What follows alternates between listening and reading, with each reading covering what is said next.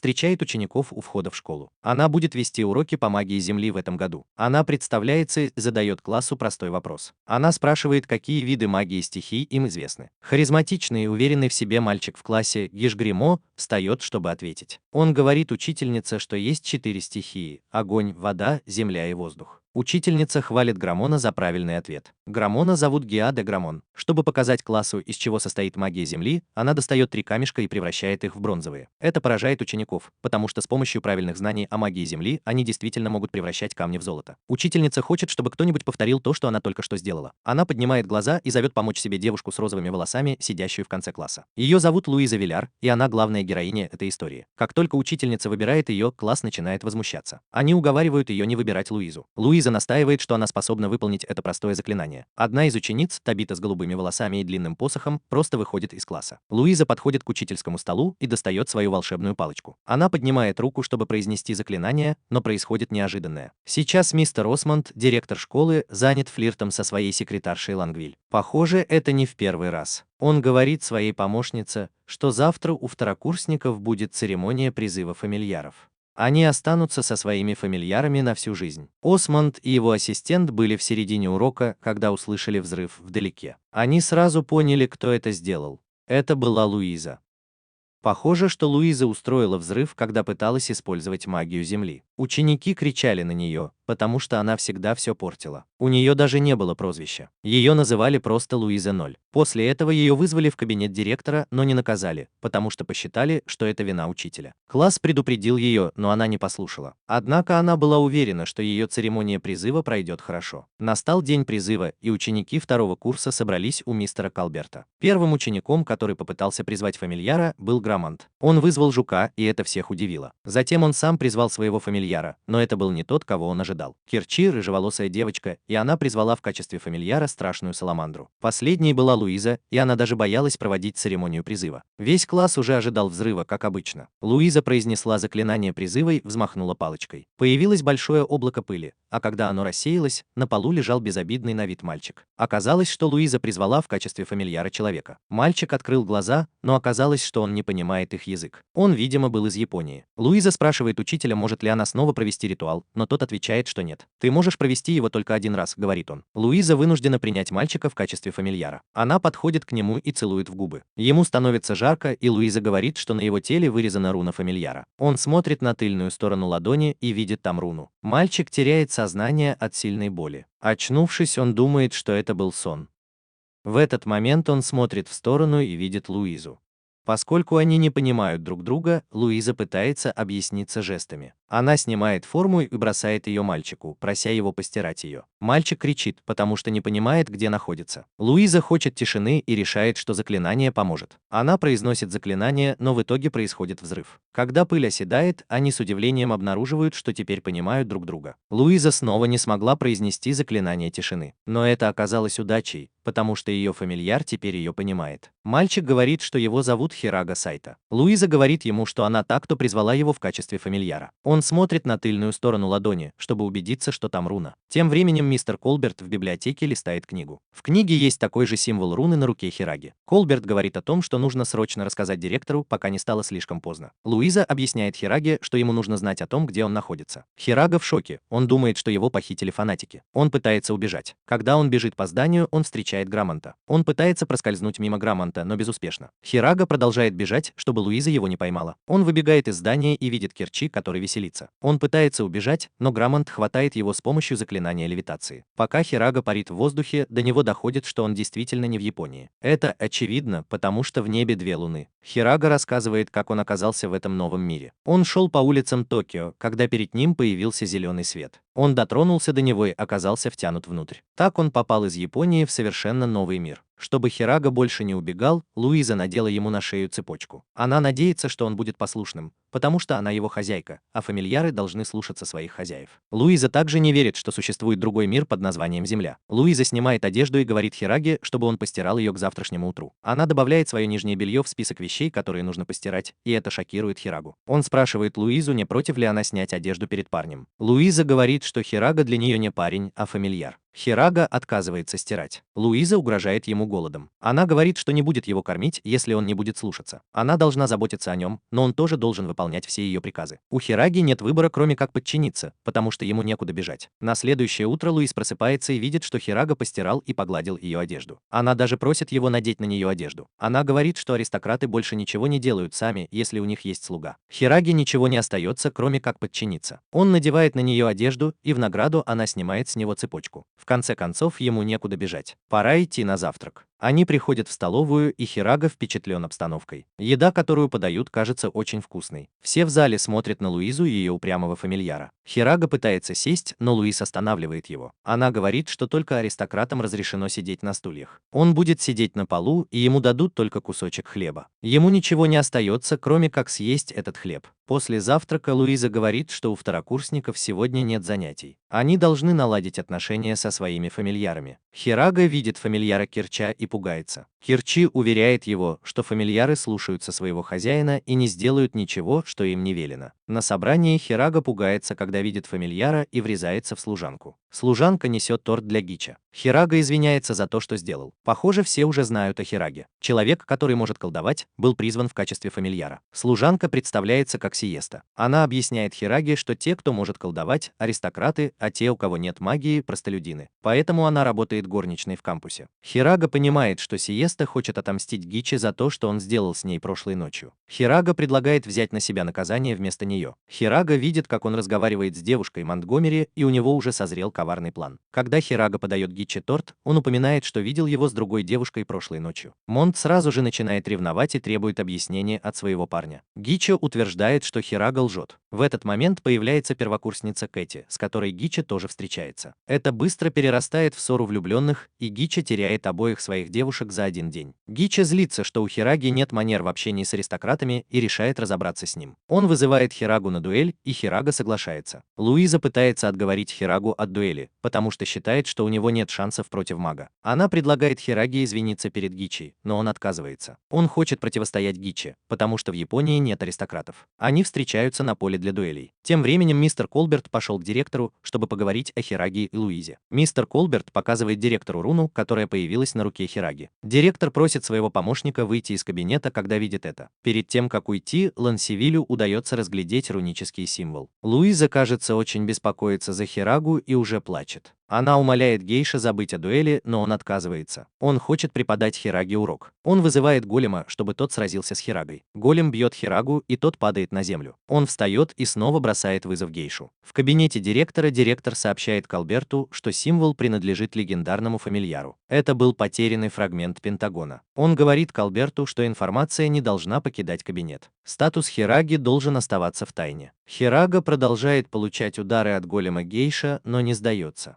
Тело Хираги уже все в синяках. Чтобы усугубить ситуацию, Гейш достает меч, чтобы Хирага мог сражаться. Луиза не хочет, чтобы Хирага брал меч, потому что Гейш будет только злиться. Хирага упрям и берет меч. В этот момент символ на его руке ярко вспыхивает, и все раны исчезают. Одним ударом он сбивает голема Гейша. Гейш вызывает еще големов, но Хирага использует молниеносную атаку, чтобы уничтожить их всех. Он направляет меч на Гейша, и тот быстро сдается. Это всех шокирует. Аристократ проиграл простолюдину. Хирага бросает меч и теряет сознание. Лансивиль стоит вдалеке и наблюдает за происходящим. Через 3 дня Хирага просыпается и узнает, что все это время за ним ухаживала Луиза. Сиеста приносит Хираге еду по просьбе Луизы. Луиза устала и спит, потому что уже выбилась из сил. Когда Хирага полностью поправится, его хозяин даст ему много работы по дому. Луиза говорит, что пока его не было, вся грязная одежда была свалена в кучу. Хирага благодарит Луизу за заботу, пока его не было дома. Но Луиза отвечает, что его благодарность ей не нужна. Это ее работа заботиться о нем. Хираге нужно только быть благодарным и выполнять все поручения, которые она дает. Луиза говорит Хираге, чтобы он поскорее закончил с уборкой и шел на занятия. На занятиях Хирага понимает, почему Луизу называют нулевой Луизой. Дело в том, что она не умеет пользоваться ни одним из 4 элементов. У нее вообще нет никаких способностей. Он дразнит Луизу, и она злится.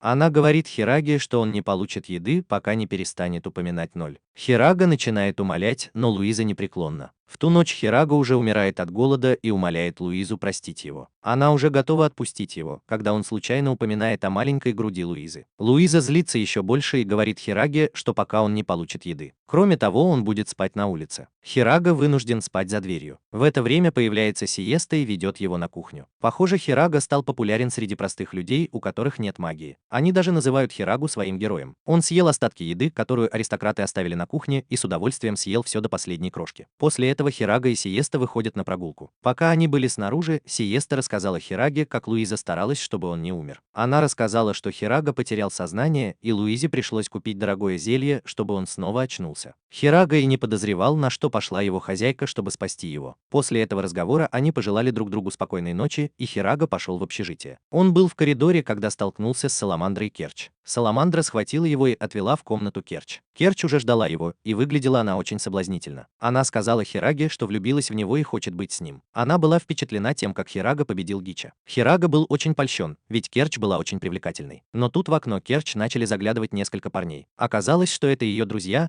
но Керч сказала Хираге, что они просто друзья. Она приказала своей Саламандре облить парней огнем и прогнать их. Керч наконец была готова заняться с Хирагой любовью. Они уже собирались приступить к делу, когда в комнату ворвалась Луиза и потребовала, чтобы Хирага пошел с ней. Хирага не хотел, но Луиза сказала, что завтра ему придется иметь дело с несколькими аристократами, и этого было достаточно, чтобы Хирага встал с кровати. Когда они пришли в ее комнату, Луиза достала волшебную палочку и отхлестала Хирагу. Она сказала, что ее семья и семья Керч враждуют, и она не хочет, чтобы Хирага был рядом с ней. Кажется, Луиза просто завидовала, что Хирага с кем-то другим. Луиза обещает, что Хирага будет получать от нее взбучку каждый раз, когда будет вести себя неподобающе. Она спрашивает Хирагу, умеет ли он обращаться с мечом, и он отвечает, что нет. Его поединок с Геей будет первым, когда он возьмет в руки меч. Затем Луиза велит Хираге идти спать, чтобы он мог встать пораньше. Им нужно куда-то отправиться утром. Она запрещает ему спать на улице, потому что Керчи может снова прийти за ним. На следующее утро они садятся на лошадь и отправляются в неизвестном направлении. Керчи видит их, когда они уезжают, и решает последовать за ними. Она всегда хочет быть рядом с Хирагой. Она планирует влюбить в себя Хирагу. Она идет в комнату Табиты, чтобы попросить у нее фамильяра. Она хочет, чтобы фамильяр Табиты Сильфида перенес ее, чтобы она могла догнать Хирагу и Луизу. Табита соглашается, и они вдвоем садятся на спину ее фамильяра. Через 3 часа Хирага и Луиза добираются до города. Она идет в оружейную лавку, чтобы купить Хираге меч. Сейчас она на мели и не может позволить себе дорогой меч. Владелец лавки хочет обмануть Луизу и показывает им кучу старых мечей. Хираге ничего не остается, и он выбирает один из мечей, который, по его мнению, лучше всего ему подходит. Хирага знает, что Луиза на мели, потому что она купила ему дорогое зелье. Тем временем Керчи следует за ними и думает, что Луиза покупает Хираге подарок, чтобы завоевать его расположение. Она решает пойти в оружейную лавку и купить Хираге дорогой меч. Она дарит меч Хираге, но Луиза не хочет, чтобы он его использовал. Теперь решение за Хирагой. Он стоит перед выбором, какой меч ему взять. Пока они спорят, старый ржавый меч вдруг подает голос. Меч ругает троицу за то, что они шумят и разбудили его. Они удивляются, что у старого меча есть разум. Оказывается, Хирага выберет старый меч. Меч представляется как Дельфингер. Меч рад, что у него появился новый хозяин, Хирага. Луиза удивляется, почему вокруг нее всегда оказываются жуткие вещи. Тем временем директор принимает посетителя, графа Мота. Граф приехал в академию с королевской миссией. Дворец послал его, чтобы он охранял сокровища в академии. Оказывается, вокруг академии бродит маг Санди Фуки и крадет ценности аристократов.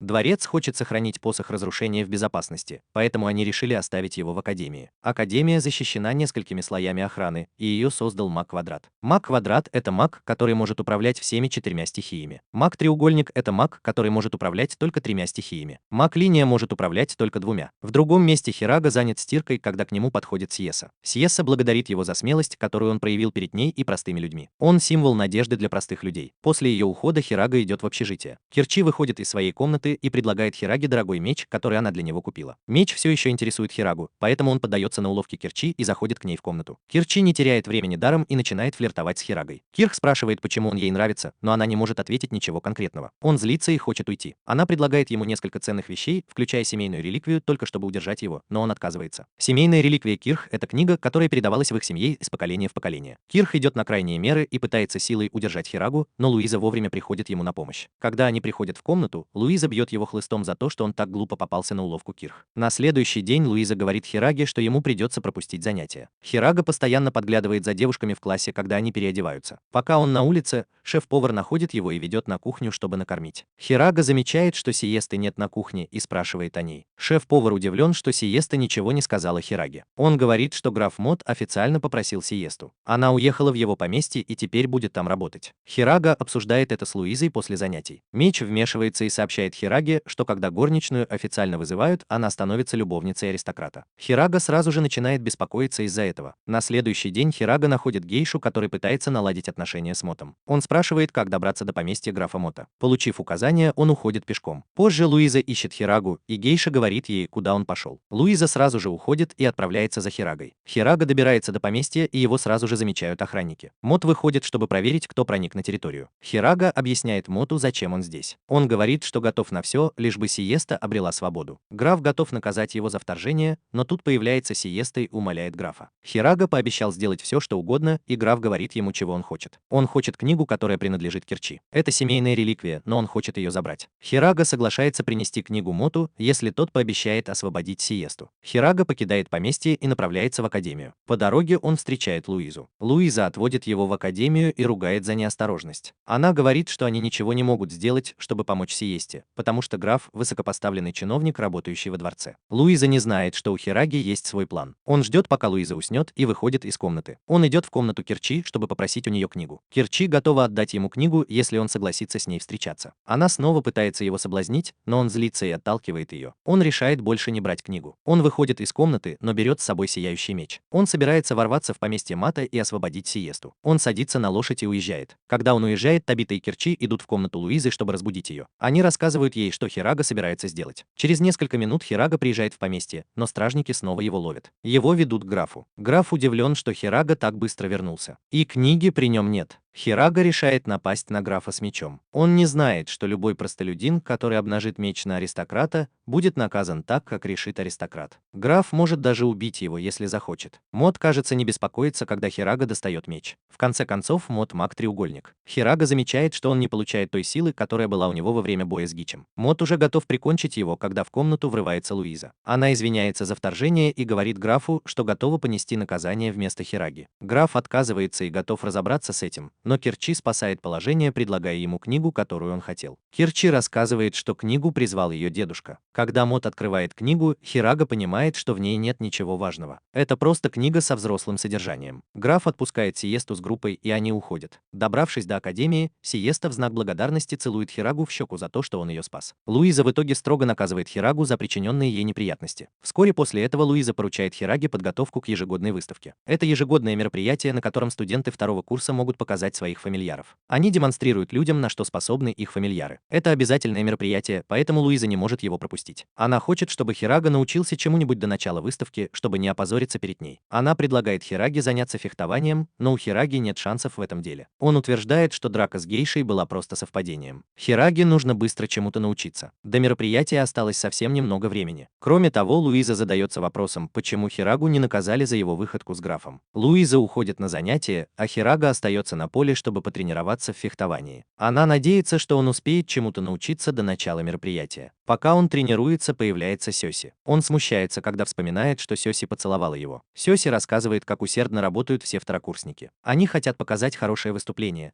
потому что в этом году на мероприятии будет присутствовать принцесса Генриетта. Она хочет посмотреть на выставку лично. Генриетта стала символом для народа после смерти ее отца. Она очень популярна среди людей, и они ее уважают. Кирчи и остальные второкурсники заняты тренировками со своими фамильярами. Все они хотят получить королевскую награду. Позже Лонг видит, как Кольбер переводит охрану у хранилища в другое место, готовясь к приезду принцессы. Лонг спрашивает об этом, и Кольбер уверяет ее, что Сэнди Фуки не захочет ничего предпринимать, когда рядом будет охрана принцессы. Кроме того, хранилище очень надежно защищено, и магу-треугольнику будет сложно туда проникнуть. Вот почему он спокойно меняет охрану у входа в хранилище. Вскоре после этого в академию приезжает принцесса, и ее встречают директор и остальные ученики. Луиза предупреждает Хирагу, чтобы он вел себя прилично, иначе его, как обычно, выпарют. В ту ночь они с Хирагой спорят в комнате, когда вдруг раздается стук в дверь. Хирага бежит открывать. В комнату входит фигура в капюшоне. Она снимает капюшон, и оказывается, что это принцесса Генриетта. Оказывается, они с Хирагой друзья детства. Но прошло уже несколько лет с тех пор, как они виделись в последний раз. Луиза ведет себя официально перед Генриеттой, но потом останавливает ее. Принцесса признается, что ей не с кем было поговорить с тех пор, как умер ее отец. Генриетта упоминает графа и говорит, что восхищается Хирагой за то, что он ему перечит. Затем она говорит Луизе, что это она все уладила. Это она виновата в том, что Луизу не наказали. Они пообещали друг другу, когда были маленькими, что всегда будут друг другу помогать. Через несколько минут Генриетта уходит. Она рада, что увидела подругу и своего фамильяра. На следующий день проходит выставка, и студенты собираются. Принцесса тоже присутствует. Студенты показывают людям, на что способны их фамильяры. Настала очередь Луизы и Хираги. Хираге нечего показать публике. Студенты не ждут от Луизы ничего особенного и просто смеются над ними. Луиза уводит Хирагу со сцены, когда их время заканчивается. Тем временем Сэнди Фуки пробирается в хранилище. У нее есть прекрасная возможность проникнуть туда, потому что все заняты выставкой. Она не может пройти через дверь, поэтому создает песчаного голема, чтобы разрушить стену. Она как раз этим занимается, когда мимо проходят Харига и Луиза. Голем пытается напасть на Луизу, но Харига спасает ее. Вместо этого голем нападает на него. Харига говорит Луизе, чтобы она уходила, но та отказывается. Она пытается создать огненный шар, чтобы атаковать голема, но у нее ничего не получается. Однако взрыв, который она вызвала, привлек внимание посетителей выставки. Тем временем Табита получает награду за победу. Ее фамильяр выступил отлично, и принцесса похвалила ее. Заклинание, которое создала Луиза, попало в стену хранилища, а она этого не знала. Сэнди в шоке и думает, какая магия у этой девушки, что она смогла разрушить стену хранилища. Голем Сэнди пробивает стену, и Сэнди забирает посох разрушения.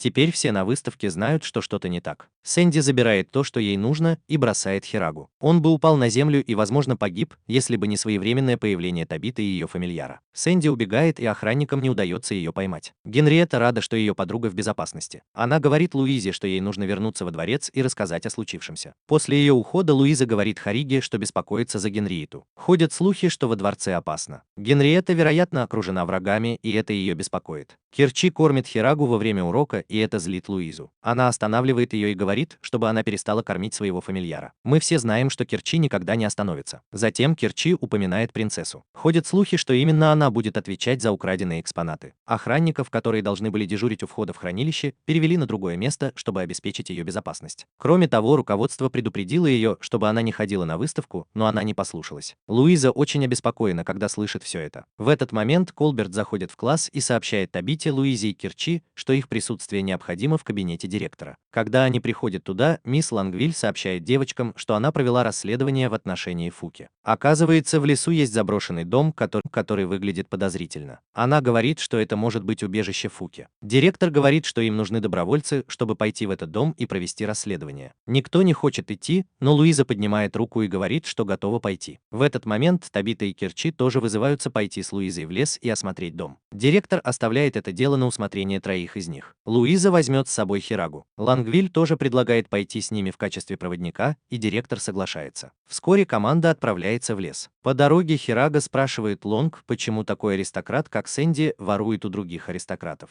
Она рассказывает, что есть аристократы, которые стали преступниками и наемниками. Она говорит, что сама потеряла титул аристократки. Керси хочет знать, как она его потеряла, но Луиза останавливает ее и говорит, что она грубит. Кирчи протягивает Хираге сияющий меч, чтобы тот мог воспользоваться им, если они попадут в беду. Вскоре они добираются до заброшенного дома и проверяют, нет ли там ловушек. Хирага, Табита и Кирчи входят в дом, а Луиза остается снаружи, чтобы следить за обстановкой. Лангавил решает осмотреть здание, чтобы убедиться, что они в безопасности. Пока они осматривают здание, Табита находит шкатулку с посохом разрушения. Внезапно появляется песчаный голем. Он сносит крышу здания. Табита и Кирчи атакуют голема своими заклинаниями, но ни одно из них не действует. Табита тут же призывает своего фамильяра, чтобы он помог им выбраться, пока они не оказались в ловушке. Хирага понимает, что Луиза все еще снаружи и ей грозит опасность. Он говорит Луизе бежать, но она отказывается. Она атакует голема своим заклинанием, но это не помогает. Голем собирается раздавить ее, но Хирага прыгает и спасает ее. Он отчитывает Луизу за то, что она подвергает себя опасности. Луиза начинает плакать и признается, что студенты всегда над ней смеялись. Она не хотела убегать, чтобы они снова не стали над ней издеваться. Голем снова нападает, но появляется фамильяр Табиты. Хирага сажает Луизу на фамильяра, чтобы она и остальные девочки были в безопасности. Затем он сам идет за големом. Он атакует голема сияющим и дорогим мечом, но тот тут же ломается. Делфингер говорит Хираге, что если он не хочет умереть, то должен взять его в руки. Хирага достает Делфингера из ножен, иронический символ на его руке ярко светится, как тогда, когда он сражался с Гичем. Он получает заряд энергии и чувствует себя легче. Он отрубает голему ногу, но тот восстанавливается. Хирага не знает, что делать, чтобы победить голема. В этот момент Луиза спрыгивает вниз и бросает Хираге посох разрушения. Хирага понимает, что это не просто посох, как они думали. Он открывает ящик и достает оттуда оружие. Это же ракетница. Он стреляет из нее в голема, и тот погибает. В этот момент появляется Лангвиль и говорит, что посох разрушения соответствует своему названию. Она поднимает ракетницу и говорит, что голем принадлежит ей. Хирага и Луиза понимают, что Лангвиль — это Фуки. Она говорит, что не знает, как пользоваться посохом, поэтому и решила привести сюда людей из Академии,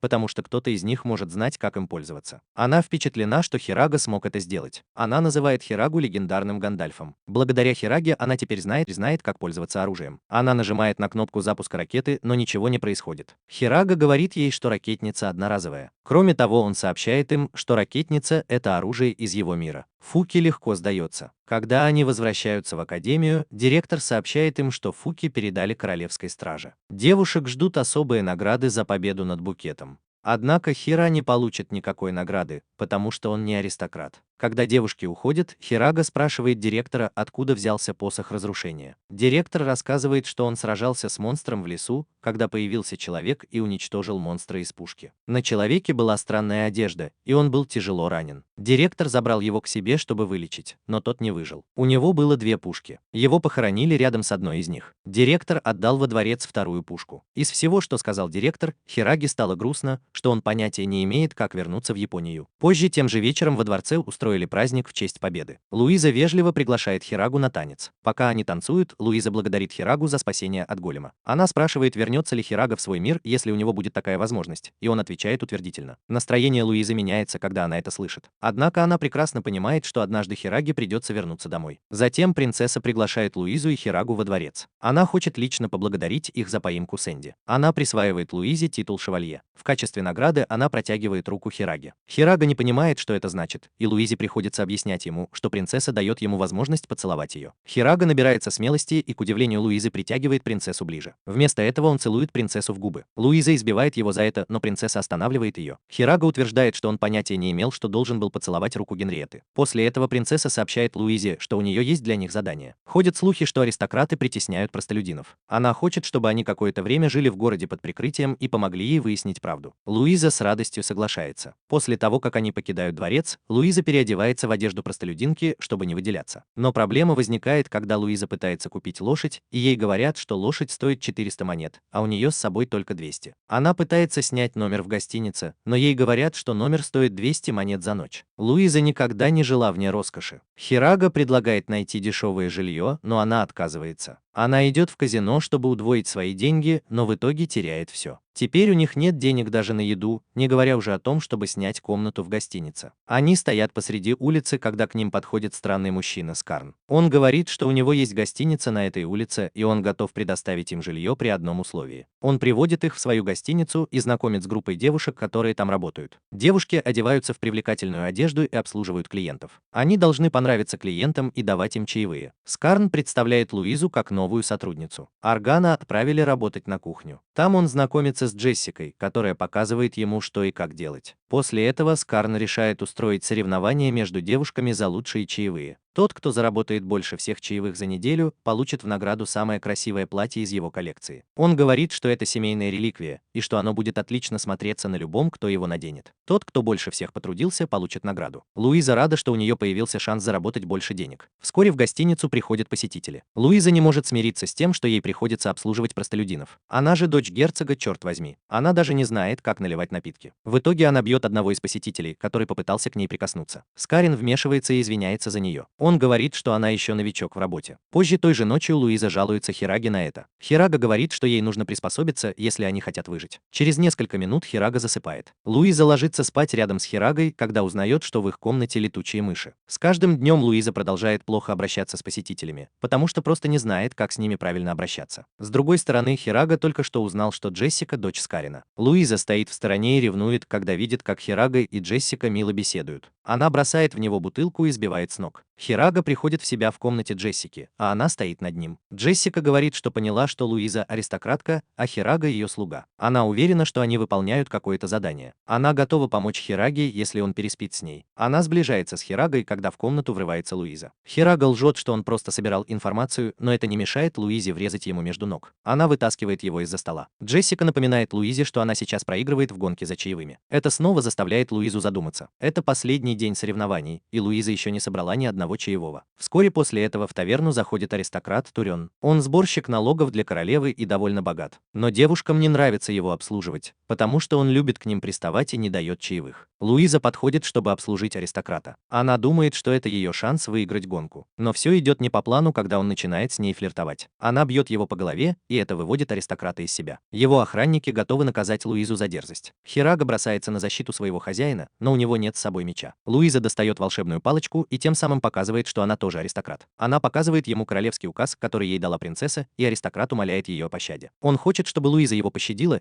и обещает никому не рассказывать о случившемся. Он дает Луизе много монет, и она соглашается. Он убегает оттуда, поджав хвост. Из-за большого количества монет, которые аристократ оставил Луизе, она выигрывает гонку за чаевыми. В награду ей дают лучшее платье феи. Она надевает его только для того, чтобы Хирага сделал ей комплимент. Тем временем Фуки удается сбежать из тюрьмы благодаря неизвестному мужчине, который, похоже, ее сообщник. Хирага и Луиза возвращаются в школу и видят, что там тихо. Луиза вспоминает, что сейчас летние каникулы. Все разъехались отдыхать. Они подходят к входу и видят Кирчи и Табиту, которые собираются уходить. Кирчи говорит, что она поедет на летние каникулы к Табите. Она обнимает Хирагу перед уходом. Пока они едут в карете, Кирчи пытается заговорить с Табитой, но та молчит и продолжает читать книгу. Кирчи не понимает, почему Табита учится за границей, как и она. Они с Табитой из разных королевств. Они приехали в Трисдаун учиться. Кирчи выгнали из ее прежней школы. Вскоре они встречают фермера, который говорит им, что нужно ехать по главной дороге. Он говорит, что дорога впереди затоплена. Луиза дает Хираге много одежды для стирки. Она пытается наказать его за то, что он обнимал Кирчи. Хирага не против. Он складывает одежду и выходит на улицу. Он видит, что у Гейши и Монта, как обычно, проблемы в отношениях. Он смотрит вдаль и видит старый котел. Повар говорит, что хочет выбросить большой котел, потому что он ему больше не нужен. Хирага просит отдать ему котел, и повар соглашается. В конце концов, он ему больше не нужен. Дел спрашивает Хирагу, что он собирается делать с котлом, и Хирага говорит, что узнает это ночью. Вскоре после этого Кирчи и Табита приезжают в пункт назначения. Дом Табиты – это большое поместье, и Кирчи уже подозревает, что она из королевской семьи Галии. Их встречает дворецкий семьи Персерин. Когда Табита вошла, она оставила Кирчи в гостиной, потому что у нее были дела. Дворецкий пришел, чтобы прислуживать Кирчи и составить ей компанию. Дворецкий называет Табиту другим именем Шарлоттой. Кирчи понимает, что настоящее имя Табиты Шарлотта. Табита заходит в комнату, где остановилась ее мать, чтобы поприветствовать ее. Но ее мать ведет себя странно и враждебно. Дворецкий решает рассказать Кирчи историю о том, как все произошло. Он говорит, что решение отправить Табиту учиться за границу принял ее дядя, который был королем. Это подтверждает, что она из королевской семьи. Дворецкий рассказывает Кирчи, что отец Табиты, предыдущий король Орлеан, был младшим братом нынешнего короля. Его убили. Все любили отца Табиты, и он был хорош в магии и других вещах. Когда король умер, Орлеан должен был стать королем,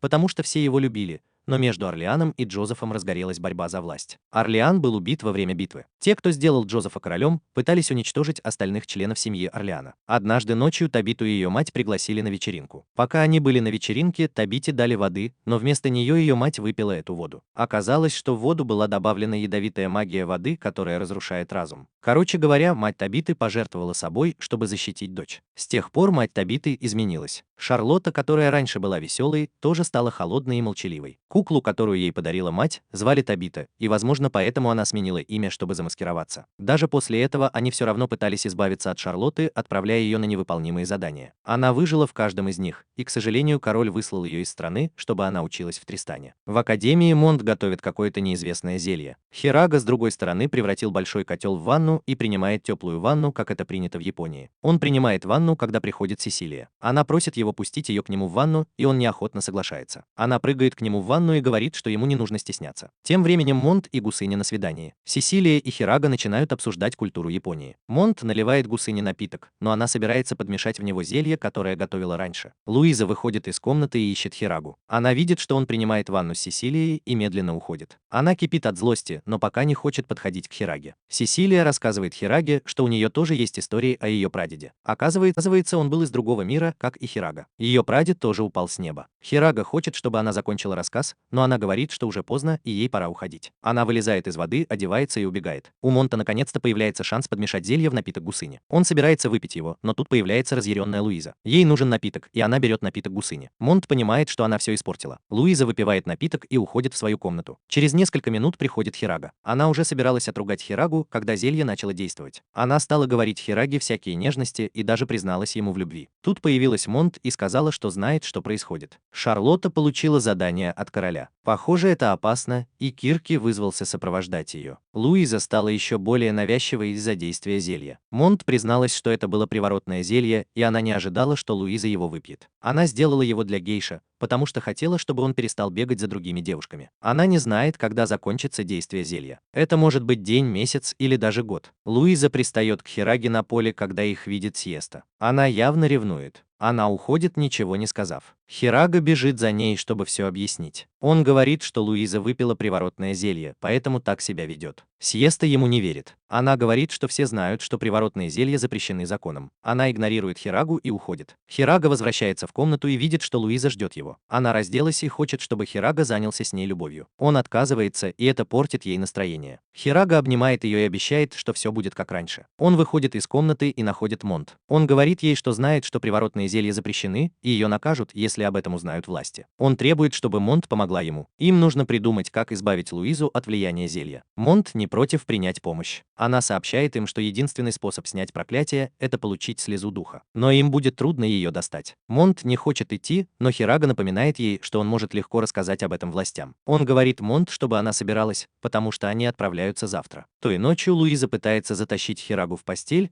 но он сдерживается и отказывает ей. На следующий день группа отправляется к озеру, где обитает дух. Луиза тоже с ними. Они направляются к озеру на границе Галлии. Вскоре они прибывают на место, и Монт с удивлением обнаруживает, что озеро разлилось. Уровень воды сильно поднялся. Оказывается, это то самое озеро, которое Кирчи и Табита обошли, когда шли к ее дому. Группе нужно остаться здесь до ночи, потому что дух появится только после захода солнца. Позже той же ночью Луиза отправляет своего фамильяра к духу воды. Когда-то она заключила с ним контракт и надеется, что дух ее вспомнит. Она заключила контракт с духом воды, когда была маленькой. Вскоре после этого дух воды появляется перед ними. Она подходит к ним враждебно, но Хирага рассказывает о своих намерениях. Он кланяется духу и просит его отдать им часть себя. Дух воды соглашается помочь при одном условии. Она говорит, что озера беспокоят бандиты, и она хочет, чтобы их прогнали. Вот почему она подняла уровень воды. Она хотела избавиться от бандитов. Хирага согласился на задание, хотя Монт не хотел сражаться. У нее не было выбора, кроме как присоединиться к Хираге, потому что он мог легко донести на нее властям. Группа гадает, какие бандиты могли прийти, чтобы потревожить водяного духа. Монт говорит, что только маг, владеющий магией ветра, способен на такое. Это даст нападающему возможность создать воздушный пузырь и спуститься на дно озера. Маг, который это сделал, должен быть очень умелым. Группа решает остаться у озера на случай, если появятся бандиты. Пока они были в лесу, они заметили у озера две фигуры в капюшонах. Хирага хочет напасть на неизвестных, и Гич неохотно предлагает свою помощь. Он хочет доказать, что он не бесполезный аристократ. Они разрабатывают план, как напасть на людей в капюшонах. Гич должен отвлечь их своей магией, пока Хирага будет их преследовать. План кажется надежным. Они начинают действовать, и Гич произносит заклинание, но двое неизвестных легко отражают его атаку. Хирага бросается на них, но его тоже сбивают с ног. Луиза атакует двоих парней заклинанием, которое снимает с них капюшоны. Оказывается, что двое парней, с которыми они сражались, Кирчи и Табита. Это шокирует обе стороны. Кирчи рассказывает, что Табите дали задание понизить уровень воды, поэтому они пришли к озеру. Они решают спросить водяного духа, почему он злится. Водяной дух рассказывает, что бандиты украли у нее кольцо. Она говорит, что это кольцо аварии. Она собирается затопить весь мир, пока не вернет себе кольцо. Духи не умирают, так что у нее полно времени. Хирага обещает вернуть кольцо, если она сбавит уровень воды. Удивительно, но она соглашается. Она называет Хирагу Гэндальфом, как и Букет. Поэтому водяной дух легко ему доверяет. Водяной дух говорит, что единственное имя бандитов, которое она знает, Кромвель. Хирага собирается найти Кромвеля и вернуть кольцо. Но он не собирается делать это сейчас. Водяной дух знает об этом и не торопит его. В знак доверия она отдает им часть своего тела, которая нужна, чтобы разрушить любовное зелье. Они возвращаются в академию. Луиза наконец-то освобождается от влияния любовного зелья. Она снова становится собой, но помнит все, что делала, когда была была под его действием. В итоге она снова избивает Хирагу. Они как раз этим занимаются, когда в окно в комнату залезает принцесса. Луиза требует объяснить, почему принцесса пришла к ней так поздно. Принцессе нужно срочно и тайно кое-что сделать, поэтому она здесь. Принцесса сообщает подруге, что решила выйти замуж за короля Германии. Тристану нужны сильные союзники, поэтому она приняла такое решение. Но есть одна вещь, которую она хочет, чтобы Луиза забрала. Она отправила письмо своему кузену, принцу Уэльскому из королевства Альбион. Она не может допустить, чтобы подробности переписки стали известны общественности. Если это случится, ее предложение руки и сердца будет отвергнуто. В Альбионе сейчас хаос, потому что некоторые аристократы подняли восстание. Вот почему ей нужна помощь подруги. Луиза без колебаний соглашается помочь. В этот момент в комнату входит Гиш. Он признается, что слышал весь разговор, но тоже предлагает свою помощь. Он хочет служить принцессе. Позже той же ночью Сиеста видит Хирагу, когда он стирает белье, и извиняется за то, что была груба с ним, когда Луиза выпила любовное зелье. Позже она узнает, что Хирага не лжет. Закончив со стиркой, Хирага идет в лабораторию, чтобы найти Колберта. Он хочет спросить его о Гандальфуре. Колберт объясняет, что есть 4 стихии магии: ветер, огонь, земля и вода. Но есть и пятая, которая утеряна. Пятая стихия – это пустота. Легендарный маг Гандальфур – тот, кто владеет пятой стихией. Руна на руке Хираги похожа на руну Гандальфура, но пока нет доказательств, что он и есть Гандальфур. Хирага чувствует какой-то запах в комнате. Колберт объясняет, что запах исходит от драконьей крови, которая у него есть. Он работает над тем, как ее воспроизвести. Когда-то давно появились 2 дракона. Один из них исчез, а другой упал где-то. Колберту удалось раздобыть немного драконьей крови. Когда Хирага возвращается в комнату, он обещает Луизе, что всегда будет ее защищать. На следующий день троица отправляется в путь. Накануне вечером принцесса подарила Луизе кольцо с рубином. Принцесса сказала, что кольцо принадлежало ее матери. Принцесса также договорилась, чтобы их сопровождал телохранитель. Через несколько минут ожидания появляется телохранитель. Он прилетает на Грифоне. Кажется, Луиза знает, кто этот человек. Он рыцарь-маг и жених Луизы.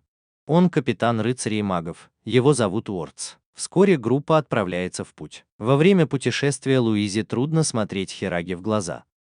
Они прибывают в город у порта Ла-Ноче. Они останавливаются в гостинице, где проведут ночь перед тем, как продолжить путь. Луиза замечает, что Хирага странно ведет себя с Уортсом. Она подходит к нему и говорит, что ее помолвка с Уортсом была устроена родителями, и она ничего не может с этим поделать, но Хирага только вздыхает. После ухода Луизы Дельфингер дразнит Хирагу и говорит, что он влюблен в Луизу, но Хирага это отрицает. Вскоре после этого группа идет в кафетерий поесть. Пока они там, Уортс говорит, что хочет сразиться с Хирагой, потому что тот ему интересен. Хирага без раздумий принимает вызов. Когда приходит время ложиться спать, Уортс просит Луизу пойти с ним в его комнату. Она не хочет, но он говорит, что хочет сообщить ей что-то важное. Камера быстро показывает комнату. Кажется, что Фуки следит за группой. Когда они заходят в свою комнату, Гис уходит поговорить с девушкой, которая, по его словам, привлекла его внимание раньше. После того, как гуси покинули комнату, Хирага спрашивает Делла, знает ли он, как там Гэндальф. Делл отвечает, что Хирага и есть Гэндальф, и это единственная причина, по которой он согласился стать его партнером. Судя по всему, Делл знал Гэндальфа около 6000 лет назад, и тогда был его партнером. Сейчас в комнате Луизы Уортс рассказывает ей о своих намерениях жениться на ней, как только миссия закончится. Делл говорит Хираге, что он заполучил его не случайно. Он должен был заполучить его, и именно по этой причине он в конечном итоге выбрал его в оружейном магазине. Делл сказал Хираге, что у него есть способность манипулировать оружием. Однако это относится только к предметам, которые предназначены для использования в качестве оружия. Причина, по которой сияющий меч сломался, когда он попытался сразиться с ним, заключается в том, что он не был создан для использования в качестве оружия. Он был просто украшением. Делл добавляет, что его навыки также имеют значение. Нет стопроцентной гарантии, что он выиграет любой бой, в который вступит. Ему все еще нужны навыки и стратегия. Уортс продолжает рассказывать Луизе о своих планах. Он собирается поцеловать ее, когда Луиза упоминает имя Хираги. Уортс делает шаг назад и решает выйти из комнаты. Он считает, что Луиза уже влюблена в Хирагу, но она отрицает это. Уортс уверяет ее, что она полюбит его еще до окончания миссии. После этого он выходит из комнаты. Настало время дуэли Хираги и Уортса. Хирага бросается на Уортса, и он признает, что Хирага быстр, но ему все еще не хватает подготовки. Он говорит, что Хирага не выживет, если сразиться с настоящим магом. Он сбивает Хирагу с ног и говорит ему, что ему нужно работать усерднее, если он хочет защитить Луизу. После спарринга Луиза находит Хирагу, который плачет, глядя в небо. Она спрашивает, почему он плачет, но он отвечает, что не из-за поражения. Хирага говорит, что просто смотрел в небо и вспомнил свой дом. Он скучал по дому, поэтому и плакал. Луиза знает, что он лжет, но не хочет этого признавать. Хирага кричит на Луизу, чтобы она оставила его в покое. Перед уходом она говорит Хираге, что собирается выйти замуж за Уортса, и это ошеломляет Хирагу. Луиза уходит, а он остается там. Через несколько минут его находит Гуччи. Он говорит, что им пора возвращаться. В этот момент позади них появляются Пхукет и ее голем. Тем временем Уортс и Луиза уже идут к причалу. Уортс говорит Луизе, что Хирага и Гуччи вернулись в академию. Бой между двумя мальчиками и Пхукет продолжается. Хирага отрубает одну из рук голема, но она тут же восстанавливается. Гуччи тоже призывает своих рыцарей-големов, но они тоже погибают. Тем временем Уортс и Луиза уже на корабле и собираются отплывать. Мальчики не знают, как победить голема. Когда голем приближается к ним, появляются Табита и Кирчи, чтобы сразиться с Пхукет и ее големом. Пхукет тоже понимает, что ее окружают стражники. Она тут же улетает и говорит, что ей удалось их задержать. Хирага идет в гостиницу, и администратор говорит ему, что Уортс и Луиза уехали. В этот момент они видят, как корабль, на который они должны были сесть, улетает. Луиза и Уортс уже на корабле. Хирага удивлен, увидев летающий корабль, и Кирчи объясняет ему, что Альбион — это свободно парящий остров. Когда корабль улетает, Хирага кричит от боли и зовет Луизу. Луиза слышит свое имя, но не уверена, что это Хирага зовет ее. Уортс убеждает Луизу, что Хирага бросил ее. Ей больно это слышать, и она соглашается выйти замуж за Уортса. Хирага понимает, что Уортс плохой человек и работает на Фуке. Вот почему она тянула время. Он знает, что Луиза в беде, и ему нужно срочно ее спасти. Следующий корабль на Альбион отправляется только утром, значит, им придется ждать до следующего дня, прежде чем они смогут отправиться за Уортсом и Луизой. Пока они обсуждают это, из-под земли вылезает знакомый Гича Верданди Крот. На корабле Уортс спрашивает Луизу, где принц, но она отказывается отвечать. Она настаивает, что местонахождение принца – это секрет, который Генриетта доверила ей. Вскоре они прибывают на Альбион. Они направляются к зданию, где предположительно прячется принц. Их окружают рыцари и требуют объяснить, что они здесь делают. Луиза говорит, что она посланница Генриетты, и ей нужно поговорить с принцем Уэльским. Она достает кольцо с водным рубином, которое Генриетта дала ей в качестве доказательства. Тогда предводитель рыцарей просит ее протянуть руку. У предводителя рыцарей такое же кольцо, как у Генриетты, только с рубином ветра. Два кольца соприкасаются друг с другом, и появляется радуга. Кольца передавались по наследству в обеих семьях, говорит он. Он снимает шлем, и становится ясно, что он принц Уэльский, которого они ищут. Луиза и Уэльский принц заходят в комнату, где Уэльский принц отдает ей письмо, предназначенное для Генриетты. Затем он рассказывает, что организация под названием Реконкиста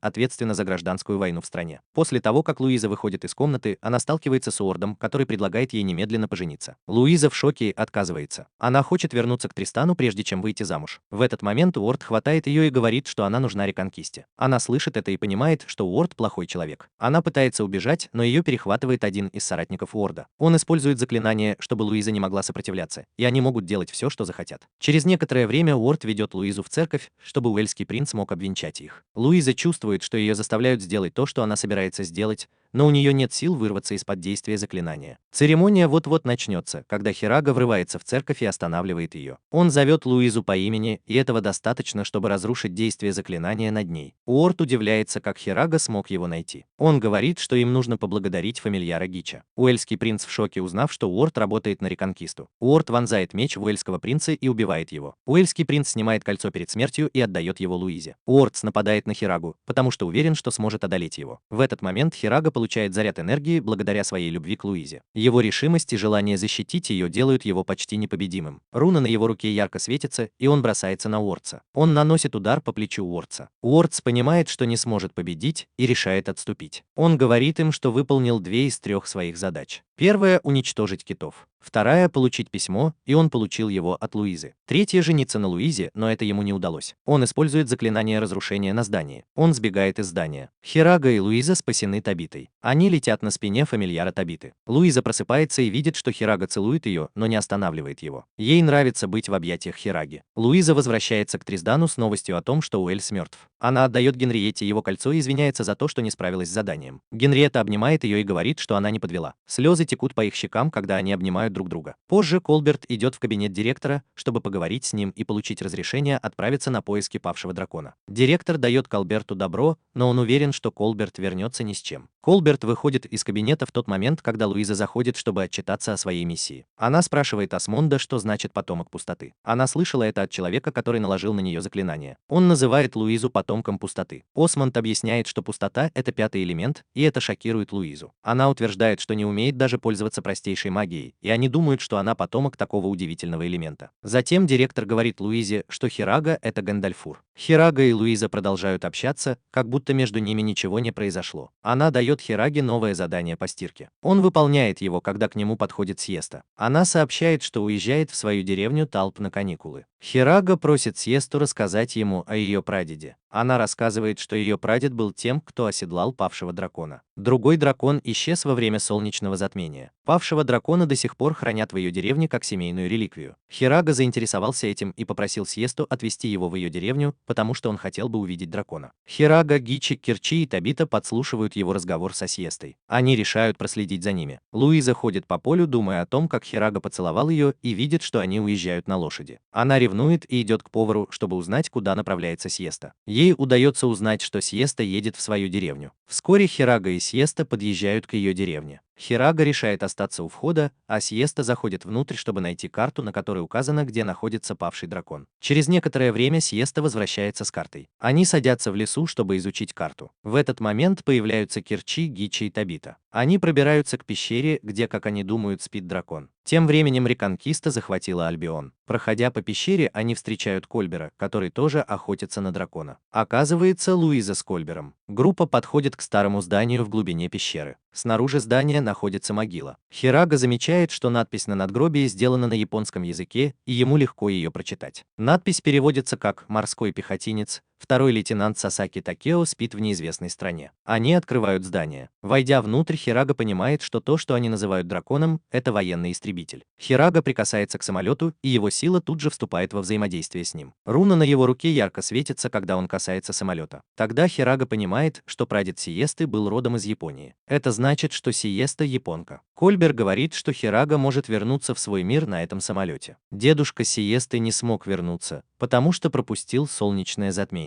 Другой его товарищ вернулся домой. Все, что нужно Хираге, это солнечное затмение, чтобы вернуться домой. Луизе трудно смириться с тем, что она может потерять Хирагу. Возможно, он вернется раньше, чем она думала. Тем временем Генриетта сообщает матери о статусе миссии, смерти Уэльса и потере письма. Ее мать говорит, что Германия тоже отменила предложение о браке. Это целая череда плохих событий для них. В этот момент приходит стражник и сообщает о чрезвычайной ситуации. Позже Калберту и остальным членам группы удается доставить истребитель в академию. Хирага наконец понимает, что драконья кровь, о которой говорил Колберт, на самом деле бензин. Хираге нужен бензин, чтобы заправить самолет, и он просит Калберта найти способ сделать это как можно скорее. Хирага заходит в кабину пилота и понимает, что каким-то образом знает, что нужно делать с самолетом. Дел говорит ему, что руна на его руке помогла ему в этом. Самолет — это оружие, и поэтому он может им управлять. Луиза стоит в стороне со слезами на глазах. Она уходит, рассерженная и отчаявшаяся. В этот момент приходит Джич и сообщает ей, что произошло чрезвычайное происшествие. Альбион переименовали в Реконкисту, и они объявили войну Тристану. В Альбионе лидер злой организации встречается с Уортс и Фуки. Лидер организации – владелец кольца, которое было украдено у водяного духа. Они планируют захватить всю страну, и начать они собираются с Трисона. Хирага находит Луизу и сообщает ей, что через 3 дня будет солнечное затмение, и он собирается уехать. Луиза делает вид, что ей все равно, и говорит Хираге, что он может уезжать. Хирага раздраженно уходит. Власти Трисона собираются на военном совете.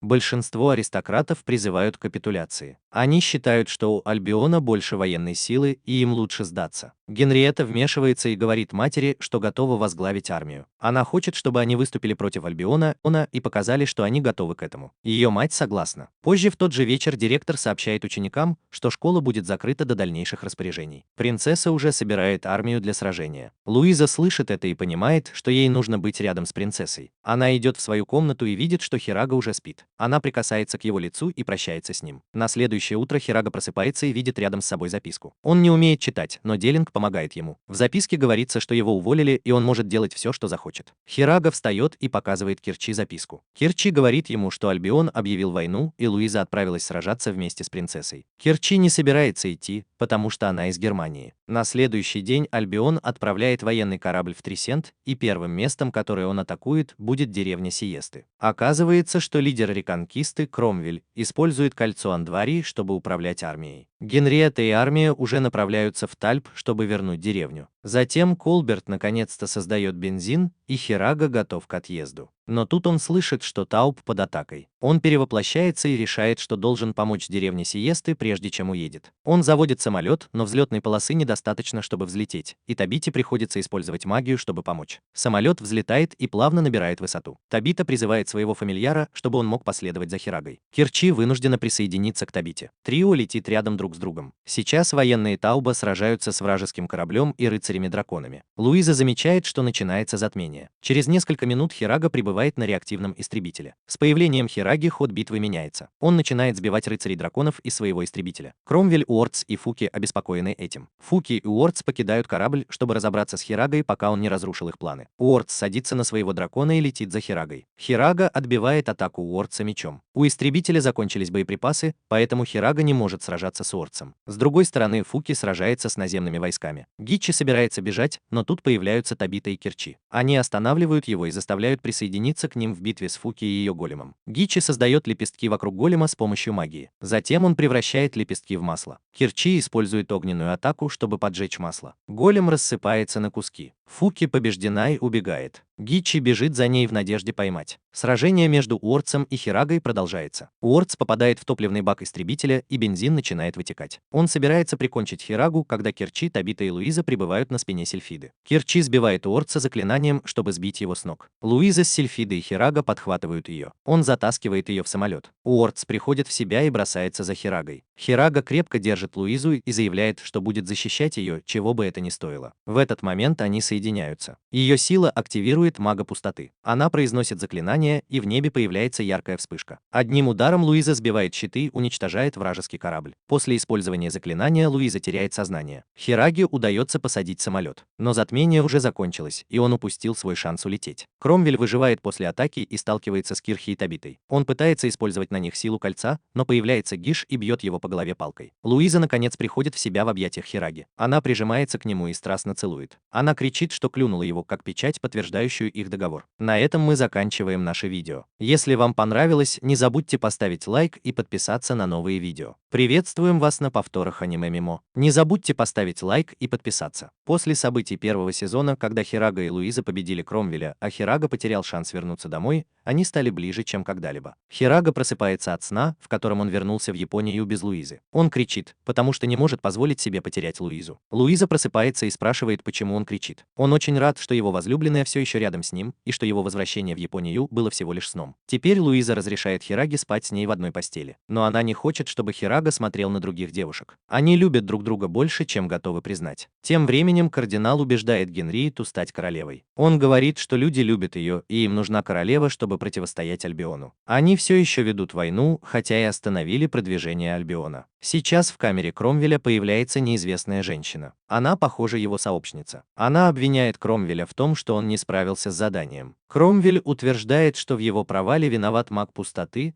но женщина не готова принять никаких оправданий. Она также забрала кольцо Анвари, которое было у Кромвеля. Поскольку Кромвель больше не нужен, женщина убивает его прямо в камере. Затем Хирага и Луиза готовятся к параду принцессы.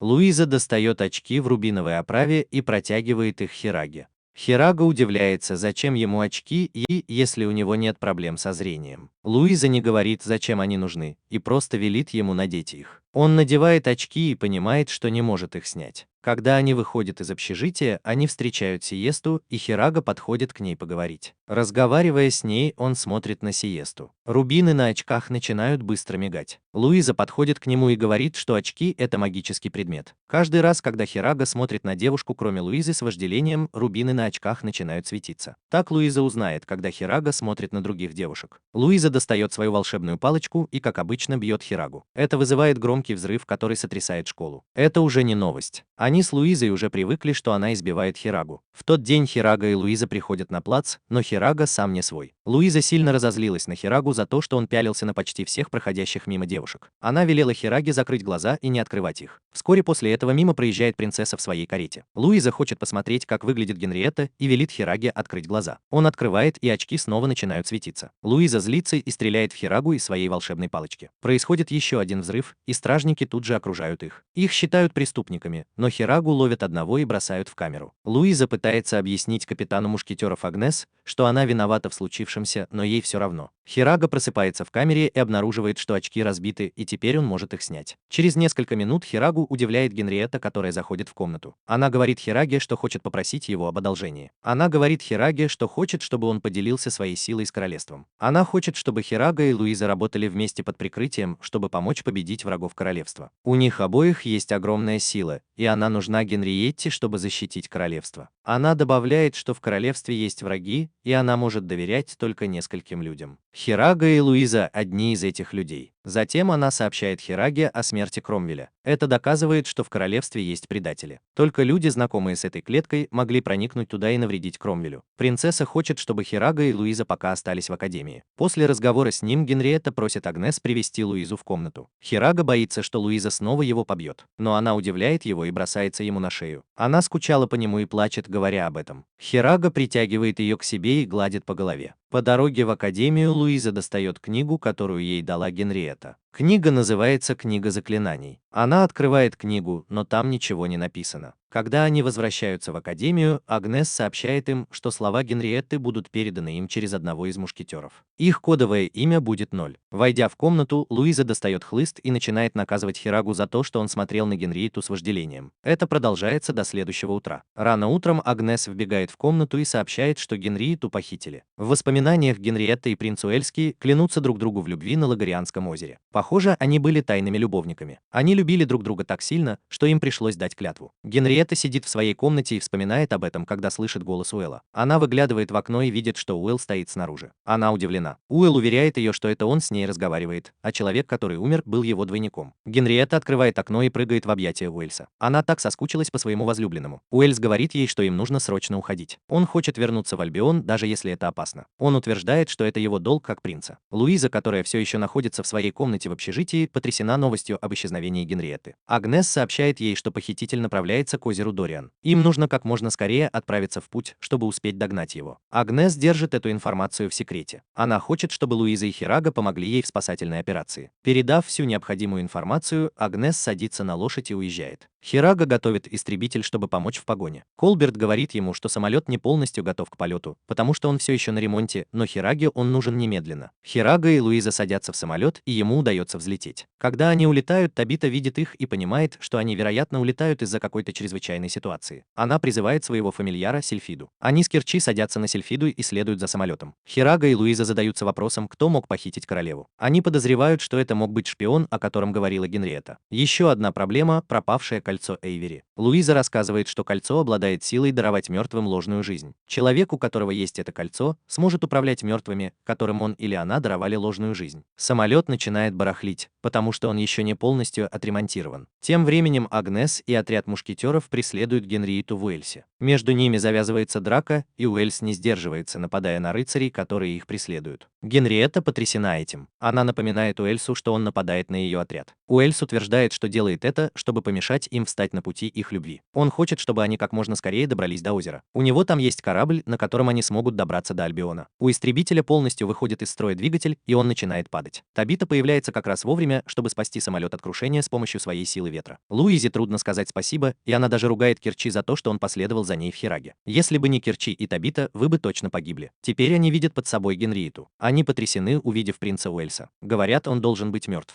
Уэльс и Генриетта добираются до озера, но их останавливают Хирага, Кирчи, Луиза и Табита. Хирага говорит Генриетте, что Уэльс, на которого она смотрит, всего лишь призрак. Он был воспитан в Анваре. Генриетта ослеплена любовью и утверждает, что тот, кто умер, это двойник Уэльса. Табита атакует Уэльса копьями, сделанными из магии ветра. Копье проходит сквозь тело Уэльса, но не причиняет ему вреда. Этого достаточно, чтобы заставить Генриетту передумать, но она все отрицает. Уэльс произносит заклинание, которое сбивает Табиту и Кирчи с ног. Генриетта приказывает Луизе отпустить их, но Хирага отказывается. Он готов открыть ей глаза, даже если они закрыты. Он выхватывает меч и отражает атаку Уэльса. Он бросается на Уэльса, но Генриетта останавливает его ледяной стеной. Генриетта и Уэльс создают мощное заклинание, используя магию воды и ветра. Они направляют заклинание на Луизу, но Хираге удается блокировать его своим мечом. Ему трудно противостоять такой мощной атаке. Луизе нужно придумать, как избавиться от заклинания. Дельфинер говорит ей, что нужно воспользоваться книгой заклинаний. Она достает книгу и удивляется, когда на пустых страницах появляются заклинания. Ей показывают заклинание рассеивания, и все, что ей нужно сделать, это завершить его, чтобы активировать магию. Хираге нужно продержаться, пока она не закончит заклинание. Хираге удается блокировать атаку, пока Луиза не закончит читать заклинание и не активирует его, чтобы разрушить магию Уэльса. Уэльс падает, и влияние кольца на него исчезает. Уэльс возвращается в свое нормальное состояние, но жизнь медленно покидает его тело. Он просит Генриетту пообещать, что она забудет о нем и полюбит кого-то другого. Генриетте трудно дать такое обещание, потому что она очень любит Уэльса. По ее щекам текут слезы, и Уэльс наконец испускает дух в ее объятиях. В следующей сцене мы видим, как студенты-мужчины Академии готовятся к битве. Их всех призвали в армию, потому что королевству нужны все силы, чтобы вторгнуться в Альбион. Парни и девушки прощаются друг с другом. Хирага скрывает свое счастье от того, что он будет единственным студентом-мужчиной, оставшимся в академии. Он уже представляет себе всякие непристойности с ученицами. Луиза, как обычно, не теряет времени даром и пытается образумить его. Но тут вдалеке появляется дракон. Он приземляется на территории школы, и писатель, светловолосый парень, спускается вниз. Всадник представляется как Хулио, он студент из Ромалии. Девушки уже влюблены в него по уши. Даже Монт, которая плакала из-за того, что гейша собирается воевать, вытирает слезы, когда видит Хулио. Оказывается, он уже настоящий сердцеед. Позже Колберт ведет урок для оставшихся учеников, когда в класс заходит Агнесса со своим отрядом. Агнесса приказывает всем ученикам выйти на поле для тренировки. Это касается и Хулио, который присоединился к классу. Хирага злится, что Хулио испортил его план стать единственным мужчиной в школе. Колберт возражает против приказа Агнессы. Он говорит, что не хочет, чтобы в школе началась война. Агнесса приходит в ярость и приставляет меч к его горлу. Она высказывает свое презрение к магам, которые используют огненную магию. Она предупреждает Колберта, чтобы он никогда не мешал ей, когда она занята своими обязанностями. Она повторяет, что ученики должны выйти на поле, и все подчиняются. Ученицы разбиваются на группы для тренировки. Она хочет научить их пользоваться мечами и другим оружием. Она считает, что маги бесполезны, когда у них забирают волшебные палочки. Хирага наблюдает за тренировкой издалека, когда к нему подходит заместитель капитана от отряда мушкетеров Микель. Хирага утверждает, что он не ученик и ему не нужно тренироваться, но дама настаивает. Тем временем Хулио сближается с Луизой. Он выбрал Луизу в качестве своего напарника по тренировкам, и Хирага из-за этого ревнует. Вице-капитан избивает Хирагу до полусмерти за то, что тот плохо владеет мечом. Луиза подбегает, чтобы успокоить своего возлюбленного. Луиза и Хирага рассказывают Агнес, что Хирага может сражаться только с предметами, которые сделаны как оружие. Он совершенно бесполезен с деревянным тренировочным мечом. Он получает усиление, когда сражается своим мечом Дел. Хулио слышит это и вызывает Хирагу на дуэль. Тот, кто победит в дуэли, получит право поцеловать Луизу, говорит он. Он пытается разозлить Хирагу, потому что знает, что тот чувствует к Луизе. Хирага принимает вызов, но Луиза напоминает ему, что он может убить Хулио, если будет серьезен. Хирага предлагает использовать деревянные мечи, и Хулио соглашается. Говорят, что Хулио фламандец, и Хирага удивляется, почему он интересуется Луизой. Позже той же ночью Хирага подходит к Агнес и умоляет ее потренировать его. Он не хочет проигрывать Хулио, и она соглашается. Ей тоже не нравятся светловолосые парни, поэтому она соглашается тренировать Хирагу. Однако она сомневается, что Хирага сможет многому научиться за одну ночь. Тренировка начинается, и Хирага борется с Агнес. Она играет с ним, и он не может отразить ее атаки. Тем временем Луиза ищет Хирагу. Она находит его в самый неподходящий момент. Она видит, как он прижимает Агнес к полу. Ситуация неловкая, и Луиза думает, что у них роман.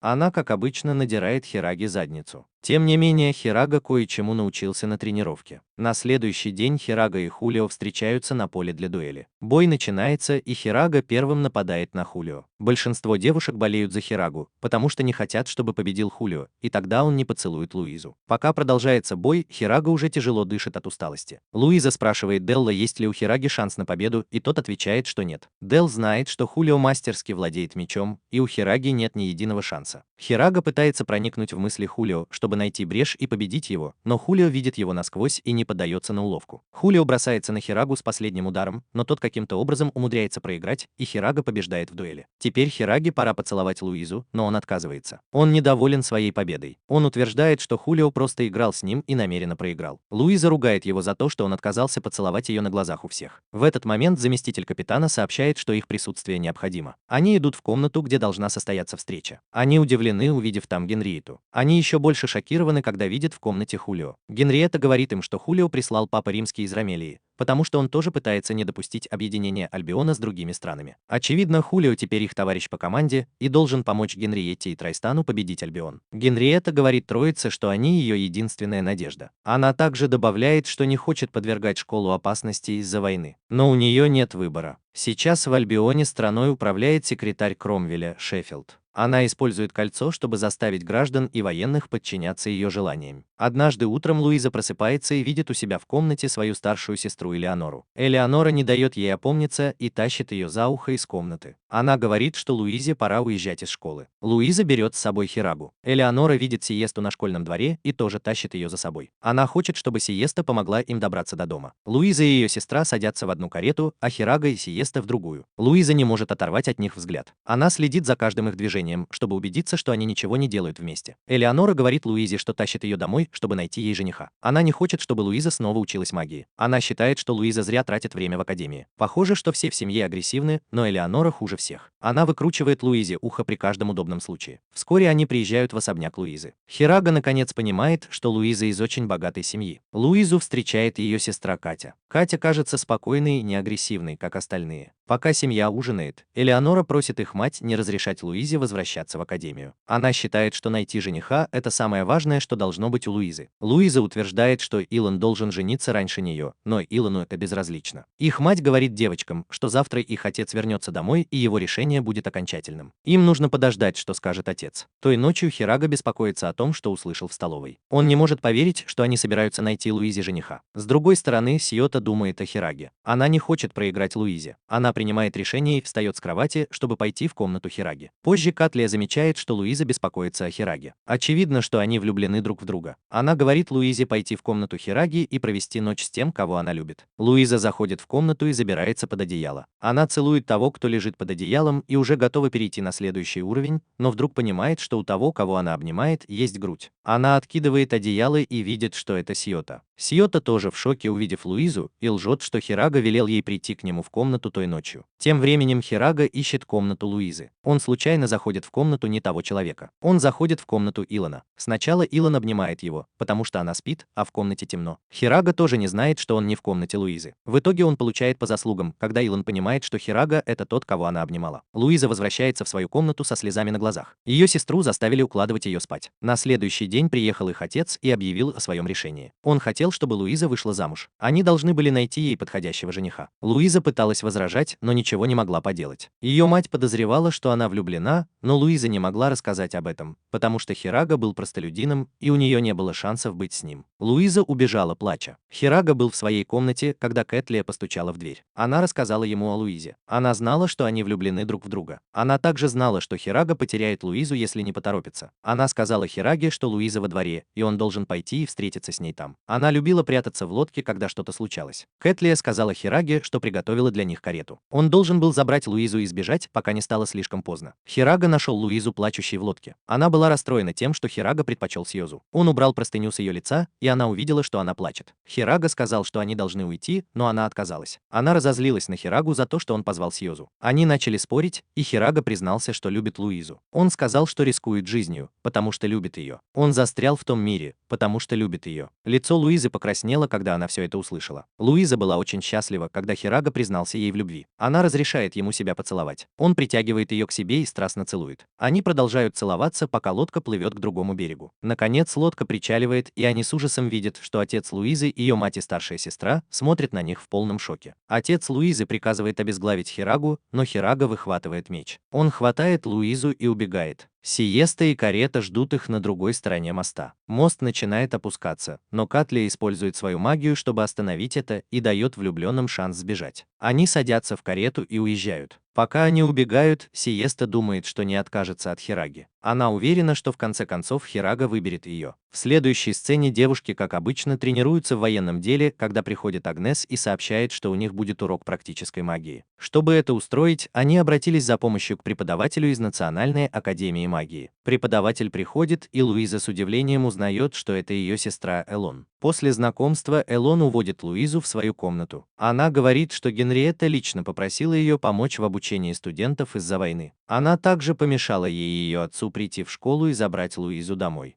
Генриетта сообщила, что у нее есть особое задание для Луизы. Элон смеется над Луизой и говорит, что она не может заниматься обычной магией, а значит задание, которое дала ей Генриетта, неважно. Луиза повеселела, когда узнала, что Катя тоже пришла с Элеоном в качестве ассистента. Позже тем же вечером Луиза застала Сиесту и Хирагу вместе. Она уже собиралась его наказать, когда они услышали громкий стук. Они выбежали посмотреть, что случилось, и обнаружили, что шум доносился из кабинета директора. Оказывается, кто-то вломился в кабинет, чтобы украсть что-то из сейфа, который директор хранит в своем кабинете. Агнес велела всем, кроме Хираги, уйти. Луиза удивилась, что Хирагу попросили остаться, а ее саму уйти. Агнес объяснила Луизе, что Хирага нужен для расследования, поэтому она попросила его остаться. Когда все, кто не был задействован в расследовании, ушли, директор объяснил оставшимся, как все произошло. Он рассказал, что вор проник в кабинет, когда его не было. Его знакомый сообщил об этом, и он сразу же бросился в кабинет. Вор уже успел украсть несколько предметов из сейфа. Директор успел поставить на грудь вора метку, прежде чем тот сбежал. Директор рассказал, что украденные предметы – это водные и воздушные рубины, которые принцесса отдала ему на хранение. К счастью, украденные рубины оказались подделками. Он отправил оригиналы своему другу в Ромелию. Так было лучше, чем хранить их во дворце или в академии. Подозревают, что вор кто-то из своих,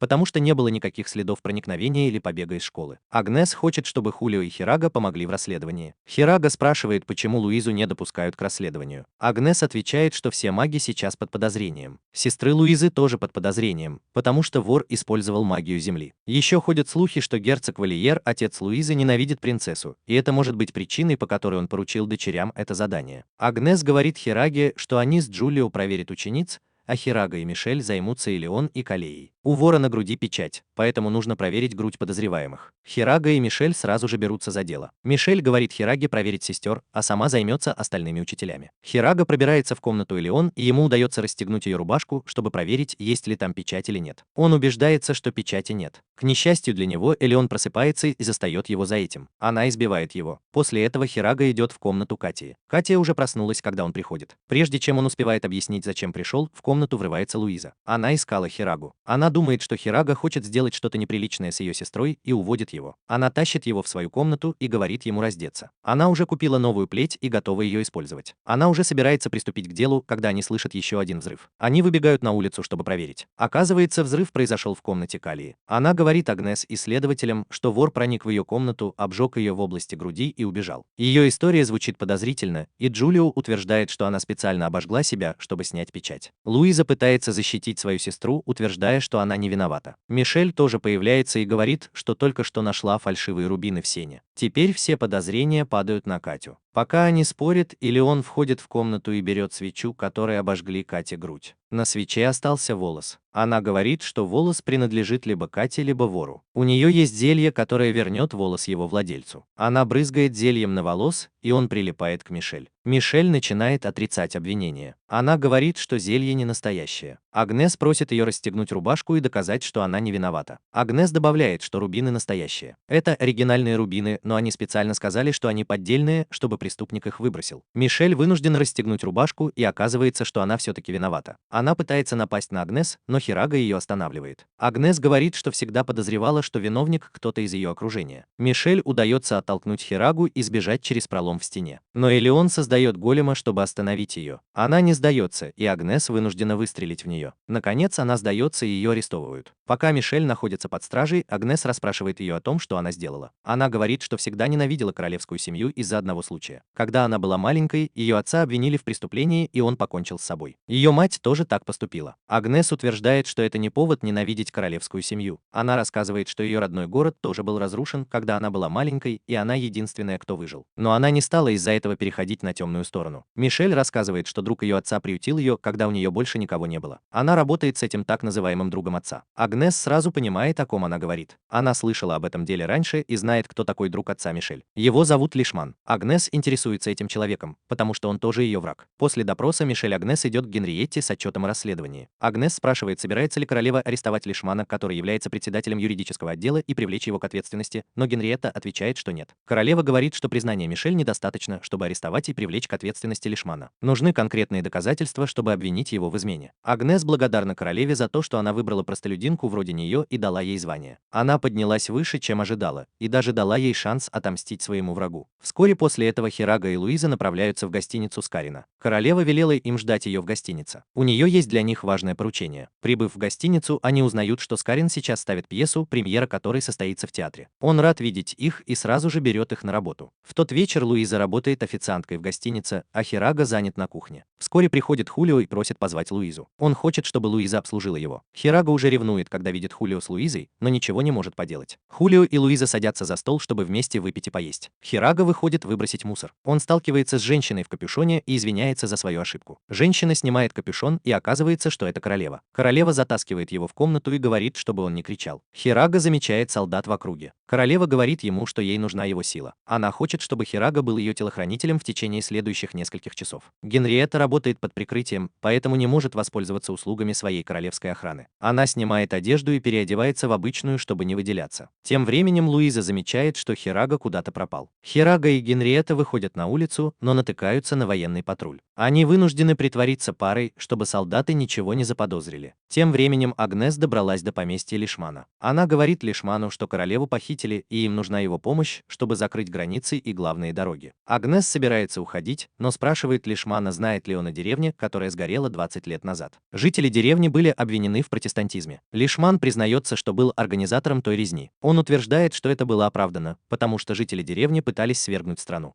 Агнес пытается узнать больше подробностей, но Лишман не готов говорить, и Агнес уходит. Луиза сейчас занята поисками Хираги. Тем временем Хирага и Генриетта прячутся в комнате. Охранники, которые ищут Генриетту, врываются в комнату, но уходят, когда видят, что Генриетта целует Хирагу. Они не хотят проверять их лица, потому что думают, что они пара. В поместье Лишмана он принимает подозрительного посетителя. Когда посетитель выходит из дома, Агнес, которая следила за ним, тоже выходит. Она продолжает следить за ним в городе. По пути она встречает Луизу. Агнес вынуждена взять Луизу с собой, чтобы та не помешала их миссии. Агнес видит, что посетитель встречается с другим мужчиной. Посетитель говорит, что Лишман ждет его в театре. Им сообщили, что принцесса пропала, и нужно действовать быстро. Генриетта сообщает Хираге, что все это было спланировано, чтобы выманить предателя из дворца. Поэтому она специально заявила о своем исчезновении. Она знает, что предатель сейчас что-то предпримет. Она попросила Хирагу быть ее телохранителем. Затем Генриетта говорит Хираге, что им пора идти в театр. Агнес тоже направляется в театр. Она просит Луизу остаться в гостинице Карен на случай, если что-то пойдет не так. Вскоре после этого Луиза присоединяется к Карен и остальным, когда они идут в театр. Она встречает Хирагу за кулисами и удивляется, что его нет с Генриеттой. Через несколько минут начинается представление. Тем временем Лишман и его сообщник смотрят спектакль. На самом деле они встречаются и используют спектакль как прикрытие. Они говорят о том, что нужно воспользоваться шансом, пока Генриетта отсутствует. Но тут появляется Генриетта и говорит, что все слышала. Она приказывает стражникам арестовать Лишмана за измену. Лишман не знает, что у него есть свои люди в театре. Между стражниками и приспешниками Лишмана завязывается драка. Оказывается, человек, с которым встречался Лишман, из Альбиона. Хулио задерживает его. Хирага спасает Генриетту от смерти, когда один из плохих парней нападает на нее. Лишман использует суматоху, чтобы сбежать в подземную часть театра. Он думает, что ему удалось скрыться, но, к его удивлению, Агнес уже ждет его там. Агнес говорит, что не собирается его арестовывать. Она хочет его убить. Она говорит Лишману, что выжила в деревне, которую он приказал сжечь. Лишман говорит, что записи о городе, который она ищет, хранятся в магической академии. Лишман пользуется моментом, чтобы напасть на Агнес, потому что думает, что она ослабила бдительность. Но воля и решимость Агнес превосходят его уловки. Она пронзает Лишмана мечом и убивает его. Так Генриетта избавляется от одного предателя, а Агнес мстит за смерть своего родственника. В следующей сцене кардинал Мазерини и генерал Пуатье просят Генриетту подписать декларацию о войне против Альбиона. Генриетта не хочет этого делать, потому что хочет разрешить кризис мирным путем. Кардинал говорит ей, что народ требует войны и будет катастрофой, если она откажется. Он добавляет, что Генриетту могут свергнуть с престола, если она не примет меры против Альбиона. Генриетта говорит, что не боится государственного переворота, но кардинал сообщает ей, что следующий правитель может быть агрессивным, и это приведет к массовому кровопролитию. Если на троне будет Генриетта, то кровопролитие можно будет остановить. Услышав это, Генриетта наконец соглашается и подписывает документ о начале войны с Альбионом. Германия также в союзе с Тристаном, и две страны будут сражаться с Альбионом вместе. Через неделю приходит сообщение, что войска Тристана и Германии выиграли первое сражение против Альбиона. Потери Тристана минимальны, и это вызывает радость у граждан. Хирага удивляется, почему королева объявила войну. Он говорит, что раньше она была против войны. Луиза говорит, что обстоятельства могли измениться, и поэтому ей пришлось объявить войну. Когда они идут по рынку, Хирага замечает матросскую форму, которая ему нравится, и покупает ее. В академии Агнес сообщает Хулио, Хираге и Луизе, что директор запретил ей входить в хранилище под школой. Она уже получила разрешение королевы, но Осмонд отказывается. Чилио говорит, что хранилище было построено больше 1000 лет назад, и вокруг него несколько магических замков. Неосторожное проникновение может стоить кому-то жизни. Возможно, поэтому директор не хочет, чтобы она туда ходила. Агнес не готова сдаться, потому что ей нужно увидеть один документ, который находится в хранилище. Они обращаются к Элеон по поводу замков. Они хотят, чтобы она помогла им с замками хранилища. Тем временем Хирага подарил Сиоте матросскую форму, которую купил на рынке. Он считает, что эта форма будет лучше смотреться на Сиоте, чем на Луизе. Сиеста ищет Хирагу, чтобы показать ему платье, и видит, что группа направляется к входу в хранилище. Она решает пойти за Хирагой. Они подходят к входу в хранилище, и Элеон легко открывает его с помощью магии. Агнес хочет пойти одна, но остальные члены группы против. Они тоже хотят посмотреть, что внутри хранилища. Пока они спорят, появляется Колберт. Он пытается их остановить, но в итоге тоже идет с ними. Агнес говорит, что ей нужно как можно скорее разобраться с этим делом. Скоро к ним на поле боя присоединится королева, и Агнес должна быть рядом с ней. Королева отказалась оставаться дома, пока тысячи людей сражаются на поле боя. Когда они идут по коридору, Агнес чувствует, что за ними кто-то следит. В этот момент из-за угла появляется Сиеста и говорит, что она следила за Хирагой, чтобы показать ему, как на ней смотрится матросская форма. Луиза злится, когда узнает, что Хирага отдал одежду Сиесте, а не ей. Она атакует Хирагу заклинанием взрыва, из-за чего вход в хранилище обрушивается. Теперь у них нет выбора, кроме как идти дальше. Пока они продолжают путь, Колберт высказывает свое мнение против войны. Он считает, что война не нужна, потому что она приводит к гибели людей. Затем Агнес говорит группе, что он убил Лишмана, который устроил резню в ее городе, но ей нужно найти всех, кто причастен к нападению на ее город. Ей также нужно узнать имя капитана отряда, который был отправлен в город. Вскоре они добираются до моста, ведущего к главному хранилищу. Они переходят по мосту, чтобы попасть внутрь хранилища. На входе они видят надпись. Элеон читает, что использование магии запрещено, пока они находятся внутри хранилища. Нарушение запрета приведет к катастрофе. Они заходят в хранилище и видят там множество книг. Похоже, это какая-то библиотека, где хранятся секретные книги и документы. Документ, который ищет Агнес, датирован 20-летней давностью. Вскоре Луиза находит книгу, в которой рассказывается о деле Данглётейла, которая интересует Агнес. Она садится читать книгу. В этот момент Сиеста спотыкается и роняет несколько книг. Элеон использует свою магию, чтобы расставить книги по местам. Она заканчивает использовать магию, когда понимает, что это запрещено. Здание начинает трястись, и команде ничего не остается, кроме как бежать оттуда. Агнес остается там, пытаясь найти в книге нужную ей информацию. Хирага и Колберт ждут ее, хотя здание вот-вот рухнет. Агнес узнает, что солдатам был отдан приказ сжечь всех людей возле джунглей, чтобы предотвратить распространение эпидемии. Она доходит до страницы, где должно быть имя капитана, но обнаруживает, что она оторвана. Здание уже рушится, и нет времени искать по всему хранилищу. Хирага, Агнес и Колберт выбегают оттуда. Колберт несет Агнес на спине, пока они бегут по обрушившемуся мосту. Когда они возвращаются в академию, остается много вопросов без ответов. Эпидемия, которую они пытались предотвратить, неизвестна, и имя капитана отряда тоже вычеркнуто из книги. Они добираются до места, где вход завален обломками, и Луиза взрывом расчищает путь, как и заблокировала его. Тем временем Катлия слышит взрывы из своей комнаты. Затем Шеффилд приглашает в Альбион мага огня Минвилла. Она дает ему задание. Она хочет, чтобы он разрушил одно место в Тристане. Она приказывает ему напасть на Академию магии и разрушить ее. В Академии магии Луизу похищают, а Хирага помогает ей выбраться. Оказывается, Луиза собирается присоединиться к Генриетте на передовой. Элон не хочет, чтобы с ее сестрой что-то случилось, поэтому решил запереть ее в камере, пока она не образумится. Элон говорит, что Луиза – дочь важного человека, и ее нужно беречь. Элон заберет у Луизы волшебную палочку, так что она не сможет использовать заклинание взрыва, чтобы выбраться из камеры. Луиза полностью согласна с Элоном, и он будет охранять дверь. После ухода Элона появляется Колберт. Он пытается поговорить с Луизой о войне. Он не любит войну, потому что, как ни крути, война – это убийство. Колберт не хочет, чтобы кто-то из его учеников прошел через это. Он пытается убедить Луизу не идти на войну. Позже той же ночью над Академией появляется военный корабль. Мёнвилл и его люди на борту. Они готовы обрушить ад на школу. Мёнвилл и его люди вскоре проникают в школу. Они устраняют нескольких охранников, которые попадаются им на пути. Мёнвилл приказывает своим людям занять позиции и приступить к выполнению плана. Табита первой замечает, что в школе происходит что-то странное, и идет в комнату Керч, чтобы сообщить ей об этом. Несколько захватчиков направляются в комнату Агнес, но она их побеждает благодаря своей подготовке. Агнес встречается с остальными членами отряда и приказывает им подготовиться к обороне. Колберт тоже замечает, что что-то происходит. Он хочет пойти и проверить. Он приказывает Хираге остаться и защищать Луизу в ее комнате. Агнес получает сообщение, что захватчики взяли заложников и собрали их в столовой. Среди заложников в столовой находится Хулио, и он пытается вывести Минвилла из себя, чтобы тот совершил ошибку. Но Мёнвилл опытный боец, и он не попадется на дешевые уловки Хулио. Мёнвилл говорит заложникам, чтобы они сохраняли спокойствие, и тогда, возможно, они останутся в живых. Осмонд предлагает себя в качестве заложника, чтобы Мёнвилл отпустил студентов, но тот отказывается. Элон и Каталия тоже предлагают себя, но Мёнвилл не соглашается. Он хочет забрать всех детей аристократов. Если у них будут все дети, это заставит Генриетту прекратить войну. Агнес и ее отряд окружают столовую. Она говорит Менвиллу, чтобы он сдался, и обещает не убивать его. Несколько человек из отряда Агнес пытаются пробраться в столовую, но Менвилл замечает их и атакует огнем. Тем временем Колберт идет в свою лабораторию, чтобы отправить сообщение. Сейчас Хирага и Луиза, запертые в камере, слышат взрывы. Луиза убеждает Хирагу отдать ей волшебную палочку, чтобы она могла выйти из камеры и помочь. Хираге ничего не остается, кроме как подчиниться. Луиза, как обычно, использует заклинание взрыва и разрушает дверь. Менвилл приказывает Агнес прекратить то, что она делает, иначе он начнет убивать заложников. Агнес и ее отряд врываются в комнату, но Менвилл легко уничтожает их оружие своей огненной магией. Агнес бросается на него с мечом. Пока они сражаются, Менвилл признается, что однажды жег целую деревню, и ему это понравилось. Агнес сразу понимает, что Менвилл ответственен за разрушение ее родного города. Тем временем Табита, Кирчи, Харига и Луиза встречаются. Они пытаются придумать план. Агнес приходит в ярость и яростно нападает на Менвилла. Менвилл успевает обезоружить ее. Колберт сталкивается с Харигой и остальными. Он говорит им, что нужно покинуть школу, пока есть возможность, потому что он не хочет, чтобы они участвовали в сражении. Он уже послал за подкреплением. Кирчи не готова уходить, потому что подкрепление прибудет не сразу. Она говорит Колберту, что он может идти, если хочет. В столовой Менвилл говорит Агнес, что он не был капитаном отряда, который разрушил ее город. Он был его заместителем. Капитаном был Пламенный Змей. Тогда его звали Энге. Он очень жестокий человек, и Менвилл тоже ищет Пламенного Змея. Менвилл хочет отомстить ему за то, что он оставил ему шрам. Пламенный Змей – тот, кто выжег Менвиллу глаза. Колберт и ребята все еще пытаются найти выход из ситуации. Он говорит им, что нужно положиться на него. Он уходит в лабораторию и просит Хирагу следовать за ним. Менвилл продолжает рассказывать, как змеиное пламя спалило деревню. Он объясняет, что змеиное пламя настолько сильное, что ему хватило одного удара, чтобы сжечь всю деревню. Менвилл был очарован этой силой и захотел ее. Он напал на змеиное пламя со спины, но оно оказалось слишком сильным. Оно поглотило его атаку и ответило своей, оставив его без обоих глаз. Пока Колберт и Хирага в лаборатории, Колберт говорит Хираге, что хотел бы однажды побывать на Земле. Его интересуют их технологии и образ жизни. Они оба заняты созданием воздушных шаров в лаборатории. Кирчи уже начинает терять терпение, ожидая их. Менвилл просит директора передать Генриетте, чтобы она отозвала войска из Альбиона, иначе студенты погибнут. Осмонд говорит, что у него мало влияния на королеву, и она его проигнорирует. Колберт и Хирага приносят воздушные шары, наполненные неизвестным веществом. Колберт говорит ребятам, что воздушные шары – это его способ спасти студентов. Они запускают шары в столовую, и когда все взрывается, раздается громкий хлопок, который мешает врагам слышать и видеть. Хирага, Табита, Кирчи, Колберт и Луиза проникают в комнату, чтобы попытаться спасти студентов. Начинается бой, но Менвилл, похоже, не пострадал от действия шаров. Он говорит, что даже не использует свои глаза. Он развил свои способности до такой степени, что теперь видит в темноте, как змея. Менвилл хватает Кирчи и собирается сжечь ее заживо, но появляется синий огонь и останавливает Менвилла. Оказывается, что Колберт – это капитан Пламенный Змей, о котором говорил Менвилл. Колберт приказывает Хираге и Луизе спасти учеников и вывести их оттуда. Луиза успешно использует заклинание, чтобы снять путы с пленников. Агнес в шоке, когда узнает, что Колберт тот самый враг, которого она искала. Колберт и Менвилл сражаются, но она вмешивается в бой, потому что хочет убить Колберта. Она бросается на Колберта в слепой ярости. В это время Менвилл направляет огонь на Агнес. Пытаясь спасти Агнес, Колберт бросается вперед, заслоняет ее от огня и сам получает ожоги. Колберт лежит на земле в разорванной одежде. Агнес видит метку у него на спине, и это напоминает ей о человеке, который спас ее от огня. Менвилл готов прикончить Колберта, но тот не сдается без боя. Колберт атакует Менвилла своим синим огнем, но Менвилл поглощает его. Менвилл говорит, что тренировался, чтобы снова встретиться с Колбертом. У Колберта больше нет сил сражаться, и он падает на землю. Менвилл поднимает свой посох и создает очень яркий, страшный и сильный огонь. Он собирается закончить заклинание, но Агнес подбегает к нему, пока он уязвим. Она вонзает в него меч и убивает Менвилла. Агнес поворачивается к Колберту и спрашивает, почему он спас ее. Хирага и остальные дети подбегают, чтобы обнять свою учительницу. Агнес поднимает меч в воздух, намереваясь покончить с Кольбером. Дети умоляют ее не уничтожать Кольбера. Кольбер говорит детям, чтобы они позволили Агнес убить его. В прошлом он совершил ошибку и заслуживает того, чтобы искупить свой грех. Кольбер рассказывает, что его отряд наемников был нанят для уничтожения деревни, потому что в ней свирепствует эпидемия. Кольбер и его люди добираются туда. Кольбер обстреливает деревню, не проводя расследования. Несколько минут спустя один из его людей прибывает и сообщает ему, что в деревне нет никаких признаков эпидемии. Кольбер осознает свою ошибку и бросается в огонь, чтобы найти выживших. Именно в этот момент он увидел Агнес в огне. Он рисковал своей жизнью, чтобы вытащить ее из огня. С тех пор он принял решение не убивать и не хочет, чтобы кто-то из его учеников тоже лишился жизни. Именно поэтому этой причине он ненавидит войны. Он поворачивается к Агнес и просит ее убить его. Однако он умоляет ее сделать его последним человеком, с которым она покончит. Агнес злится все больше по мере того, как Колберт говорит. Именно в этот момент Луиза говорит ей опустить оружие, потому что Колберт испустил свой последний вздох. На следующий день Агнес находит Хирагу в ангаре, где припаркован реактивный истребитель. Он отдает ему письмо, которое они нашли в квартире Кольбера и которое было адресовано ему. Луиза забирает письмо, чтобы прочитать его ему. Кольбер в письме просит Хирагу не терять себя на войне. Он умоляет его не отнимать чью-либо жизнь. Он также написал в письме, что хотел бы однажды посетить мир Хираги. Глаза Хираги наполняются слезами, когда он слышит содержание письма. Луиза спрашивает Агнес, сможет ли она простить Кольбера, и та отвечает, что не знает. После того, как Агнес уходит из ангара, Луиза и Хирага обнимаются и горько плачут. Позже Генриетта приглашает Луизу и Хирагу в Альбион. У Генриетты есть особое поручение для Луизы. Генерал сообщает Луизе, что от нее требуется. На юге Готы находится крупное военное сопротивление. Оно будет препятствовать продвижению армии к столице Альбиона. Им нужно избавиться от войск, расположенных в этом районе, чтобы беспрепятственно добраться до столицы Альбиона. Генриетта хочет, чтобы Луиза отправилась туда и уничтожила вражеские силы с помощью своей магии пустоты. Генриетта не хочет, чтобы гражданские попали под обстрел, и поэтому просит Луизу помочь солдатам, которые планируют наступление. Получив всю необходимую информацию, Луиза соглашается на задание и заявляет, что готова служить принцессе изо всех сил.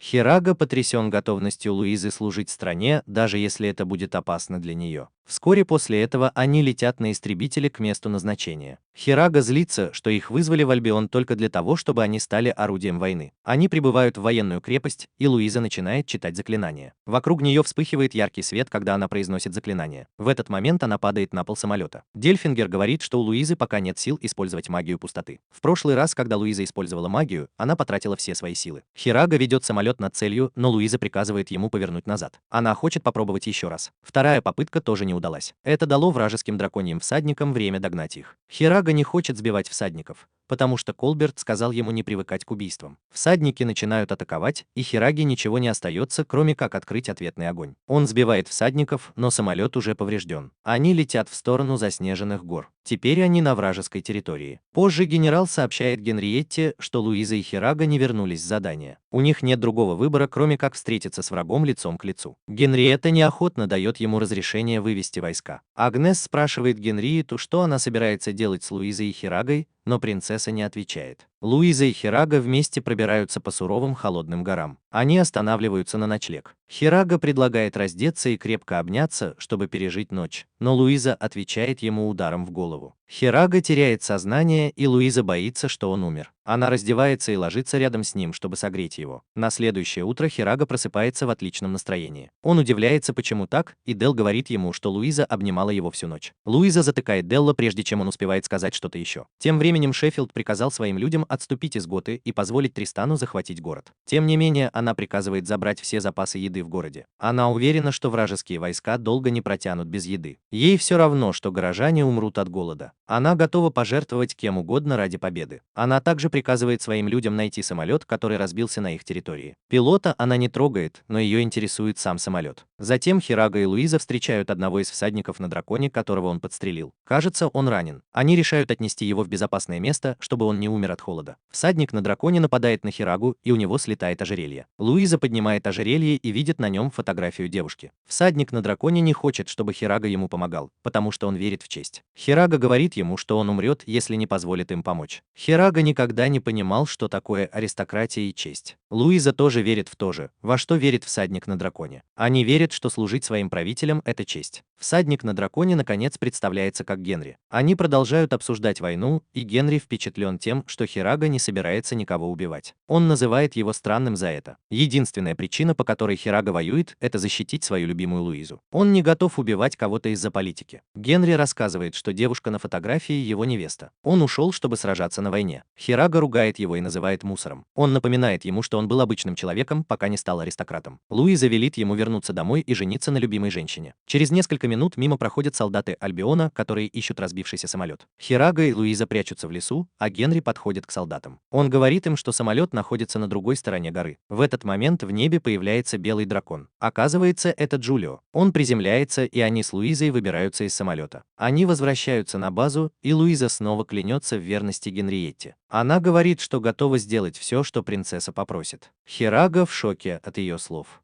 Это происходит перед новогодним фестивалем. Все в городе празднуют. Луиза и Хирага спорят о том, кто прав, а кто виноват в войне. Луиза злится и оставляет Сайта на улице. Она идет во дворец, где встречается с Генриеттой. У Генриетты есть еще одно задание для Луизы и Хираги, но Луиза единственная, кто присутствует. Генерал сообщает Луизе, что две страны заключили перемирие, потому что сейчас Новый год. Но генерал не доверяет Альбиону. Они могут напасть неожиданно, когда их меньше всего ждут. Самолет Хираги был найден, и генерал хочет, чтобы влюбленные полетели в столицу Альбиона и шпионили за ними. Они хотят знать, собираются ли они напасть. Причина, по которой они не могут отправить дракона, в том, что они не хотят нести ответственность. Если Луиза и Хирага попадут на вражескую территорию и их схватят, они могут легко сказать, что они студенты и просто развлекаются. Луиза без колебаний соглашается на задание. Она находит Хирагу, который занят ремонтом самолета. Она решает не говорить ему о задании. Вместо этого она идет к Хулио и просит его об услуге. Она хочет, чтобы он отвез ее в столицу Альбиона. Хирага видит, что она разговаривает с Хулио и ревнует. Он подбегает, чтобы вызвать ее на бой, но Луизе все равно. Луиза говорит, что отправляется на задание. Хирага хочет, чтобы они полетели вместе, но Луиза отказывается. Он смотрит, как они улетают. Когда они добираются до места назначения, Хулио спрашивает Луизу, почему ей все равно, что она обидела Хирагу. Луиза говорит, что Хирага ее не понимает. У них разные взгляды на войну. Хирага возвращается в город. Пока он идет по городу, он встречает Сиесту. Он удивлен, что она в Альбионе. Сиеста говорит, что приехала со своим дядей. В этот момент из ниоткуда появляется дядя, и это никто иной, как Сен. Сен удивлен, что Хирага знает Сиесту. Он говорит, что Сиеста беспокоила его из-за Хираги. Тем временем Хулио и Луиза добрались до столицы врага. На них нападают всадники на драконах, но Хулио удается ускользнуть и вернуться домой. В Готте Хирага ужинает с Сиестой и ее родственниками, когда в комнату входит Гич. Он показывает Хираге свою медаль и хвастается ею. Он говорит, что генерал наградил его медалью за его заслуги на войне. Он считает это величайшей честью для аристократа. Луиза возвращается в их комнату и обнаруживает, что Хираги нет дома. Они с Дел начинают говорить о Хираге. Дел ругает ее за то, что она не отвечает взаимностью на любовь Хираги. Луиза только и делает, что издевается над ним. Луиза признается, что ценит Хирагу, но ей трудно сказать ему, что она чувствует на самом деле. Дел предлагает Луизе признаться Хираге в любви, но она не готова к этому. Дел даже предлагает ей сделать Хираге предложение, но Луиза отказывается. Она аристократка, а Хирага простолюдин, поэтому ей совершенно невозможно добиться его расположения. Затем Дел ругает ее за то, что она не хочет показать Хираге, как сильно она его любит. Дел предлагает Луизе надеть привлекательное платье, чтобы привлечь внимание Хираги. Луиза переодевается в красивое платье и ждет, когда Хирага вернется домой. К сожалению, Хирага возвращается домой с Карен и остальными, оставив Луизу в замешательстве. Они возвращаются в таверну, чтобы продолжить вечер. Сиеста тоже думает надеть привлекательное платье, чтобы привлечь внимание Хираги. Она извиняется и, когда возвращается, выглядит очень соблазнительно в своем откровенном наряде. Луиза ревнует и пытается раздеть Сиесту. В итоге она стягивает с нее топ, чтобы показать Хираге свои большие груди. В другом месте Шеффилд отравил воду в городе с помощью кольца Анвари. Она хочет, чтобы солдаты ополчились друг на друга. Вернувшись в таверну, Хирага спорит с Гичем о чести. Он говорит группе, что не стоит умирать за правителя. Луиза злится и ругает Хирагу. Она говорит, что готова умереть за Генриету. Дуэт ссорится, и в итоге они расходятся. Сиеста бежит за Хирагой. Она обнимает его и признается в своих чувствах. Она хочет, чтобы они были вместе, потому что ей холодно. Хирага соглашается, и они вместе идут в комнату. Тем временем солдаты начинают странно себя вести. Пока они вместе, Сиеста говорит Хираге, что любит его. Она притягивает его к себе и целует. Внезапно в городе начинается бойня. Солдаты нападают друг на друга. Взрыв разрушает здание, где остановилась принцесса, и в итоге убивает генерала. Сиеста и Хирага замечают, что снаружи что-то происходит. Сиеста не хочет, чтобы он уходил, потому что не готова потерять его в этой войне. Она дает Хираге снотворное. Она просит его подмешать это снотворное в напиток Луизы, чтобы она уснула. У них будет возможность сбежать. Тем временем Луиза бегает по городу в поисках Хираги. Луизу окружают солдаты, и ее вот-вот убьют, но тут появляется Хирага и спасает ее. Они узнают, что вражеские войска тоже вошли в город. Всадники на драконах штурмуют город, и там полный хаос. На следующее утро Генриетта успешно отступила в порт со своей личной охраной. Кардинал тоже с ней. Людей вывозят из города на кораблях. Генриетта отказывается уезжать, пока все не будут в безопасности. Она планирует отправиться на последнем корабле, покидающем порт. В портовом городе Луиза отказывается уезжать, потому что кардинал дал ей особое задание. Он хочет, чтобы она осталась и прикрывала отступление. Это был не приказ, а просьба. Кардинал беспокоится о безопасности принцессы, и Луиза, не раздумывая, соглашается выполнить задание. Хирага в шоке, когда слышит это. Он не может поверить, что Луиза снова готова пожертвовать собой. Она так дорожит своей честью, что готова на все, чтобы сохранить ее. Луиза просит Хирагу уйти. Она не хочет, чтобы он погиб из-за нее. Со слезами на глазах она прощается с Хирагой. Хирага соглашается уйти, но настаивает, чтобы они сначала сначала выпили. Пока он пытается открыть бутылку, Луиза набирается смелости и говорит ему, что хочет выйти за него замуж. Она хочет, чтобы ее свадьба с Хирагой стала последним, что она сделает перед смертью. Хирага соглашается на ее предложение. Они идут в магазин, чтобы купить особый цветок, который предназначен для влюбленных. Затем они идут в церковь, чтобы пожениться. Хирага наливает им напиток и добавляет в него снотворное, которое ему дала сиеста. Они выпивают его вместе. Пара подходит к алтарю, чтобы произнести клятвы. Хирага говорит Луизе, что любит ее, но ей трудно ответить. Цветы, которые они купили, распускаются одновременно, как символ их любви друг к другу. Луиза открывает рот, чтобы сказать «я люблю тебя», но теряет сознание, не успев произнести эти слова. Хирага берет ее на руки и выходит из церкви. Он видит, что их ждет Хулио. Он говорит, что пришел, когда услышал, что Луиза осталась. Хирага передает Луизу Хулио и рассказывает о своем плане в одиночку сразиться с вражеской армией из 70 человек. Хирага удивлен, что Джулио предлагает себя в качестве жертвы. Ведь он всегда боролся против этого. Хирага утверждает, что он делает это, чтобы защитить свою возлюбленную. Джулио оставляет Луизу и ее свадебный букет. Позже той же ночью Генриетта узнает о плане кардинала принести Луизу в жертву. Она очень расстроена и хочет спрыгнуть с корабля, чтобы найти ее, но кардинал умоляет ее остаться. Он напоминает ей, что если она умрет, страна погрузится в хаос. Генриетта остается, и слезы текут по ее щекам. Вскоре после этого Луиза приходит в себя после действия снотворного. Она оглядывается и понимает, что находится на корабле. Она видит Джулио и спрашивает, где Хирага. Джулио с грустью сообщает ей, что Хирага решил остаться и в одиночку сразиться с вражескими войсками. Луиза слышит это и кричит от боли. Она хочет спрыгнуть с корабля, но ее удерживает Скарен. Сиеста тоже теряет сознание, когда узнает, что Хирага остался, чтобы сдерживать врага. С другой стороны, Хирага сражается с вражескими войсками. Он уже очень устал, но не готов сдаться. Он в одиночку бросается на врага. Одним ударом меча он убивает множество врагов. Ему противостоят всадники на драконах, но он и их убивает. Он окружен врагами. Он уже убил столько врагов, что кажется, будто он не одолел и четверти. Наконец, Хирага падает на землю, пронзенный множеством стрел. Вернувшись на корабль, Луиза замечает, что ее свадебный цветок теряет свой блеск. Хулио говорит ей, что блеск цветка показывает, в каком состоянии сейчас ее партнер. Цветок тускнеет и умирает, что означает смерть ее партнера. Генриетта и все остальные добираются до Трисона благодаря Хираге. Генриетта винит себя в том, что Луизе больно. Луиза тоже отказывается выходить из комнаты. Она очень переживает из-за разрыва с Хирагой. Элон пытается ее подбодрить. Впервые в жизни Луиза возражает Элону. Она говорит, что Хирага для нее особенный. Она выгоняет Элона из комнаты. Когда он уходит, Луиза садится на пол и думает о том, что сказал Элон. Раньше Элон винил Луизу в смерти Хираги. Она говорит, что Хирага был бы жив, если бы она не пошла на войну. Из ее глаз текут слезы, и цветок, который она держит, снова начинает светиться. Она выбегает из комнаты и направляется к выходу из академии. Она поднимает голову и видит вдалеке Хирагу. Они бегут навстречу друг другу и обнимаются. Хирага рассказывает, что его спасла фея, которая вылечила его раны. Луиза в итоге, как обычно, использует на Хираге заклинание взрыва. Она бегает за ним по академии, чтобы все знали, что Хирага вернулся. Хира натыкается на Сиесту. Он замирает, чтобы посмотреть на ее грудь. Луиза появляется сзади с намерением убить его. После нескольких месяцев войны, начиная с первого сезона, Альбион наконец сдается, когда в дело вступают войска Галеона. Любовь Луизы и Хираги становится все сильнее. Она признает, что он пожертвовал собой во время войны. Они с Хирагой развлекаются на кровати, когда в комнату заходит Сиеста, чтобы их разбудить. Хирага вскакивает, как будто ничего не произошло, и, запинаясь, начинает говорить с Сиестой. В этот момент Луиза замечает, что руна на руке Хираги исчезает. Руна полностью исчезает, и это становится для них полной неожиданностью. Директор школы объявляет минуту молчания в память о погибших во время войны. Это дань уважения их жертвам. Луиза в растерянности, потому что она все время думает о том, что случилось с руной Хираги. Значит ли это, что он больше не фамильяр Луизы? Этот вопрос не дает ей покоя. Кирчи замечает, что с ней что-то не так. Хирага тоже беспокоится об исчезновении руны, но Делингер подбадривает его. Он подшучивает над ним, говоря, что ему больше не нужно отвечать перед Луизой. Луиза рассказывает Кирчи о руне, и Кирчи потрясен. Она говорит об этом громко, так что все слышат. Пока они обсуждают это, появляется Агнес с новостями от королевы. Королева вызвала Хирагу и Луизу. По дороге во дворец Луиза в плохом настроении. Она начинает вести себя так, будто Хирага виноват в том, что руна исчезла. Она сомневается, что Хирага останется с ней, потому что он больше не ее фамильяр. Карета останавливается, чтобы они могли отдохнуть. Луиза в гневе уходит в лес и кричит на Хирагу, чтобы он не шел за ней. Пробираясь через лес, она начинает задумываться, почему так переживает из-за фамильяра. Она полностью отрицает это и думает, что может просто призвать другого. Пока она сидит и размышляет, перед ней появляется кукла в доспехах с мечом в руках. В этот момент сзади появляется Шеффилд. Она раскрывает свои намерения. Она здесь, чтобы забрать Луизу для своего хозяина. Луиза окружена множеством гоблинов. Луиза создает большой взрыв, надеясь, что Хирага заметит его. Она приняла правильное решение, потому что Хирага ясно увидел это и сразу понял, что Луиза в опасности. Шеффилд говорит Луизе, что она не единственная маг пустоты. Хозяин Шеффилда тоже маг пустоты, а сама Шеффилд фамильяр, как и Хирага. Один из гоблинов собирается напасть на Луизу, но Хирага блокирует атаку. Он говорит Луизе, чтобы она начала читать заклинание магии пустоты, пока он ее отвлекает. Возможно, у него больше нет силы Гандальфура, но он не перестанет защищать Луизу. Дельфингер подсказывает ему, когда нужно увернуться и сразить врагов. Агнес тоже приходит на помощь. Шеффилд слышит голос своего хозяина, который приказывает ей отступить. Она называет своего хозяина по имени Джозеф, прежде чем уйти. Луиза заканчивает заклинание и уничтожает оставшихся гоблинов мощной магией пустоты. Луиза благодарит Хирагу за спасение. Они наконец-то добираются до дворца. Генриетта благодарит Луизу за все, что она сделала во время войны. Она также извиняется за то, что чуть не потеряла ее. Королева поворачивается к Хираге и протягивает ему письмо. В письме говорится, что Хирага должен стать рыцарем. Хирага смущен этим. Луиза говорит ему, что он наконец-то станет аристократом. Хирага возвращает письмо и говорит, что не уверен, хочет ли он этого. Более того, он потерял силу Гандальфура. Диллинджер примерно понимает, почему исчезла руна. Его сердце остановилось, когда он сражался с армией из 70 человек, и его смерть аннулировала контракт, который он заключил с Луизой. Его вернула к жизни фея по имени Тифания. У нее было с собой кольцо, и именно с его помощью она воскресила Хирагу. Диллинджер говорит им, что Тифания живет в деревне Вествуд в Альбионе. Королева хочет, чтобы они нашли эту фею, потому что ей нужно знать, существует ли на самом деле воскрешение. Ночью Луиза просыпается и не видит рядом с собой Хирагу. Она думает, что Хирага ушел от нее, и ей становится страшно. Она выбегает на балкон, где стоит Хирага. Она вся в слезах и расстроена. Хирага подходит к ней и видит, что она плачет. Она говорит Хираге, что думала, что он ушел. Хирага уверяет ее, что он никогда ее не бросит. Он также спрашивает, есть ли способ снова заключить контракт. Луиза боится проводить ритуал призыва,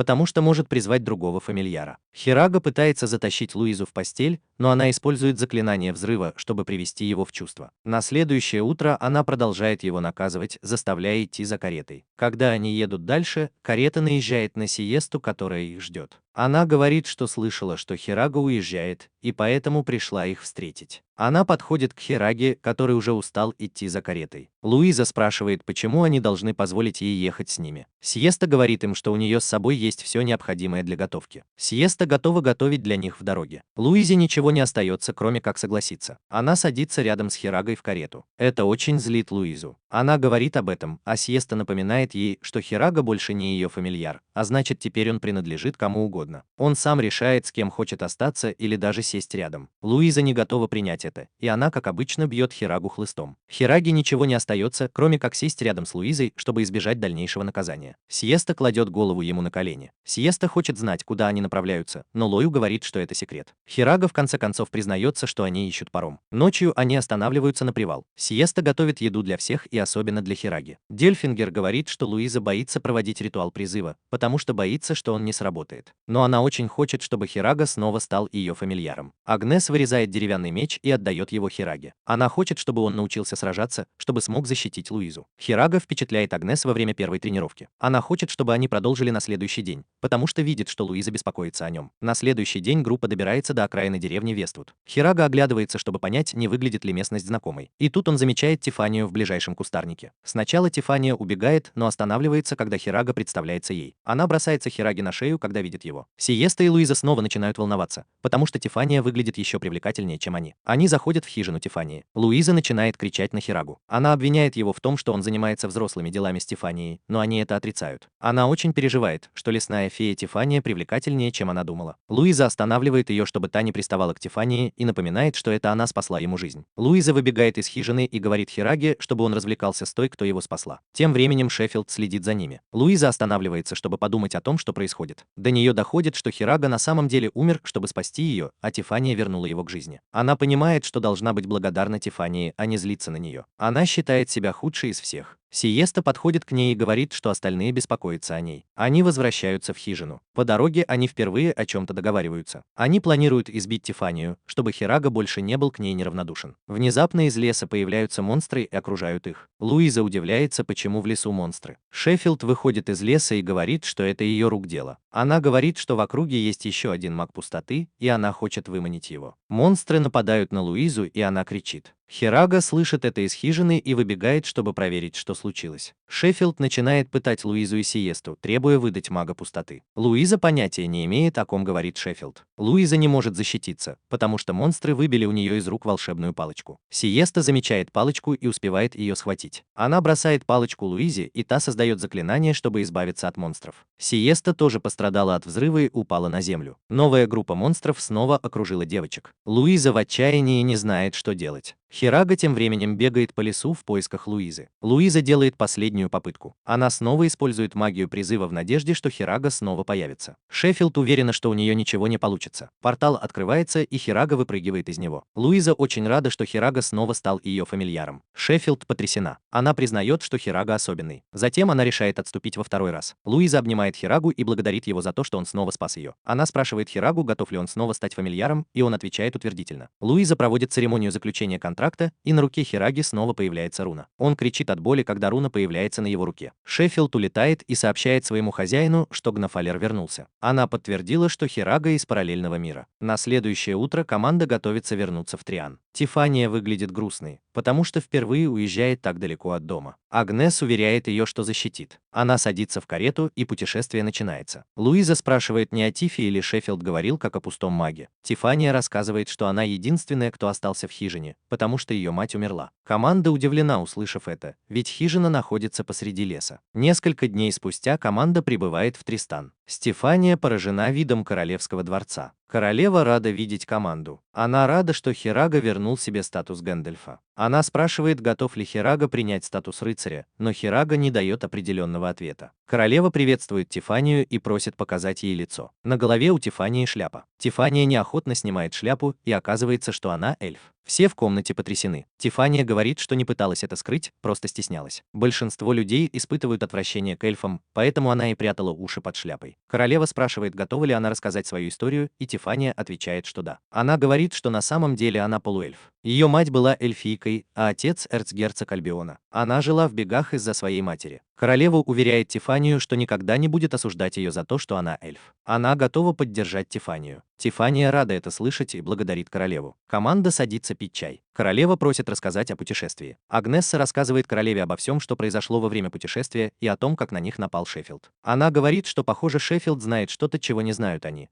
потому что она спрашивала Луизу о местонахождении другого мага пустоты. После того, как они заканчивают рассказывать о своих приключениях, королева поворачивается к Хираги и спрашивает, готов ли он стать рыцарем, и он с улыбкой отвечает утвердительно. В другом месте Шеффилд разговаривает со своим хозяином. Она извиняется за то, что не смогла найти другого мага пустоты. Ее хозяин не сердится на нее, потому что он знает, что она старается изо всех сил. Он говорит, что знает, что Трис, Германия и Галлия попытаются захватить Альбион. Им нужно подготовиться к этому. Шеффилд говорит своему хозяину, что тот может позвать его в любое время, когда он ему понадобится. В Тристане Тифания говорит группе, что понятия не имеет, кто тот другой маг пустоты, которого они ищут. Она показывает им кольцо, которое ей подарила мать. Она рассказывает, что внутри кольца был камень, но он исчез, когда она спасла Хирагу. Камень покинул кольцо и попал в Хирагу. Так она смогла его спасти. Они спрашивают Хирагу, знает ли он, что произошло после того, как он потерял сознание. Хирага понятия не имеет, что случилось, и Дельфингер вмешивается, чтобы рассказать именительного падежа. Дельфингер говорит, что это он телепортировал Хирагу в Вествуд, где Тифания смогла его найти. До группы доходит, что Тифания действительно умеет пользоваться магией. Это вызывает у нее воспоминания, и она убегает. Она всегда убегала от конфликтов. Дельфингер просит Хирагу оставить Тифанию в покое, потому что ей нужно побыть одной. Позже в тот же день Хирага видит Тифанию, которая сидит одна, и предлагает ей посидеть с ним. Он извиняется за то, что втянул ее в свои проблемы. Тифания отвечает, что всегда хотела путешествовать по миру, и это ее шанс. Она также всегда хотела знакомиться с новыми людьми. Они разговаривают по душам, и Хирага убегает, когда ему приходит в голову, что Сиеста может его увидеть. На следующий день королева дарует Хираге титул ночного. Хирага клянется в верности королеве. Луиза приходит в ярость, когда узнает, что Сиеста стала служанкой Хираги. Теперь Сиеста будет постоянно рядом с Хирагой. Луиза пытается расспросить королеву о ее решении, но королева говорит, что сделала то, что считала лучшим. Сиеста самый подходящий человек для Хираги, говорит она. Поскольку церемония закончилась, королева сообщает, что приготовила дракона, который отвезет их в академию. Но Тифания пока останется с ней. Оказывается, Тифания ее двоюродная сестра. Это шокирует остальных. Оказывается, отец Стефании – дядя Генриетты. Он эрцгерцог Альбиона и губернатор Южной Готы. Хирага все еще пытается уговорить Стефанию поехать с ними, но быстро сдается, когда видит Луизу позади себя. Луиза наконец набирается смелости поблагодарить Стефанию за спасение Хираги. Перед отъездом Генриетта говорит Хираге, что в академии его ждет сюрприз. Это секрет, поэтому она не расскажет ему об этом. Она официально приветствует Хирагу, и это его нервирует. Королева сказала Хираге, что сегодня она приветствует его официально. Этот день – исключение. Вскоре они прибывают в академию, и Хирага с удивлением узнает, что его ждет дыра. Королева настояла на том, чтобы они отметили повышение Хираги до звания кавалера, когда он вернется в школу. Это сюрприз, о котором говорила королева. Королева также назначила нескольких рыцарей, которые будут заботиться о его нуждах. Гейш – их капитан. Они называют себя орденом рыцарей Ундины. Через несколько дней Луиза начинает жаловаться, что у Хираги снова нет на нее времени. Его волнует только тренировка с Гейшем и остальными рыцарями. Пока он тренируется, появляется Тифа. Она наконец-то решила поступить в академию, но она все еще скрывает, что она эльф. Теперь у Луизы есть соперница. На следующее утро Хирага собирается уходить, но Луиза останавливает его. Она говорит Хираге, что хочет проводить с ним больше времени, как раньше. Хирага говорит, что у него нет выбора, кроме как быть с рыцарями, и Луиза предлагает ему вернуться домой пораньше. Хирага неохотно соглашается вернуться домой пораньше, чтобы побыть с ней. Теперь Тифа стала популярной среди мальчиков. Некоторые говорят, что она популярна из-за своих больших сисек, а другие из-за ее характера. Мальчики окружили ее, и один даже принес ей шляпу. Они хотят, чтобы она сняла свою обычную шляпу и надела ту другую. Хирага видит это и боится, что парни узнают, что она эльф, если снимут с нее шляпу. Тиффи удается вывернуться из их рук, чтобы они не трогали ее шляпу. Луиза в это время в комнате тренируется, как привлечь внимание Хираги. Пока она этим занимается, Сиосса, как обычно, открывает дверь. Тиффа снова смущается. Хирага находит Табиту в библиотеке и спрашивает, не хочет ли она вступить в орден рыцарей Ундины. Но она отказывается. Табита тоже рыцарь, поэтому он и спросил ее. Когда он выходит из библиотеки, то видит, что группа девочек издевается над Тифой. Среди них дочь великого герцога Ганденхофа, принцесса Беатрис. Девочки хотят, чтобы Тифа сняла шляпу. Хирага спешит вмешаться и защитить Тифу, как и обещал. Гёха появляется как раз вовремя, чтобы спасти Хирагу и Тифу от принцессы и ее приспешниц. Гетчи придумывает глупую отговорку для принцессы, и та оставляет Тифу в покое. Но она говорит Тифе, что в следующий раз ей придется снять шляпу. Она и ее приспешницы истерически смеются и уходят. Гетчи говорит Хираге, что семья Беатрис очень богата, и они даже наняли для нее телохранителей, когда она ходила в школу. Ее семья известна как самые сильные наездники на драконах на континенте. Хираге все равно, кто она и из какой семьи. Она говорит Тифании, чтобы та дала ему знать, если девочки снова будут ее задирать. Когда Хирага возвращается домой вечером, Луиза уже ждет его. Но все меняется, когда Хирага рассказывает о Тифании. Луиза ложится спать в гневе, думая, что Хирага весь день провел с Тифанией. Она хочет, чтобы Хирага оставил Тифанию в покое и дал ей время разобраться в себе. В конце концов, она сама пришла в академию. На следующее утро Луиза отказывается вставать и идти на занятия. Она все еще злится после вчерашнего. Тифания решает, что пора раскрыть свою личность, потому что не хочет втягивать Хирагу в неприятности. Она приходит в класс и встает перед всеми. Она снимает толстовку, чтобы показать, что она эльф. При виде этого все ученики разбегаются. Тифания говорит им, что она не враг, и просто хочет с ними подружиться. Беатрис спрашивает, какому божеству она поклоняется, но Тифания не может ответить. Беатрис приказывает своим рыцарям арестовать Тифанию. Рыцари хватают ее и уводят на школьный двор. Хирага видит это, когда находится на поле. Сиеста тоже видит это из окна общежития. Беатрис говорит Луизе, что она епископ и имеет право провести церемонию инквизиции. Она ставит на стол кастрюлю с горячей водой и просит Тифанию прыгнуть в нее. Она хочет знать, служит ли Тифания тому же божеству, что и они. Хирага подходит и пытается вмешаться, но Гетчи останавливает его. Он говорит ему, что если он вмешается в церемонию, то его сочтут еретиком и отправят в тюрьму. Хирага отвечает, что ему все равно, и продолжает настаивать. Гиша сообщает ему, что пострадает не только он. Инквизиция настигнет и его возлюбленную. Хирага сразу же вспоминает о Луизе, когда слышит это. Он падает на колени и начинает умолять Беатрис, но она все равно отказывается. Хирага говорит, что у него нет выбора, и достает меч. Телохранители Беатрис нападают на него, когда он это делает. Гейша и остальные рыцари не могут просто оставить своего брата, который нуждается в помощи, и это приводит к противостоянию между рыцарями и телохранителями Беатрис. Луиза в своей комнате видит романтичный сон о Хираге. Ее будет шум снаружи. Она выходит и использует заклинание, чтобы остановить драку. Беатрис обвиняет ее в том, что она вмешалась в расследование. Луиза шокирует всех, когда говорит, что у Беатрис нет разрешения на проведение расследования. Ее подруги сразу же уходят, когда слышат это. Беатрис отступает, испуганная Тифой. Тифа подходит к ней и прикасается к ней. Она просит стать ее подругой, и Беатрис со слезами на глазах соглашается. Остальные девушки тоже это видят и решают подружиться с Тифой. Позже Гиша рассказывает Луизе обо всем, что произошло. Он упоминает, как Хирага Хирага упал на колени и начал умолять, когда ему сказали, что Луизу тоже будут допрашивать. Луиза отказывается навестить Хирагу в лазарете, где он лечится, но решает пойти туда, услышав это. Она застает Хирагу за тем, что он трогает большую челку Тифы. Луиза, как обычно, дает ему пощечину. Когда они приходят в свою комнату, Луиза раздевает Хирагу и ставит его на колени. Она дает ему подписать бумагу, в которой говорится, что он больше не будет трогать Тифу. Он уже собирается подписать, но выбрасывает бумагу и говорит, что с него хватит. Он берет свой меч и в раздражении выходит из комнаты. Он злится, что Луиза ему не доверяет. Хирага идет в старую лабораторию Калберта. Он садится и начинает думать. Хирага очень скучает по Калберту, потому что только он по-настоящему его слушает и даже верит всему, что он говорит. Он пытался объяснить Луизе, что Тифа попросила его потрогать ее грудь, но она ему не поверила. Он кладет голову на стол и засыпает. Проснувшись, он узнает, что в орден поступает много подарков от девушек. Большинство девушек тоже хотят встречаться с парнями из ордена. Это потому, что рыцари дали отпор телохранителям Беатрис. Все парни встречаются со своими девушками, а Хирага один. Они смеются над ним, потому что очевидно, что они с Луизой снова поссорились. Той ночью Луиза ждет Хирагу, но он не приходит. Он на кухне. Его обслуживает шеф-повар, но у него нет аппетита, и он отдает еду Сильфиту. Джичи и остальные рыцари знают, что Хирага сейчас в депрессии, и им нужно его развеселить. Один из парней предлагает идею. Луиза выходит из своей комнаты, чтобы принять ванну. Пока она купается, приходит Тифа и присоединяется к ней в бассейне. Тем временем Джичи и остальные парни прорыли туннель, который ведет в женскую раздевалку. Джич знаком с этим. Верданди сделала это возможным. Они оставляют небольшой слой стены и проделывают в нем дыру. Через эту дыру они могут подглядывать за девушками. Они зовут Хирагу, чтобы он проверил. Он подглядывает и удивляется, увидев там Луизу и Тифу. Парни начинают подглядывать, когда слышат, что Тифа тоже в ванной. Пока они смотрят на девушек, Хираге приходит в голову мысль, что парни могут увидеть обнаженное тело Луизы. Тифа просит Луизу потрогать ее челку, а взамен она потрогает свою. Тифа считает, что у нее странная грудь и хочет узнать, какая она у обычных девушек. Пока они это делают, Тифа признается, что это она попросила Хирагу потрогать ее челку. Луиза понимает, что зря злилась на Хирагу. Она не верила ему, когда он говорил правду. В этот момент ее полотенце падает на пол. Хирага чувствует это и борется с парнями, чтобы они не увидели обнаженное тело Луизы. В это время девушки слышат мужской голос и оглядываются. Они видят дыру в стене и сразу понимают, что кто-то за ними подглядывает. Парни тоже это понимают и, торопясь выбраться из туннеля, сбивают Хирагу с ног. Мальчишки выбегают из туннеля, но девочки уже ждут их снаружи. Они дают мальчикам понять, что с ними нужно обращаться по-другому. Даже Монт разочарован, увидев среди виновных гейш. После того, как мальчишки разобрались с ними, девочки понимают, что в туннеле кто-то остался. Они уже собираются вытащить этого человека из туннеля, но появляется сильный ветер и закрывает им обзор. Ветер выносит Хирагу наружу, и он оказывается в общежитии. Он поднимает голову и видит, что Табита его ангел-хранитель. Она спасла его, потому что он покормил ее фамильяра Сильфиду. Это ее благодарность за то, что он ее спас. Табита обнажена и без сознания. Он кладет ее рядом с собой. Он начинает думать о своих поступках. Он понимает, что на самом деле обидел Луизу, хотя и не хотел этого. Он не имел права трогать пышную челку Тифы. Пока он там стоял, Луиза нашла его. Она уверена, что он был в туннеле вместе с остальными. Она спрашивает его об этом, и он честно отвечает. Он признается, что был там, но не знал, что они идут в женский туалет. Они только сказали ему, что хотят посмотреть на что-то красивое, и он пошел за ними. К его удивлению, Луиза говорит, что доверяет ему. Она знает, что Хирага не умеет врать. Хирага благодарит ее за доверие и обещает больше не трогать чужие груди. Луиза тоже извиняется за то, что не поверила ему с самого начала. Он обнимает ее сзади и крепко прижимает к себе. На следующее утро Луиза заставляет его подписать клятву больше не трогать чужие груди. Если она не выполнит обещание, то будет наказана. Она собирается использовать на Хираге заклинание взрыва, как обычно. Затем Сен и Джессика дают Сиесте любовное зелье, которое она может использовать на Хираге. Она беспокоится из-за этого зелья, потому что оно нелегальное. Однако Сен уверяет ее, что ей нечего бояться, потому что эффект длится всего один день. К тому времени она уже получит от Хираги все, что хотела. Сиеста берет зелье и возвращается в академию. Расстилая постель, она думает о том, что хочет сделать с Хирагой после того, как даст ему зелье. Но у нее есть сомнения насчет использования зелья. Она не хочет прибегать к незаконным методам, чтобы завоевать сердце Хираги. В то же время она хочет провести немного времени наедине с Хирагой. Через несколько секунд в комнату входит Луиза, таща Хирагу за собой. Сиеста жалуется на то, как Луиза обращается с Хирагой, но Луиза прогоняет ее и говорит, чтобы она не вмешивалась в их отношения. Сиеста спорит с ней, утверждая, что может это сделать. В конце концов, она личная горничная Хираги. Луиза решает отдать Хирагу Сиесте всего на час. Сиеста хотела хотя бы на день, но Луиза смогла дать ей только час. Она хочет посмотреть, как Сиеста будет обращаться с Хирагой за это время. Сиеста ведет Хирагу в комнату в гостинице. Они садятся поговорить, но Сиеста уже трясет. Она не может дождаться, когда они с Хирагой займутся любовью. Хирага тоже это чувствует и уже возбужден. У Сиесты есть зелье, но она не хочет его использовать. Пока она сомневается, в комнату заходит Скарен, чтобы проверить ее. ее. Она говорит своему дяде, чтобы он пока ушел и дал ей самой разобраться. Они притворяются молодоженами. Сиеста хочет, чтобы они делали то, что делают молодожены. Луиза тем временем ходит по комнате, думая о том, чем Хирага и Сиеста могут заниматься. Мысль о том, что они вместе, не дает ей покоя, и она выбегает из комнаты. Рыцари Удины тоже работают на поле в качестве наказания за то, что подглядывали за девушками. Сиеста выходит из комнаты, чтобы поговорить с дядей и Джессикой. Они спрашивают ее, готова ли она рискнуть или нет, и она отвечает утвердительно. Джессика напоминает ей, что время идет и пора действовать. Она раздевается, чтобы выглядеть более привлекательной для Хираги. Она возвращается в комнату в откровенном наряде. Хирага потрясен, но не хочет прикасаться к Сиесте. Он все время думает о Луизе. Он уходит в уборную, чтобы подумать об этом. Он не хочет, но в то же время понимает, что другой возможности может и не быть. Пока его нет, Сиеста думает о любовном зелье, которое поможет ей в этом деле. Хирага возвращается в комнату, и Сиеста случайно роняет любовное зелье. Монт поднимает его и вдыхает. Она сталкивается с Луизой, которая начинает приставать. Она толкает Луизу на пол и целует ее. Луиза тоже вдыхает зелье и начинает странно себя вести. Они сталкиваются с Джессикой, и Сиеста начинает приставать к ней. Джессика понимает, что любовное зелье начинает действовать. Они даже пытаются подойти к Табите, но она отталкивает их воздушной магией. Сейчас Хирага и Сиеста в комнате, они едят. Хирага слышит шум снаружи, но Сиеста говорит ему, чтобы он не волновался. Хирага не слушает ее и выбегает из комнаты, чтобы все проверить. Очевидно, что эффект любви распространяется через поцелуи. Большинство девушек уже под его воздействием. Они бегают за Тиффанией по всей школе. Даже Сен попал под действие этого эффекта. Хирага находит Сена и пытается спросить, что происходит, но Сен хватает его и пытается поцеловать. Хирага бьет его коленом в пах, чтобы освободиться. Тиффания находит Хирагу и жалуется ему, что девушки преследуют ее. Они хотят обнять ее и потрогать ее челку. Вскоре девушки снова окружают их. Тиффания говорит, что у нее нет выбора, и она использует магию. Она начинает читать заклинание, которое создает вокруг девушек волну. Когда она заканчивает читать заклинание, действие зелья проходит, и девушки не понимают, что они делают. Сиеста выходит и извиняется перед ними. Она говорит, что это она виновата в случившемся. Она показывает им флакон с любовным зельем. Девушки решают простить ее, потому что ничего плохого не произошло. Хирага спрашивает, какую магию использовала Тифа, чтобы снять действие зелья. Позже той же ночью Тифа рассказывает команде, что единственная магия, которой она владеет, это магия забвения. Эта магия стирает воспоминания. Она не знает, природная это магия или нет. Тем временем Табита получает письмо и улетает из академии на своем фамильяре. Когда она вылетает, к ней подходит Шеффилд. Оказывается, Табита знает Шеффилда. Шеффилд говорит ей, что она ищет дракона, которых в мире всего 4. Шеффилд говорит Табите, что она должна выполнить свою миссию, и, возможно, тогда она наконец-то вернет сердце своей матери. В следующей сцене Луиза и Сиеста снова начинают соперничать. Луиза не хочет, чтобы Сиеста прикасалась к Хираге, а Сиеста утверждает, что она служанка Хираги и имеет право прикасаться к нему. Сиеста решает вызвать Луизу на бой. Она хочет, чтобы они сразились за Хирагу.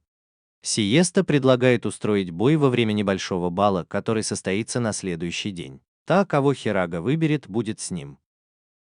Луизе ничего не остается, кроме как принять вызов. Хирага начинает интересоваться, что такое небольшой балет. На следующее утро Гис сообщает Хираге, что небольшой бал проводится в начале нового семестра. Мероприятие состоится сегодня вечером, и все студенты должны принять в нем участие. Пока они разговаривают, мимо проходят двое парней и рассказывают о гигантской птице-монстре, которую видели в небе. Хирага не слышит, что во время церемонии используется зеркало истины. Оно позволяет принять облик того, кем ты хочешь стать. Хирага подходит к студентам, которые говорят о гигантской птице-монстре, и спрашивает подробности. Двое студентов сообщают ему, что рыцарь-дракон заметил птицу в небе, но не успел позвать подкрепление, как птица исчезла. Хирага сразу понимает, что Шеффилд единственный, кого он знает, кто летает на гигантской птице. Он задается вопросом, почему Шеффилд находится рядом с академией. Должно быть, у нее что-то на уме, думает он. Хирага решает предупредить Луизу. Он возвращается в общежитие и видит, что Сиесса лежит на полу и выглядит очень соблазнительно. Она хочет соблазнить Хирагу и заставить его переспать с ней, как обычно. В этот момент в комнату заходит Луиза и застает их врасплох. Она злится, но говорит Хираге, что позволит ему переспать с ней, если он найдет ее во время бала. Сиесса чувствует себя обманутой, потому что Луиза просто дала Хираге стимул. В ту ночь Луиза первой заходит в зеркальную комнату и использует зеркало. Она смотрит в зеркало, и ее внешность меняется на внешность ее сестры Кэтли. Позже той же ночью Хирага спешит в зал, потому что уже опаздывает. Перед входом в зал он видит, как над академией пролетает гигантская птица. Пока он идет в зал, остальные студенты уже воспользовались зеркалом и изменили свою внешность на ту, которая им нравится. Даже директор превратился превратилась в симпатичную девушку. Некоторые группы девушек превратились в Тифанию из-за ее прически. Луиза сталкивается с кем-то, кто выглядит как Хирага, и оказывается, что это Тифания. Она признается, что всегда хотела быть похожей на Хирагу. По сути, Хирага ее кумир. Луиза понимает, что в зале много изменений, но надеется, что Хирага сможет ее найти. Через несколько мгновений Хирага входит в зал и удивляется, почему здесь костюмированный бал и никто не одет в костюмы. Он уверен, что легко найдет Луизу. Он смотрит на балкон и видит там Луизу. Он подходит к ней и шутливо говорит, что это задание легкое. Он не знает, что человек, с которым он разговаривает, не Луиза. Этот человек знает, что Хирага не знает, что это не Луиза, и пользуется моментом. Она притягивает Хирагу к себе и целует его. Тем временем Шеффилд проникает в зал и с помощью магии усыпляет учителей. Из-за этой магии действие магии зеркала тоже прекращается. Хирага в шоке, когда понимает, что человек, которого он целует, Генриетта. Генриетта объясняет ему, что они все используют маскировочную магию, чтобы изменить свою внешность. Генриетте нравится Луиза, и она завидует ее смелости. Ей нравится, какое чистое у Луизы сердце. Генриетта притягивает Хирагу к себе и снова целует его. В этот момент они слышат звук разбивающегося стекла. Они оборачиваются и видят Луизу, которая смотрит на них. Луиза совершенно убита горем, и слезы текут у нее по щекам. Она убегает, но Хирага бежит за ней. Хирага догоняет ее и пытается объясниться, но Луиза отталкивает его. Она называет его предателем и убегает. Хирага бежит за ней, но не видит ее следов. Он оборачивается и видит, что Табита смотрит на него. Он собирается спросить Табиту, где Луиза, но она нападает на него. Луиза плачет в лесу, когда к ней подходит Шеффилд. Она говорит Луизе, что та должна пойти с ней, потому что только маг пустоты, такой же, как она, может понять Луизу. Шеффилд использует магию колокольчиков, чтобы ее слова дошли до Луизы. Табита продолжает нападать на Хирагу. Через несколько секунд появляется Шеффилд с Луизой. Она рассказывает, что Табита их верный сторожевой пес. Табита создает мощную атаку, которая наверняка уничтожит Хирагу, но Хирага отражает ее и прижимает Табиту к земле. Он мог бы убить ее, но сдержался. Табита потрясена тем, что Хирага не убил ее. Хирага объясняет, что Табита спасала их бесчисленное количество раз, поэтому он не может ее убить. Табита встает и уходит. Хирага пытается достучаться до Луизы и говорит ей спрыгнуть с птицы, но она отказывается. Она начинает прыгать по птице, и Шеффилд случайно сталкивает ее. Но Хирага успевает поймать ее. Он прижимает Луизу к себе и целует. Он объясняет ей все, и она наконец-то ему верит. Дельфинг сообщает им, что они окружены врагами. Внезапно взрыв уничтожает всех монстров, но Шеффилд успевает сбежать. Хирага и Луиза поднимают глаза и видят, что их спаситель никто иной, как Колберт. Гигантский воздушный корабль, на котором прилетел Колберт, называется Остланд. Корабль был построен Колбертом, но финансировал его Кирчи. Они летели на нем, когда поняли, что в школе идет бой. Кирчи объясняет, что Колберт все еще жив. Она рассказывает, что Табита наложила на него заклятие, из-за которого он выглядел мертвым. Табита рассказала об этом Кирчи, и та успела вытащить его из гроба до того, как его похоронили. С тех пор он живет в доме Кирча в Германии. Она намеренно держала это в секрете. Луиза и Хирага рады узнать, что Колберт жив. Хирага спрашивает Луиза, не расскажет ли она своим друзьям о драке, которая произошла у них с Табитой прошлой ночью. Он хочет рассказать, но сначала ему нужно узнать, что произошло. Луиза видит, что он чем-то обеспокоен, и решает поговорить с ним об этом. Она спрашивает его о прошлой ночи и принцессе. Она хочет узнать подробности того, что произошло прошлой ночью. Хирага быстро использует события с рыцарями как предлог, чтобы сбежать от Луизы. После ухода Хираги к Луизе подходит Сиеса и спрашивает, смог ли Хирага найти ее на балу. Но Луиза выглядит ошарашенной, и Сиеса решает, что Хирага не смог ее найти. Это значит, что она проиграла. Генриетта собирает рыцарей, среди которых есть и Кольбер. Она благодарит Кольбера за то, что он спас положение. Кольбер говорит ей, что Хирага тоже помог. Когда королева благодарит Хирагу, Сиеса и Луиза понимают, что между ними есть какая-то странная связь. Атмосфера между ними становится неловкой. Луиза уводит Сиесу в комнату, чтобы рассказать ей, что она видела королеву и Хирагу вместе прошлой ночью. Они понимают, что у них нет шансов с Хирагой, когда в кадре появляется королева. Пока они обсуждают это, в комнату заходит Тифа. Позже Кольбер находит Хирагу и говорит ему, что назвал дирижабль в честь направления в его мире. Он хочет показать Хираге много всего и приглашает его с собой. Тем временем Генриетта думает о своей встрече с Хирагой. Ей сообщают, что ее обратный экипаж готов, но она говорит служанке, что пока не хочет уезжать. Она хочет остаться еще ненадолго. Луиза рассказывает Тиффани о том, что произошло между Генриеттой и Хирагой. Она хочет знать все подробности, но Хирага не готов ей рассказать. Тиффания достает увеличительное стекло, известное как шар последней ночи. Оно позволяет увидеть события прошлой ночи. Луиза берет его и думает, как им воспользоваться. Кольбер объясняет Хираге, как он построил дирижабль. Он говорит, что использовал знания, полученные при создании реактивного истребителя, чтобы построить дирижабль. У него большие пропеллеры, которые позволяют летать на дальние расстояния. Он работает на угле, и Кольбер называет его двигателем на водяном пару. Они обсуждают это, когда Хирага замечает, что Луиза направляет на него странное стекло. Он не понимает, что это такое. Делингер предупреждает его и говорит, чтобы он убегал. Хирага, не раздумывая, убегает.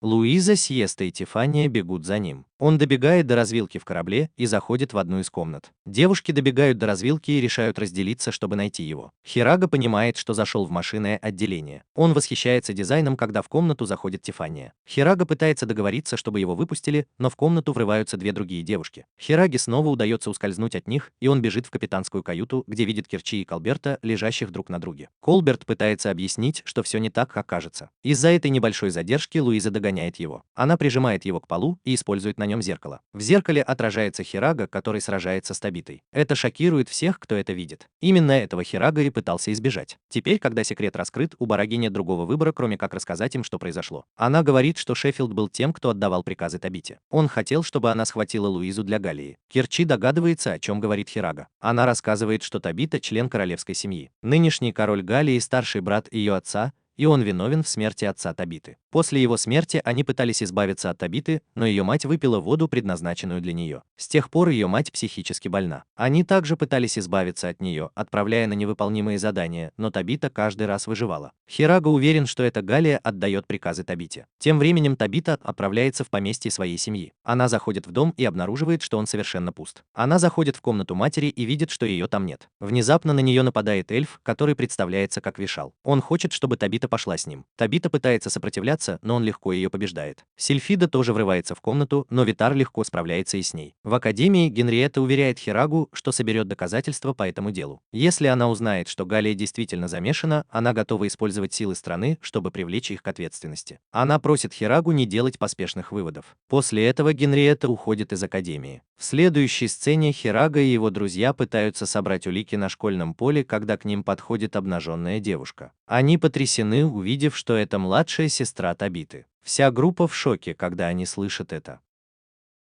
Они заходят в сарай, чтобы выслушать ее. Она рассказывает, что Табиту лишили статуса рыцаря и объявили предательницей.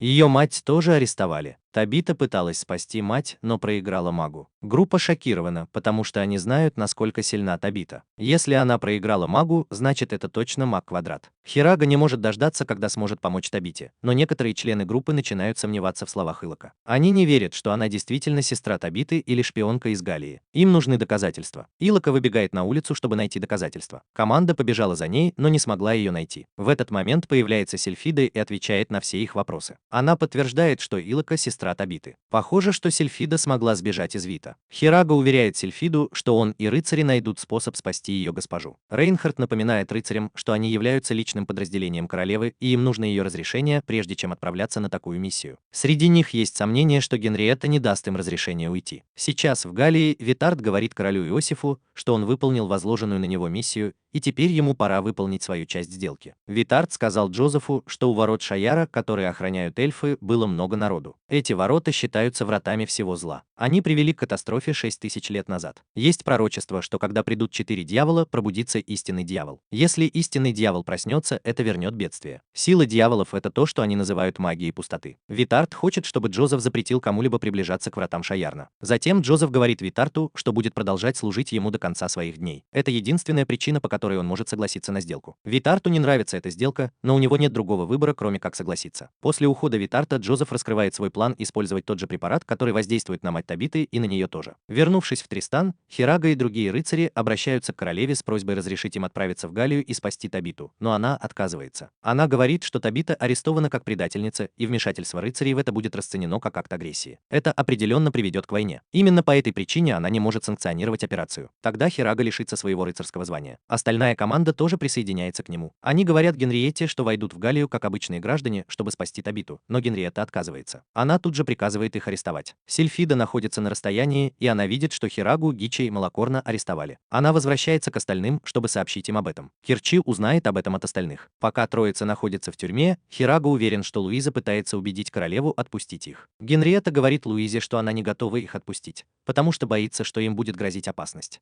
Луиза спрашивает Генриетту, что она думает о Хираге как о мужчине. Совершенно очевидно, что он ей нравится, но Генриетта не хочет этого признавать. Луиза говорит Генриетте, что Хирага ее фамильяр, и она не одобрит, если Генриетта будет к нему прикасаться. Генриетта ценит это и просит Луизу помочь Хираге убедить его не ехать в Галлию. Луиза отказывается и напоминает королеве, что Табита много раз спасала их, и теперь их очередь спасти ее. Луиза также отказывается от своего аристократического титула, чтобы стать обычным гражданином. Королева не готова принять ее решение, и ее тоже арестовывают. Ее уводят и сажают в камеру, где томятся Хирага и двое других. Она говорит парням, что не смогла убедить королеву и поэтому не стала обычным гражданином. Хирага впечатлен тем, что Луиза отказалась от титула ради спасения Табиты. Гич паникует, потому что все идет не так, как он ожидал. Табита просыпается на кровати, и над ней склоняется Витард. Он говорит ей, чтобы она не пыталась сбежать, потому что это невозможно. Он сообщает ей, что ее фамильяр, дракон природы, сумел вырваться из его хватки. Он ведет Табиту в комнату, где находится ее мать. Затем он объясняет ей, что для нее тоже готовят лекарство, от которого она будет плохо соображать. Она будет принимать магическое зелье, когда оно будет готово. Он дает ей книгу, чтобы она скоротала время, пока зелье не будет готово. Рыцари все еще сидят в своих камерах, когда видят, как Аслан пролетает мимо них. Этого достаточно, чтобы отвлечь их, и Кирки с Калвером пробираются в камеру и освобождают их. Они добираются до поля и удивляются, откуда команда узнала, что их схватили. Илока говорит им, что это она передала информацию. Делингер просит Илока рассказать группе, кто она на самом деле. Она произносит заклинание превращения и превращается в Сильфи. В конце концов, она дракон природы. Они удивлены, потому что думали, что все драконы природы вымерли. Драконы природы очень умны, знают много языков и умеют управлять природной магией. Малакорн убит горем, потому что первая девушка, в которую он влюбился, оказалась легендарным драконом природы. После побега группы из тюрьмы Агнес извиняется перед королевой за свою ошибку, но Генриетта не держит зла. Она просто хочет, чтобы Агнес поймала их, но не хочет, чтобы им причинили вред. Агнес сообщает ей, что Остланд захвачен и не может уйти без их разрешения. Команде удается ускользнуть от солдат, патрулирующих улицы, и они добираются до таверны Скарина. Джессика удивлена, что группа отказалась от своих титулов, чтобы спасти друзей. Она восхищается их храбростью, но в то же время считает их идиотами. Колберт рассказывает им о своем плане. Он найдет способ угнать Аусланд и направиться в Германию, чтобы военные последовали за ним. Это даст остальным членам команды возможность легко попасть в Гаю. Остальные члены команды пойдут в Гаю пешком, пока Колберт будет отвлекать военных. Асленд говорит, что вокруг Аусланда будут стоять охранники, но он найдет способ взять корабль под свой контроль. Гимли и Рейнхард предлагают пойти с Колбертом, чтобы вернуть Остланд. Сиеста тоже обещает пойти с Хирагой, потому что не может бросить своего хозяина. Луиза не хочет, чтобы она шла с ними, но Сиеста огрызается на нее и напоминает, что она больше не аристократка, поэтому не имеет права командовать. Хирага останавливает спор, прежде чем он заходит слишком далеко. Чтобы помочь с планом, Джессика и Скарин идут в гардеробную за костюмами, которые пригодятся им. Они могут легко использовать их как маскировку, чтобы попасть в Галлию. Хирага поворачивается к Колберту и спрашивает, почему он им помогает. Он напоминает Хираге, что Табита его ученица. Кроме того, именно Табита наложила на него заклятие, чтобы он казался мертвым. Колберт говорит, что обязан помочь. Вскоре после этого команда переодевается в предоставленные им костюмы. Когда они заканчивают и готовы идти, Сиеста делает шаг назад и говорит Хираге, что у нее не хватит смелости отправиться с ними в путешествие. Она признается, что слаба и боится. Она не готова стать обузой для команды. Хирага принимает ее предложение и говорит, что понимает, почему она так поступает. Сиеста обнимает Хирагу, чтобы убедиться, что ее груди касаются его. Луиза бьет Хирагу ногой в пах, чтобы привести его в чувство, как обычно. После этого группа разделяется на две команды. Те, кто говорит на языке жестов, следуют за Хирагой, а те, кто говорит на языке Сиесты, отправляются в путь. Сейчас в Галлии Джозеф приходит в лабораторию, где Шеффилд готовит лекарство. Он спрашивает, как продвигается работа над лекарством, и Шеффилд отвечает, что оно еще не готово. Шеффилд ведет Джозефа в секретную комнату, где показывает ему существо, которое Джозеф называет Ермунгандом. Тем временем в Тристане Хирага и его команда добираются до границы и обнаруживают, что там есть контрольно-пропускной пункт. Повсюду расставлены солдаты, чтобы не дать команде покинуть страну. Однако команде удается пройти без проблем благодаря костюмам, которые они надевают. Путешествие продолжается, и Луиза беспокоится за Хирагу, потому что теперь она понимает, каково это быть простолюдином. На корабле Сиеста раздевается, чтобы отвлечь охранников. Колберт и его команда собираются подняться на корабль, когда прибывает новая группа солдат. Гимли и Райнхард используют свою магию, чтобы вырубить солдат. Колберт говорит Сиесте следовать за ним на мостик,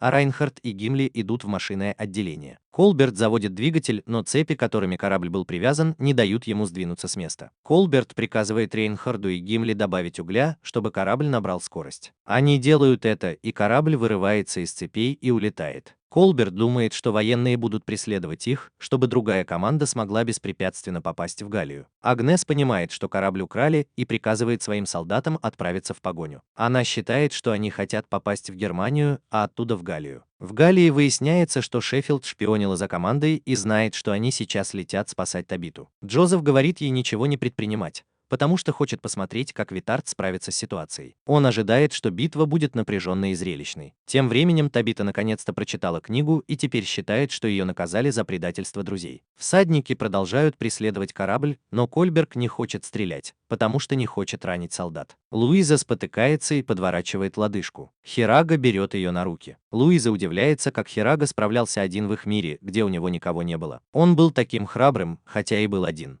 Вскоре Колберт и его команда сдаются. Их арестовывают. Солдаты в шоке, узнав, что их предали. Колберт появляется позади своих учеников, и Агнес ошеломлена. Она впервые видит его с тех пор, как он вернулся. Она бросается на Колберта с мечом, но сдерживается, чтобы не убить его. Она решает забрать Колберта и остальных троих и отвезти их к королеве. Хирага и его команда успешно добрались до Галлии. Теперь они в шаге от спасения своего друга. После того, как они попали в Галлию, Кирчи использует свои женские чары, чтобы допросить одного из солдат и узнать, где держит Табиту. Солдат говорит, что Табиту держат в замке Альгамбра. Замок находится на восточной стороне королевства. Малакор использует свое заклинание теленозиса, чтобы получить информацию о замке. Он узнает, что замок окружен более чем сотней солдат. Чтобы безопасно спасти Табиту и ее мать, Кирчи придумывает план. Она планирует сделать много снотворного, чтобы солдаты уснули и позволили им легко проникнуть в замок. Чтобы заставить солдат выпить зелье, у Кирчи есть секретное оружие. Оружие, о котором она говорит, это девушки. Тифия, Сильфида, Монт и сама Кирчи должны одеться привлекательно, чтобы привлечь внимание солдат. Это даст им возможность подмешать зелье в напитки солдат. Кирчи раздает приказы команде, но не говорит Луизе и Хираге, что им делать. После того, как остальные уходят, Луиза возмущается, что Кирчи не дает ей никакого задания. Она считает, что Кирчи игнорирует ее намеренно. Луиза сетует, что хочет быть полезной для команды. Тогда Кирчи говорит ей, что она действительно ее игнорирует. Но она хочет, чтобы Луиза сохраняла силы. Они не знают, с чем столкнуться, и им может понадобиться ее магия пустоты. Поэтому она хочет, чтобы Луиза хорошо отдохнула. Хирага тоже должен остаться с ней. После ухода Кирча Дельфингер предлагает Хираге поговорить с Луизой. Он напоминает ему, что магия пустоты связана с ментальной силой Луизы. Она должна быть в полном порядке, чтобы использовать магию. Хирага заходит в комнату и видит Луизу в соблазнительном наряде. Она признается, что решила присоединиться к Кирчи и остальным, чтобы соблазнить солдат. Хирага укладывает ее на кровать и предлагает заняться сексом, потому что они не знают, что с ними будет во время битвы. Луиза не возражает, но в комнату входит гейш и портит им все веселье. В Тристане Агнесса освобождает Колберта из тюрьмы. Она говорит ему, что не собирается его убивать, потому что хочет положить конец насилию. Если она убьет Колберта, его ученики возненавидят ее, а она этого не хочет. Она говорит Колберту, что королева ждет его. В Галлии Кирчи подходит к барону, командующему солдатами, и предлагает устроить для его людей танцевальное и пивное мероприятие. Барон соглашается и приказывает своим людям собраться в центре замка. Девушки поднимаются на сцену, чтобы развлечь солдат. Те в восторге от красоты танцовщиц, которые трясут перед ними своими прелестями. Пока все это происходит, ВТ находит Табиту и говорит ей, что в городе есть цирковая труппа. Он может дать ей разрешение пойти на представление и повеселиться. В конце концов, это ее последняя ночь, когда она еще в своем уме. Табита отказывается от предложения и говорит, что не нуждается в жалости Вта. Позже той же ночью Луиза узнает, что барон хочет видеть именно ее. Кирчи и остальные девушки беспокоятся за нее, но она уверяет их, что все будет хорошо. Ей дают снотворное, чтобы подмешать в напиток барона, если что-то пойдет не так. Она идет в комнату барона. Барон уже сходит с ума от вида Луизы. Он признается, что любит плоские груди. Он готов умереть за плоскую грудь, и Луиза идеально ему подходит. Все идет наперекосяк, когда Луиза понимает, что снотворное, которое ей дали, выпало, когда она шла в комнату. Теперь у нее нет возможности избавиться от барона. У барона появляется возможность силой овладеть ею. Сильфу тем временем уносят со сцены, потому что она устала. Дельфин рассказывает, что она устала,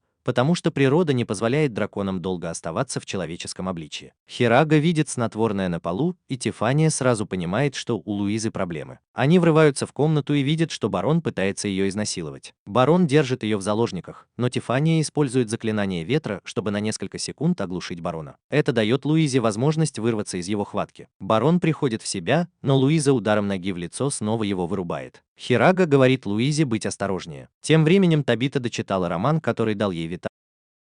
Sleeping potion to Если что-то пойдет не так. Она идет в комнату барона. Барон уже сходит с ума от вида Луизы. Он признается, что любит плоские груди. Он готов умереть за плоскую грудь, и Луиза идеально ему подходит. Все идет наперекосяк, когда Луиза понимает, что снотворное, которое ей дали, выпало, когда она шла в комнату. Теперь у нее нет возможности избавиться от барона. У барона появляется возможность силой овладеть ею. Сильфу тем временем уносят со сцены, потому что она устала. Дельфин рассказывает, что она устала, потому что природа не позволяет драконам долго оставаться в человеческом обличье. Хирага видит снотворное на полу, и Тифания сразу понимает, что у Луизы проблемы. Они врываются в комнату и видят, что барон пытается ее изнасиловать. Барон держит ее в заложниках, но Тифания использует заклинание ветра, чтобы на несколько секунд оглушить барона. Это дает Луизе возможность вырваться из его хватки. Барон приходит в себя, но Луиза ударом ноги в лицо снова его вырубает. Хирага говорит Луизе быть осторожнее. Тем временем Табита дочитала роман, который дал ей Витард, и потеряла надежду, что кто-то придет ее спасать. После того, как команда наконец-то одолела всех солдат, они могут спокойно идти в замок. Но тут появляется Вит и останавливает их. Кирчи нападает на него, но Вит легко отбивает атаку и отвечает еще более мощным ударом. Сильфида узнает в нем того, кто похитил Табиту. Вся команда пытается напасть на Вита, но он непобедим. Хирага пытается атаковать его, но его удар отражается барьером. Дельфингер говорит, что это заклинание называется контратака и отражает все атаки, как магические, так и физические. Единственный способ избавиться от него – это использовать заклинание рассеивания магии, которое Луиза начинает читать. Хирага защищает ее. Когда она заканчивает читать заклинание, Хирага говорит ей применить его к Виту. Хирага идет за Витом и пробивает барьер, чтобы добраться до него. Он собирается убить его, но Тифания останавливает его. Она говорит, что ее мать однажды сказала ей, что у всех эльфов есть причины для конфликтов. Она верит, что у Вита есть причина для того, что он делает. Она говорит Хираге оставить Вита в покое, потому что они здесь, чтобы спасти Табиту, а не убивать кого-то. Луиза теряет сознание от усталости. Вит говорит Хираге, что Табиту держат в Северной башне. Он предупреждает их о Джозефе. Говорит, что Джозеф бессердечный и холодный человек. Табита все еще плачет у постели матери, когда в палату заходит врач и сообщает, что она спасена. Тем временем Шеффилд узнала о спасении и сообщила Джозефу. Джозефу все равно, потому что у него есть план, который он собирается осуществить. После того, как команда сбежала, они остановились в лесу, чтобы отдохнуть. Луиза просыпается и понимает, что потеряла способность к магии. Она чувствует себя опустошенной, в ней не осталось ни капли магии. Она углубляется в лес, чтобы вернуть свои силы, но ничего не получается. Тем временем Табита учит Хирагу читать. Она использует книгу героя, чтобы научить его. Героя зовут Ивалди, а спасенную им девушку зовут Лу. Табита представляет себя Лу, а Хирага Ивалди. Она благодарна Хираге за спасение ее жизни. В этот момент появляется Луиза и говорит, что больше не чувствует в себе магию. Даже простейшие заклинания ей не под силу. Хирага пытается успокоить ее и говорит, что ей просто нужно отдохнуть и все будет хорошо. Но Луиза злится на него. Она снова говорит, что чувствует себя опустошенной. Табита встает и уверяет Луизу, что защитит Хирагу, если у нее больше не будет сил. Хирага спас ее раньше, теперь ее очередь спасти его. Тем временем Шеффилд сообщает Джозефу, что дети уже приближаются к границе. Она следит за каждым их шагом. Джозеф закончил свой шедевр. Это оказался огромный голем. Что касается Тристиана, то Колберт сейчас летит на воздушном корабле, чтобы помочь Хираге и его команде. Он получил разрешение на это от самой королевы. Перед отлетом в Астландию было доставлено мощное оружие, известное как Великое Копье, для поддержки. Однако Колберт надеется, что им не придется его использовать. Хирага и его команда продолжают путь в Тристиан. Хирага учится быстрее, и Табита говорит ему, что он может быстрее запоминать слова благодаря силе Гэндальфа внутри него. Луиза тоже беспокоится, что Хирага больше не будет связан с ней, потому что она больше не маг. Она боится, что кто-то другой станет магом, а Хирага оставит ее одну. Через некоторое время карета подъезжает к мосту, соединяющему Тристиан и Галлию. Они уже собираются пересечь мост, когда с неба появляется гигантский голем Ермунгант. Шеффилд управляет големом. Размер голема повергает всех в шок. Сильфида и Табита первыми выпрыгивают из кареты, чтобы попытаться уничтожить голема. Табита создает мощную атаку, но голем легко блокирует ее. Гичи и Кирчи тоже используют свои атаки, но результат тот же. Голем остается непобежденным. Хирага понимает, что Шеффилд охотится за Луизой и говорит ей бежать. Но Луиза упряма и позволяет голему схватить себя. Шеффилд просит ее показать свою истинную силу, но он не знает, что ее магия сейчас не активна. Хирага и Табита первыми замечают вдали Ауслана. Хирага и Табита летят на Сильфиде. Хирага видит, как Луиза пытается произнести заклинание пустоты, хотя у нее нет магии. Хирага приходит в ярость и бросается на голема. Он наносит удар, от которого голем кричит. Сильфида успевает поймать Хирагу и Луизу. Астрал тем временем стоит в стороне, и команда присоединяется к Алберту. Он рассказывает Хираге о Великом Копье. Оказывается, Великое Копье – это гигантское гигантская пушка. Хирага прикасается к оружию и сразу же понимает, как им пользоваться благодаря силе Гэндальфа. Он говорит друзьям, что нужно делать и как заряжать оружие. Они заряжают первый снаряд и стреляют в голема, но снаряд просто отскакивает. Затем Дел говорит Хираге, что у голема есть контрзаклинание, как у Витарта. Чтобы избавиться от него, нужна магия рассеивания. Луиза должна произнести заклинание рассеивания, но у нее сейчас нет магии. Голем уже приближается к ним. Команда изо всех сил пытается его сдержать. Хирага говорит Луизе, что нужно найти способ вернуть магию, но Луиза не готова сражаться. В этот момент Табита притягивает Хирагу к себе и целует его. Она говорит Хираге, чтобы он не волновался, потому что она здесь, чтобы защитить его. Луиза видит это и ужасно ревнует. Она не хочет, чтобы кто-то отнял у нее Хирагу, и этого достаточно, чтобы вернуть ее магию. Она начинает произносить заклинание рассеивания. Она направляет его на голема, и в этот момент пушка стреляет. Этого достаточно, чтобы уничтожить голема, но Шеффилд снова сбегает. Джозеф наблюдает за происходящим издалека и поражается силе мага пустоты. Он истерически смеется. В конце концов, он же психопат. Команда побеждает, и они возвращаются в Триан. По пути в Триан Луиза убеждается, что Луис всегда будет рядом, несмотря ни на что. Ему все равно, маг она или нет. Как обычно, они скрепляют обещание поцелуем. Когда они добираются до Триана, Луиза думает, что королева накажет ее, но вместо этого та вручает ей королевскую мантию. Теперь королева считает Луизу своей сестрой и наследницей престола. Королева говорит Луизе, что та должна усердно работать на благо королевства. Королева также восстанавливает Хирагу в должности рыцаря. Сезон заканчивается тем, что команда преодолевает все трудности, как обычно. После событий третьего сезона Сиеста, Хирага и Луиз теперь спят в одной постели. Однажды утром Луиза просыпается и слышит, как Хирага что-то бормочет во сне. Он называет ее грудь великой равниной, а Сиесту богатыми горами. Она сердито сбрасывает его с кровати. Она собирается продолжить его избивать, но тут приходит Табита и останавливает ее. Она напоминает Луизе, что та поклялась стать личным рыцарем Хираги и поэтому не может стоять в стороне, пока Луиза причиняет ему боль. Через несколько минут приходит Кольбер и говорит, что они отправляются в путешествие по приглашению королевы. Они едут в Ромелию через Остланд. По пути в Ромелию Сиеста замечает, что Луиза выглядит счастливой и сияющей. Она спрашивает, почему, и Луиза отвечает, что Ромелия – сердце церкви Бремера. Луиза преданная верующая, и для нее очень важно просто побывать здесь. Сиеста думает, что сможет воспользоваться настроением Луизы, чтобы попросить разрешения побыть с Хирагой наедине, но Луиза отказывается. Тифа тоже едет в это путешествие, и ее пригласила сама королева, хотя эльфы не являются верующими. Важно отметить, что вера – это религия континента. Хирага уверяет Тифу, что защитит ее и не позволит никому причинить ей вред. Вскоре корабль причаливает в Ромелии, и Луиза поражена красотой города. Группа выходит из корабля, и их встречает Джулио. Затем Джулио говорит Хираге, Луизе и Тифе, чтобы они шли за ним. Их ведут в собор, где они встречаются с королевой. Джулио сообщает Хираге, что Ромелия оплатила поездку, поэтому Тристану ничего не нужно платить. Через несколько минут в комнату входит папа римский Витория Царевари. Луиза и остальные быстро склоняют головы, но Хирага остается стоять. Луиза, наконец, заставляет его поклониться. Папа представляется им и сообщает, что много о них слышал. Он шокирует Тифу, когда говорит ей, что она тоже маг пустоты, как и Луиза. Он также удивлен, что у Тифы еще нет фамильяра. Затем папа раздвигает занавес, показывая, что он тоже маг пустоты. Джулио его фамильяр, и он может управлять зверями по своему желанию. Затем Генриетта сообщает, что будет проводиться церемония в честь третьей годовщины возвышения. Тифа и Луиза должны провести мессу с ним в качестве жриц. Это мероприятие должно привлечь внимание четвертого мага. Четвертым магом является Джозеф, король Галлии. Хирага хочет знать, зачем им Джозеф. Затем папа римский говорит им, что на землю надвигается великая тьма,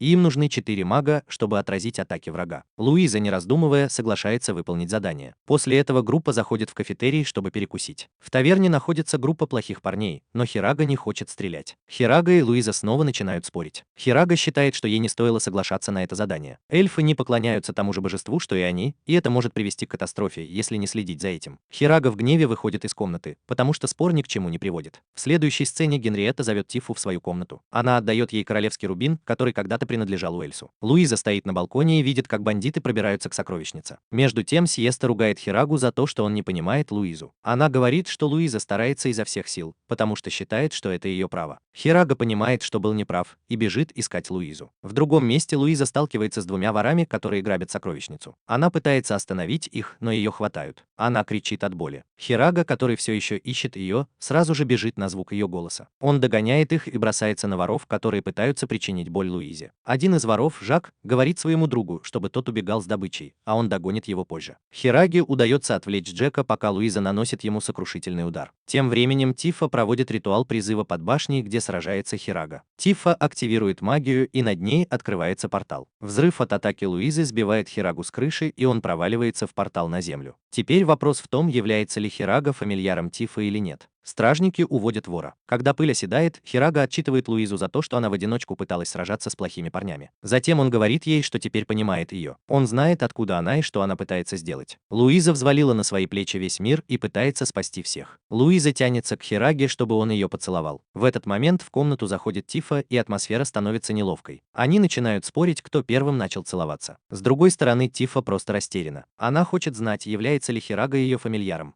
потому что ее сердце начинает биться быстрее, когда она рядом с ним. Затем Хирага и Луиза прогуливаются по городскому рынку. Пока Луиза осматривает рынок, Хирага внимательно смотрит на нее и удивляется, почему такая маленькая девочка, как она, думает о спасении всего мира. Поэтому Хирага тоже полон решимости защитить ее от всего зла. В связи с церемонией рыцари Ордена Ундины будут обеспечивать порядок в этот день. Они должны следить за порядком во время церемонии. Генриетта и Агнес отправились к папе римскому, чтобы обсудить это событие. Генриетта беспокоится о безопасности своих людей, и папа уверяет ее, что ее люди будут в безопасности. Она говорит, что события, которые произошли с ворами, больше не повторятся. Хулио уверяет их, что на город наложено защитное заклинание. Власти узнают о любом использовании магии. С другой стороны, Агнес считает, что город слишком уязвим. В ту ночь Хирага возвращается домой и видит, что Луиза переоделась в платье священника. Она говорит, что наденет его на церемонию, но хочет, чтобы Хирага увидел его первым. Хирага возбуждается и начинает заигрывать с Луизой. Он называет ее лимончиком, и Малакорн, который находится в соседней комнате, слышит это. В тайной лаборатории Джозефа Витард создает для него огненные шары. Камни содержат очень мощное пламя, способное сжечь целый город. БТ даже не подозревал, что Джозеф собирается использовать камни для собственной выгоды. Витард хочет уйти, но Джозеф говорит, что он уже зашел слишком далеко. Он уже вовлечен в это, и пути назад нет. Джозеф даже приглашает Витарда посмотреть, как он собирается использовать камни. Джозеф спрашивает Шеффилда, как продвигается их план, и она отвечает, что все идет хорошо. Сегодня день церемонии. Пока в соборе проходит мероприятие, рыцарям трудно сдерживать толпу. Все хотят увидеть папу римского. После церемонии Луиза просит Хирагу подождать ее в приемной. Он заходит в комнату и видит там Тифу. Тифа размышляет, стоит ли ей сближаться с Хирагой. Она действительно хочет знать, призвала ли она его как фамильяра. Тифа предлагает поцеловать Хирагу, но он не хочет. Она хочет знать, появится ли руна, если Хирага ее поцелует. Хирага пытается сопротивляться, но Тифа наваливается на него всем телом. В этот момент в комнату входят Монт и Малор. Тифа смущается и убегает. Хирага пытается оправдаться, но Малак не слушает его. Он считает, что Хирага променял лимон на дыни. Он вспоминает, как однажды ночью Хирага звал Луизу Лимон. Позже к Луизе подходит простолюдинка и говорит, что она работает на ее семью. Она просит Луизу об услуге, и та соглашается. Девушка говорит, что хочет кое-что показать Луизе. Луиза отвечает, что пойдет с ней. Девушка сообщает Луизе, что ее мать больна, и что Луиза могла бы ее поддержать. Хирага приходит в зал и узнает, что Луиза ушла с какой-то девушкой. Он сразу же начинает волноваться и выбегает на улицу в поисках Луизы. В этот момент на Хирагу нападает один из тех воров, что были здесь прошлой ночью. Парень говорит, что пришел отомстить Хираге за то, что его брата арестовали. Парень хорошо владеет мечом, и Хираге трудно с ним справиться. Луиза и девушка приходят туда, где, как предполагается, находится мать девушки. Женщина закрывает лицо. Когда Луиза пытается дотронуться до нее, женщина с капюшоном на голове ранит ее руку ножом. Нападавший снимает капюшон и оказывается Жанеттой, сестрой Жака. Луиза понимает, что не может пошевелиться. Джин говорит ей, что нож отравлен, и она не сможет пошевелиться.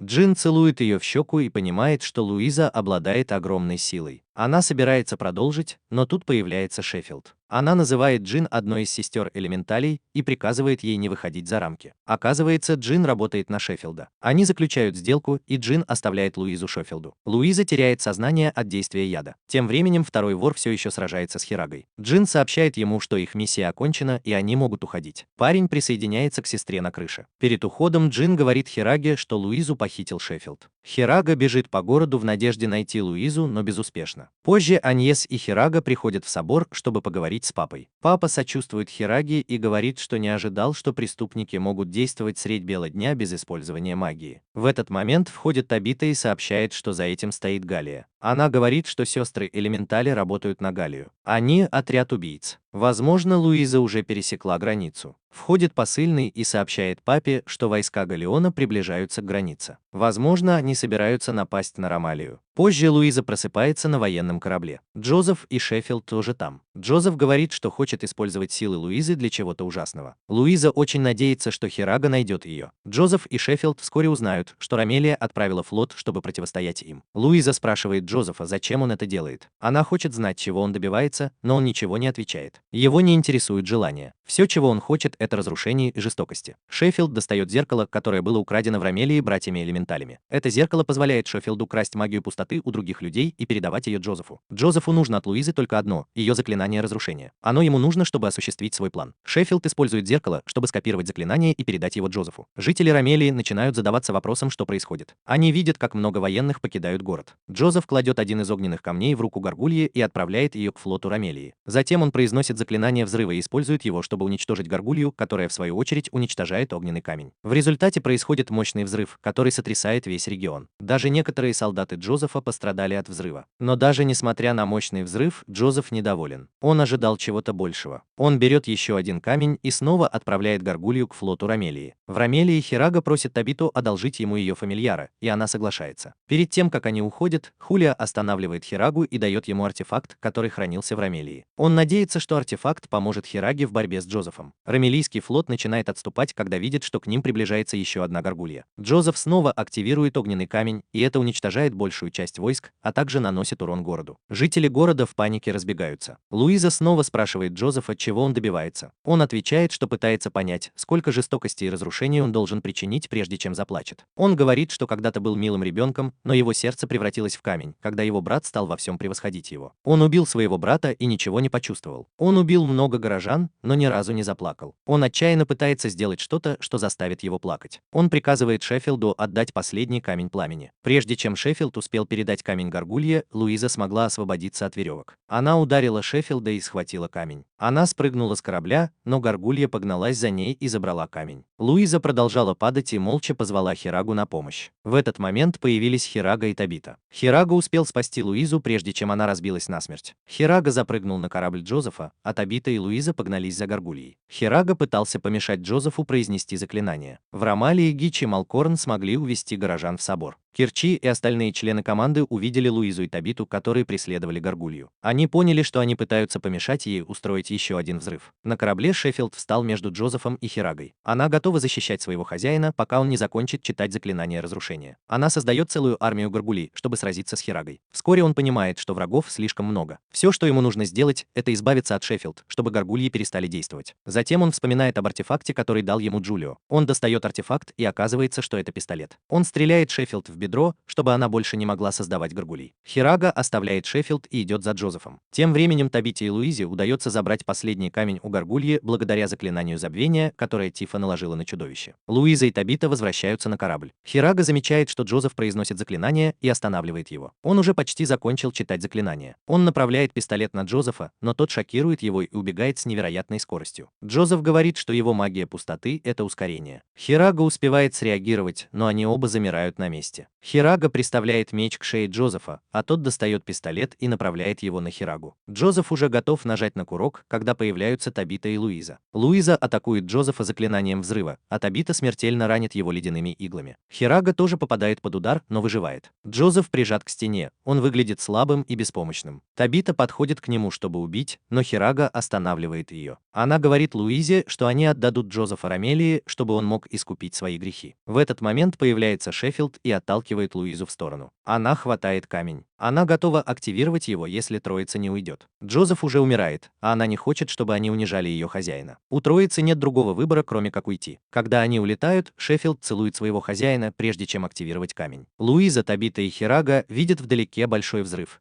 И предполагается, что Шеффилд и Джозеф погибли. Троица возвращается в Ромалию, и Хирага отдает зеркало, которое они украли. Затем Хирага обвиняет Джулио и папу в том, что они знали, что Джозеф может такое сделать. Папа соглашается и говорит, что они намеренно подставили Джозефа, используя магов пустоты. Однако они не хотели подвергать Луизу опасности. Джулио и папа извиняются за это. Папа благодарит команду за помощь. Когда они выходят из собора, Луиза говорит, что теперь, когда Джозеф мертв, появится другой маг пустоты. Она надеется, что теперь они смогут объединиться с новым магом. Они выходят выходят из собора и видят, что их уже ждут люди. Они празднуют победу над двумя героями, которые спасли их город. Когда команда возвращается в академию, их встречают с распростертыми объятиями. Они считаются героями, но Хирага самый главный из них. Директор устраивает для них пир. Кажется, Гичи наслаждается праздником, потому что к нему пристают девушки. Сначала Монт хочет оставить его в покое, но потом передумывает и прогоняет его от девушек. Луиза находит Тифу и благодарит ее за помощь в Ромалии. Малакорн находит Хирагу и снова дразнит его дыней. Луиза хочет узнать, что это значит, но Хирага лжет и говорит, что ничего особенного. Начинает играть приятная мелодия, и Луиза и Хирага погружаются в воспоминания. Они вспоминают свой первый танец. Луиза даже одета так же, как тогда. Они уже готовы поцеловаться, когда снова появляется Малакорн. Пара сразу же уходит в свою комнату. Они уже готовы перейти к более серьезным отношениям, но тут выясняется, что Сиеста прячется под одеялом. Она хватает Хирагу и прижимается к нему грудью. Луиза использует заклинание взрыва, чтобы их разделить. Позже Керчи сообщает Луизе и Монту, что Табиту вызвали обратно в Галлию. Луиза надеется, что ее вызвали не по политическим причинам. В Галлии матери Табиты дали выпить зелье. Говорят, что оно вернет ей нормальное психическое состояние. Оказывается, зелье дал ей вид. Это один из способов искупить свою вину. Когда Табита спросила его, почему он работал на Джозефа, Вит ответил, что у него тогда были дела, и поэтому он согласился работать с Джозефом. После приема зелья мать Табиты приходит в себя. В следующей сцене Луиза с восхищением наблюдает, как Хирага тренируется с остальными рыцарями. Она вспоминает, что Хирага говорил ей о покупке дома для них. Она не может дождаться, когда они с Хирагой будут жить одни. Через несколько мгновений Сиеста видит, как Керчи и Монт обсуждают инцидент между Хирагой и Тифой. Сиеста сразу же бежит в комнату, чтобы рассказать об этом Луизе. Луиза понимает, почему Малакорн называл Хирагу дыней. Затем Сиота предлагает Луизе и Хираге найти дом, пока не появились новые соперники. Это становится началом их поисков особняка, в котором они могли бы жить. Первый особняк, который находит троица, Луиза отвергает из-за незначительной проблемы. Она говорит, что не хочет этот дом. Сиота хочет, чтобы они сами выбрали дом, и Луиза спрашивает, почему она должна это делать. Сиота напоминает Луизе, что она личная горничная Хираги и должна следовать за ним, куда бы он ни пошел. Это значит, что она автоматически последует за ними в новый особняк. Луиза ничего не может с этим поделать,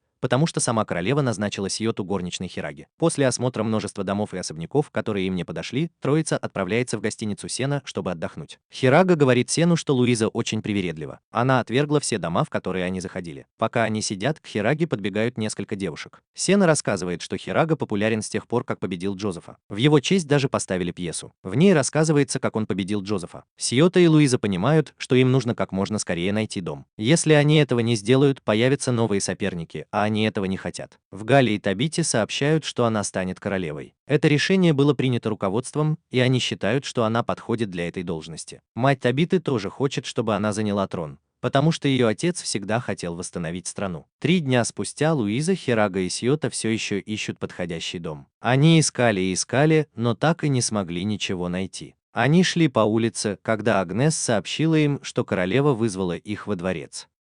Придя во дворец, они узнали, что Табита станет следующей правительницей страны. Луиза и Хирага были ошеломлены, услышав это. Они надеялись, что Табиту не заставят занять трон. Генриетта сказала, что Табита сама знает, что для нее лучше, и примет решение, которое будет для нее удобным. Затем Генриетта сообщила им, что решила наградить Хирагу за его храбрость. Она отдаст ему часть своих владений. Это автоматически сделает Хирагу лордом. Земля, о которой говорит Генриетта, называется Де-Ариэль в западной части Тристиана. Вскоре после этого съезда Хирага и Луиза отправляются туда. Это выглядит как пустырь, на котором ничего нет. Но там есть старый особняк. Луиза не хотела оставаться в доме, но передумала, когда поняла, что Сиеса не против остаться с Хирагой наедине. Той ночью пришла Табита и сказала, что тоже переедет к ним. Она сообщила, что отложила церемонию коронации. Табита легла на птицу и заснула через несколько секунд, потому что уже очень устала. На следующий день Керчи и Монт пришли навестить Хирагу. Они решили осмотреть землю и посмотреть, насколько она большая. Они были удивлены, что это просто пустырь. На этой земле ничего не развивается. Старик, который является местным жителем, сообщает им, что последний лорд этой страны был ответственен за то, как все обернулось. Что еще хуже, у него не было наследника. Когда он умер, все умерло вместе с ним. Это всего лишь кучка стариков, которые используют землю под виноградник. Керчи спрашивает Табиту, зачем она приехала в гости, и Сильфида разоблачает ее. Она говорит, что Табита здесь для того, чтобы забеременеть. Единственный человек, способный на это Хирага. Оказывается, Табита теперь вступила в борьбу с девушками, которые любят Хирагу. Далее особняк был отремонтирован, и теперь он выглядит более презентабельно, чем в том виде, в котором они его встретили. Сиеста всегда занята готовкой, потому что считает, что единственный способ добавить добраться до Хираги – это поесть. Тем временем Хирага и Луиза во дворе. Эти двое проводят время вместе. Луиза извиняется за то, что ее челка слишком короткая, по мнению Хираги, но он не возражает. Хирага хочет, чтобы они поиграли в романтическую игру, но появляется Сиеста и снова портит момент. Табита стоит на расстоянии и может видеть все, что происходит. Позже к нам в гости придет Элеон. Она говорит, что забирает Луизу домой. Она не может допустить, чтобы Луиза оставалась с таким простолюдином, как Хирага. Луиза напоминает своей сестре, что Хирага больше не простолюдин. Она утверждает, что теперь он аристократ. Элеон не волнует положение, в котором оказался Хирага. Она убеждена, что у Хираги нет того, что нужно, чтобы быть аристократом. Он не был воспитан как аристократ, поэтому у него не могут быть манеры и другие качества, присущие аристократу. Луиза говорит сестре, что сама будет обучать Хирагу. Она хочет, чтобы он стал настоящим аристократом. Элеон соглашается и говорит, что скоро вернется. Если она не увидит никаких изменений в Хираге, то заберет Луизу. После ухода сестры Луиза начинает обучать Хирагу, чтобы сделать из него настоящего аристократа. Кирчи и Монт тем временем готовятся вернуться в академию. Табита говорит, что подвезет их на своем фамильяре. Через несколько минут Хирага и Луиза начинают спорить. Хирага говорит, что Луиза не сможет изменить его, но Луиза не согласна. Она боится, что люди будут смеяться над Хирагой, потому что он не настоящий аристократ, но Хирага говорит, что ему все равно. Он говорит Луизе, что женится на ней, а не на ком-то другом. Для него важнее их счастье вместе. Луиза не готова это принять, и Хирага в гневе уходит. Той ночью Хирага решает переночевать в подвале, а Луиза и Сиеста в главной спальне. Хирага падает с ржавой кровати и ударяется о стену. Часть стены, к которой он прикоснулся, открывает потайной ход. Тем временем Луиза встает с кровати и идет искать Хирагу. Хирага идет по потайному ходу и оказывается в секретной комнате. Он видит зеркало и встает перед ним. Из зеркала исходит яркий свет и появляется Генриетта. Это шокирует их обоих. Генриетта говорит, что она сидела в своей комнате и смотрела в зеркало, а потом оказалась перед Хирагой. Похоже, что зеркало соединяет особняк с замком. Возможно, последний владелец замка пользовался зеркалом, чтобы тайком пробираться к своим любовницам. Генриетта говорит Хираге, что ей очень одиноко. На нее постоянно давят, чтобы она вышла замуж, но она не хочет. Она хочет выйти замуж по любви, а не ради политики. Она все ближе подпускает к себе Хирагу, потому что всегда была ему влечена. Она целует его, хотя знает, что Хирага принадлежит Луизе. Она говорит Хираге, что какая-то ее часть не хочет, чтобы он принадлежал кому-то другому. Она просто хочет быть счастливой, и с Хирагой она счастлива. Луиза все видела, но они об этом не знали. Луиза разбита, она молча уходит. Перед уходом Генриетта говорит Хираге, что хотела бы видеться с ним чаще. После ухода Генриетты Хирага выходит из потайной комнаты. Он возвращается в подвал, где Дел сообщает ему, что Луиза все видела. Хирага выбегает на улицу и видит Луизу на лошади. Она уже собирается уезжать. Она говорит Хираге, что у нее нет шансов против королевы, поэтому она хочет его бросить. Луиза уезжает, но Хирага решает не догонять ее. Он считает, что не имеет на это права. На следующее утро Луиза приходит в академию и говорит Кирчи, Монту и Табите, что бросила Хирагу. Пока она хандрит, к ней заходит Табита. Она говорит Луизе, что заберет Хирагу, если Луиза не готова быть с ним. Она станет королевой и сможет выйти замуж за кого захочет. После этого Кирчи находит Луизу и рассказывает ей, почему Табита так с ней говорила. Кирчи говорит, что Табита влюблена в Хирагу, как и Генриетта, но у них мало шансов заполучить его. Она советует Луизе бороться за Хирагу, если она не хочет его потерять. Короче говоря, Кирчи говорит, что она должна бороться за Хирагу. Луиза слышит это и бежит обратно в особняк. Она находит Хирагу, который сидит один в поле. Хирага удивлен, увидев ее. Луиза говорит, что готова его простить. Хирага счастлив, что Луиза вернулась к нему,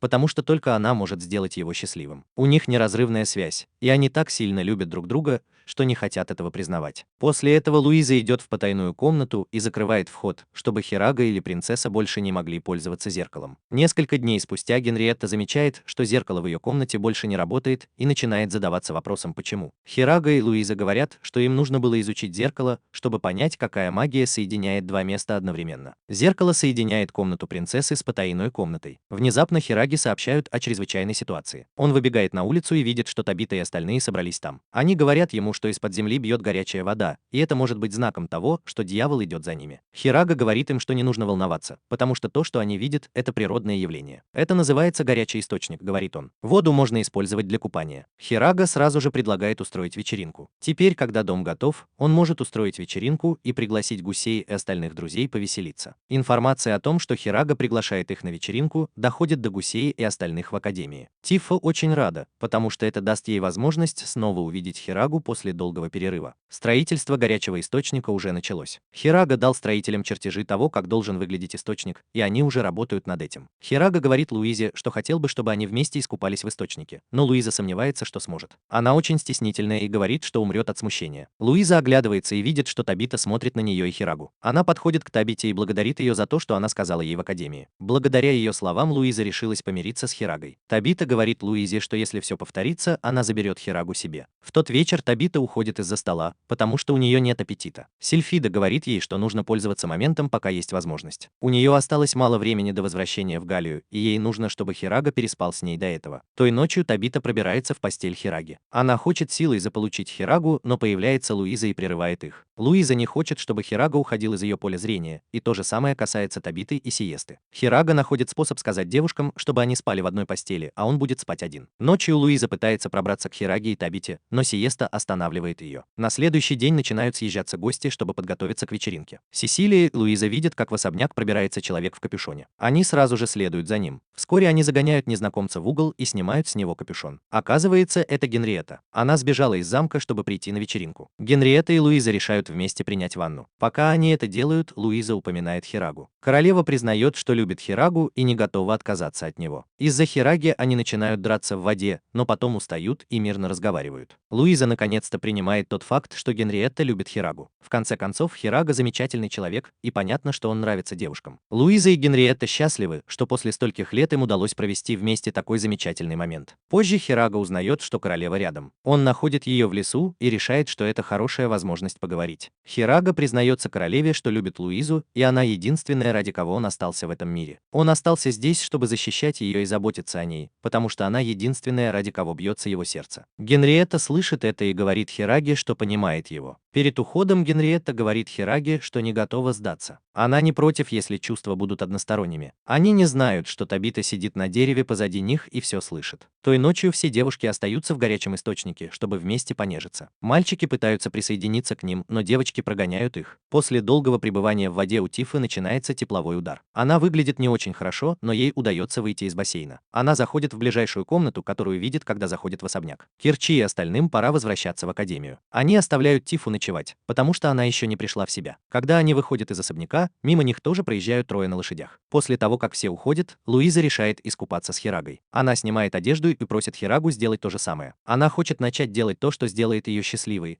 потому что не хочет потом сожалеть. Пока они купаются, Хирага обещает ей, что всегда будет рядом, и что она будет единственной, на кого он будет смотреть. Они идут в комнату, но их план снова проваливается. Они собираются сделать еще один шаг, но Хирага замечает, что Тифа лежит на их кровати. Она выглядит измученной. Луиза обвиняет Хирагу в том, что Тифа лежит на их кровати и, как обычно, бьет его. На следующее утро Табита собирается лететь в Галлию. Все в особняке еще спали, когда она собралась. Она заходит в комнату Хираги и целует его в щеку. Ей явно не хочется уходить, но у нее есть обязанности, а Хирага отвлекает ее. Она уже собирается улететь, но Хирага выбегает из дома, чтобы остановить ее. Она признается, что ей тяжело на сердце, и ей трудно оставаться с Хирагой. В это время из-за ближайшего куста появляются элементали-близнецы. С ними Жак. Оказывается, ему удалось сбежать из своей тюремной камеры в Ромелии. Элементали-близнецы говорят Хираге, что пришли, чтобы его убить. Тем временем трое эльфов тоже подошли к особняку. Они тоже готовятся проникнуть внутрь. Жак бросается на Хирагу, а Табите приходится сражаться с другим парнем. Жан пользуется моментом и пробирается в особняк. У Хираги нет с собой меча, и он не может дать отпор Жаку. В этот момент появляются Гиш, Райнхард и Малакорн, чтобы помочь Хираге. У них тоже есть его меч. Гиш создает несколько големов, чтобы напасть на Жака, но тот легко их уничтожает. Жак сильнее, чем они думали. Жан тем временем пробрался в комнату Луизы. Из-за шума на улице Луиза открывает глаза. Она поворачивает голову и видит, что Жан смотрит прямо на нее. Луиза пытается схватить свою волшебную палочку, но Жан ее уже украл. Он хватает Луизу и выводит ее на улицу, чтобы Хирага увидел. Жак занят тем, что не дает парням к нему подойти. Они не знают, как его одолеть. Жан угрожает раздеть Луизу, если Хирага к ней приблизится. Эльфы подходят ближе к дому, чтобы посмотреть на их бой. Они не готовы вмешаться, потому что пришли за другим человеком. Они смотрят в сторону и видят, что Сиеста умоляет Тифу не вмешиваться в драку. Оказывается, что человек, за которым они пришли, это Тифа. Жак создает вокруг Гиша и остальных ловушку из камней. Они уже в ловушке, и им не выбраться. В этот момент за спиной у Жака появляется какой-то парень. Жак оборачивается и тут же пугается. Он обращается к парню по имени Демион. Демион требует у него объяснений. Затем Жак объясняет, что другой парень Дуду хотел устроить Хираге реванш, и поэтому они напали на особняк. Демион злится и достает оружие, похожее на саксофон. Он дует в инструмент, и магия Жака превращается в воду. Все вокруг особняка оказывается затоплено. Это отвлекает Джин, и Луиза успевает забрать у нее волшебную палочку. В это время Хирага слышит крик Тифы и бежит к ней. Он видит, что ее схватили эльфы. Один из эльфов использует воду, чтобы наложить на них сонное заклинание. Все, кто стоял в воде, тут же теряют сознание.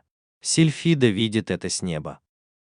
Вскоре Хирага и Тифа просыпаются в незнакомой комнате. Тифа понимает, что на ней эльфийская одежда. Они пытаются понять, где они находятся, когда в комнату заходит один из эльфов, которые их похитили. Она представляется как Люк Шоу. Она говорит, что они сейчас в стране эльфов нефти. Через неделю Луиза отчитывает Генриетту за то, что она ничего не сделала, чтобы найти Хирагу и Тифу. Генриетта говорит, что Ромалия попросила их не вмешиваться. Они много лет изучают эльфов и знают, как они действуют. Услышав это, Луиза уходит. Она сообщает рыцарям, которые готовы отправить поисковый отряд, что королева запретила им это делать. Они должны оставить все дела Ромалии. Луиза возвращается в особняк и начинает готовиться к путешествию, чтобы найти Хирагу. В стране эльфов Лукшана сообщает Хираге и Тифе, что их правительство решило похитить магов пустоты. Они уже объединились, и это их план, чтобы маги не напали на них. Тифу было легко похитить, потому что у нее еще не было фамильяра. Лукшана рассказывает, что Вид ее дядя, и она удивлена, что Хирага победил его. Через несколько секунд на место происшествия прибывают Вид и еще один эльф Али. Он здесь, чтобы проверить, как продвигается миссия. Он спрашивает Хирагу, как дела у матери Табиты, и Хирага отвечает, что у нее все хорошо. Вид с облегчением это слышит. Али и Лукшана, судя по их поведению, пара. Тем временем Луиза собирается покинуть особняк, но Сьоса останавливает ее. Она предлагает пойти с ней. Табита тоже приходит и говорит, что хочет отправиться с Луизой. С Сильфидой они смогут добраться до страны эльфов за 4 дня. В этот момент позади них появляется Аслан. На корабле все их друзья. Они готовы найти Хирагу и спасти его. Хирага и Тифа пытаются сбежать, но обнаруживают, что их останавливает какое-то заклинание. Дуэт решает вместе принять ванну, пока они думают, что делать дальше. Пока они в воде, Хирага видит камень посреди озера. Он ныряет, чтобы узнать, что это на самом деле не камень, а летательный аппарат из его мира. Хирага прикасается к аппарату, чтобы проверить, заработает ли он от его способностей, но ничего не происходит. Лукшана ясно видит, что Тифа влюблена в Хирагу. Он советует ей не упускать свой шанс, чтобы не остаться ни с чем. Хирага еще не женат, так что есть шанс, что Тифа все-таки добьется своего. Через несколько мгновений появляются Али и Мадарф, чтобы забрать Хирагу и Тифу в столицу. Они говорят, что совет решит, что делать с этой парочкой. Лукшана удивлена, потому что раньше они не договаривались об этом. Остланд тоже направляется в эльфийские земли. Колберт говорит им, что если они встретят эльфийский корабль, то должны бежать. Они здесь не для того, чтобы начинать войну, а чтобы спасти своих товарищей. Остланд быстроходен, так что ни один вражеский корабль не сможет его догнать. Хирага и Тифа прибывают в зал совета, и Вид выходит поговорить с Хирагой. Он говорит Хираге, чтобы тот не вел себя безрассудно, что бы они ни говорили. После этого один из эльфийских лордов, Эсмаил, выходит, чтобы пригласить их в зал совета. Эсмаил встает на подиум и говорит своим согражданам, что для них будет лучше убить Хирагу и Тифу. Он говорит, что люди собирают магов пустоты, чтобы уничтожить эльфов. Хирага отрицает это и говорит, что они не собираются этого делать. Некоторые члены совета не согласны с Эсмаилом. Они считают, что Тифа и Хирага находятся в тюрьме, и этого достаточно, чтобы держать пустотных магов подальше друг от друга. Эсмаил грубо обращается с Тифой, и это выводит Хирагу из себя. Он хватает одного из стражников за меч, но Мадар быстро обезоруживает его. Эсмаил пользуется этим и говорит членам совета, что люди — это дикари, которых нужно истребить. Члены совета соглашаются с ним и приказывают стражникам увести Хирагу и Тифанию. Пока они находятся в своей камере, Тифа говорит Хираге, что он должен найти способ сбежать и оставить ее. Хирага отказывается и говорит, что не бросит ее. Это доводит Тифанию до слез, и она наконец признается Хираге в своих чувствах. Она говорит ему, что любит его, но сдерживалась из-за Луизы. Тифа подходит к Хираге и целует его. В этот момент на груди Хираги появляется яркий свет, причиняющий ему боль. Хирага теряет сознание от боли. Когда Хирага приходит в себя, он обнаруживает, что на его груди появилась руна. Теперь нет сомнений, что он фамильяр Тифы. Хирага и Тифа сомневались в этом, потому что считали, что фамильяр не может служить двум хозяевам. В этот момент появляются Лукшана, Витат и Али и освобождают их из тюрьмы. На острове Аслан они заметили эльфийский корабль, направляющийся к ним. Их план остается прежним — сбежать и не вступать в конфликт с эльфами. Корабль сопровождают всадники на драконах. Аслану удается уйти от вражеского корабля, но капитан приказывает развернуть корабль и преследовать Аслан. Он также приказывает всадникам на драконах догнать корабль. Вирт, Али и Мадарф ведут Хирагу и Тифу по подземному туннелю.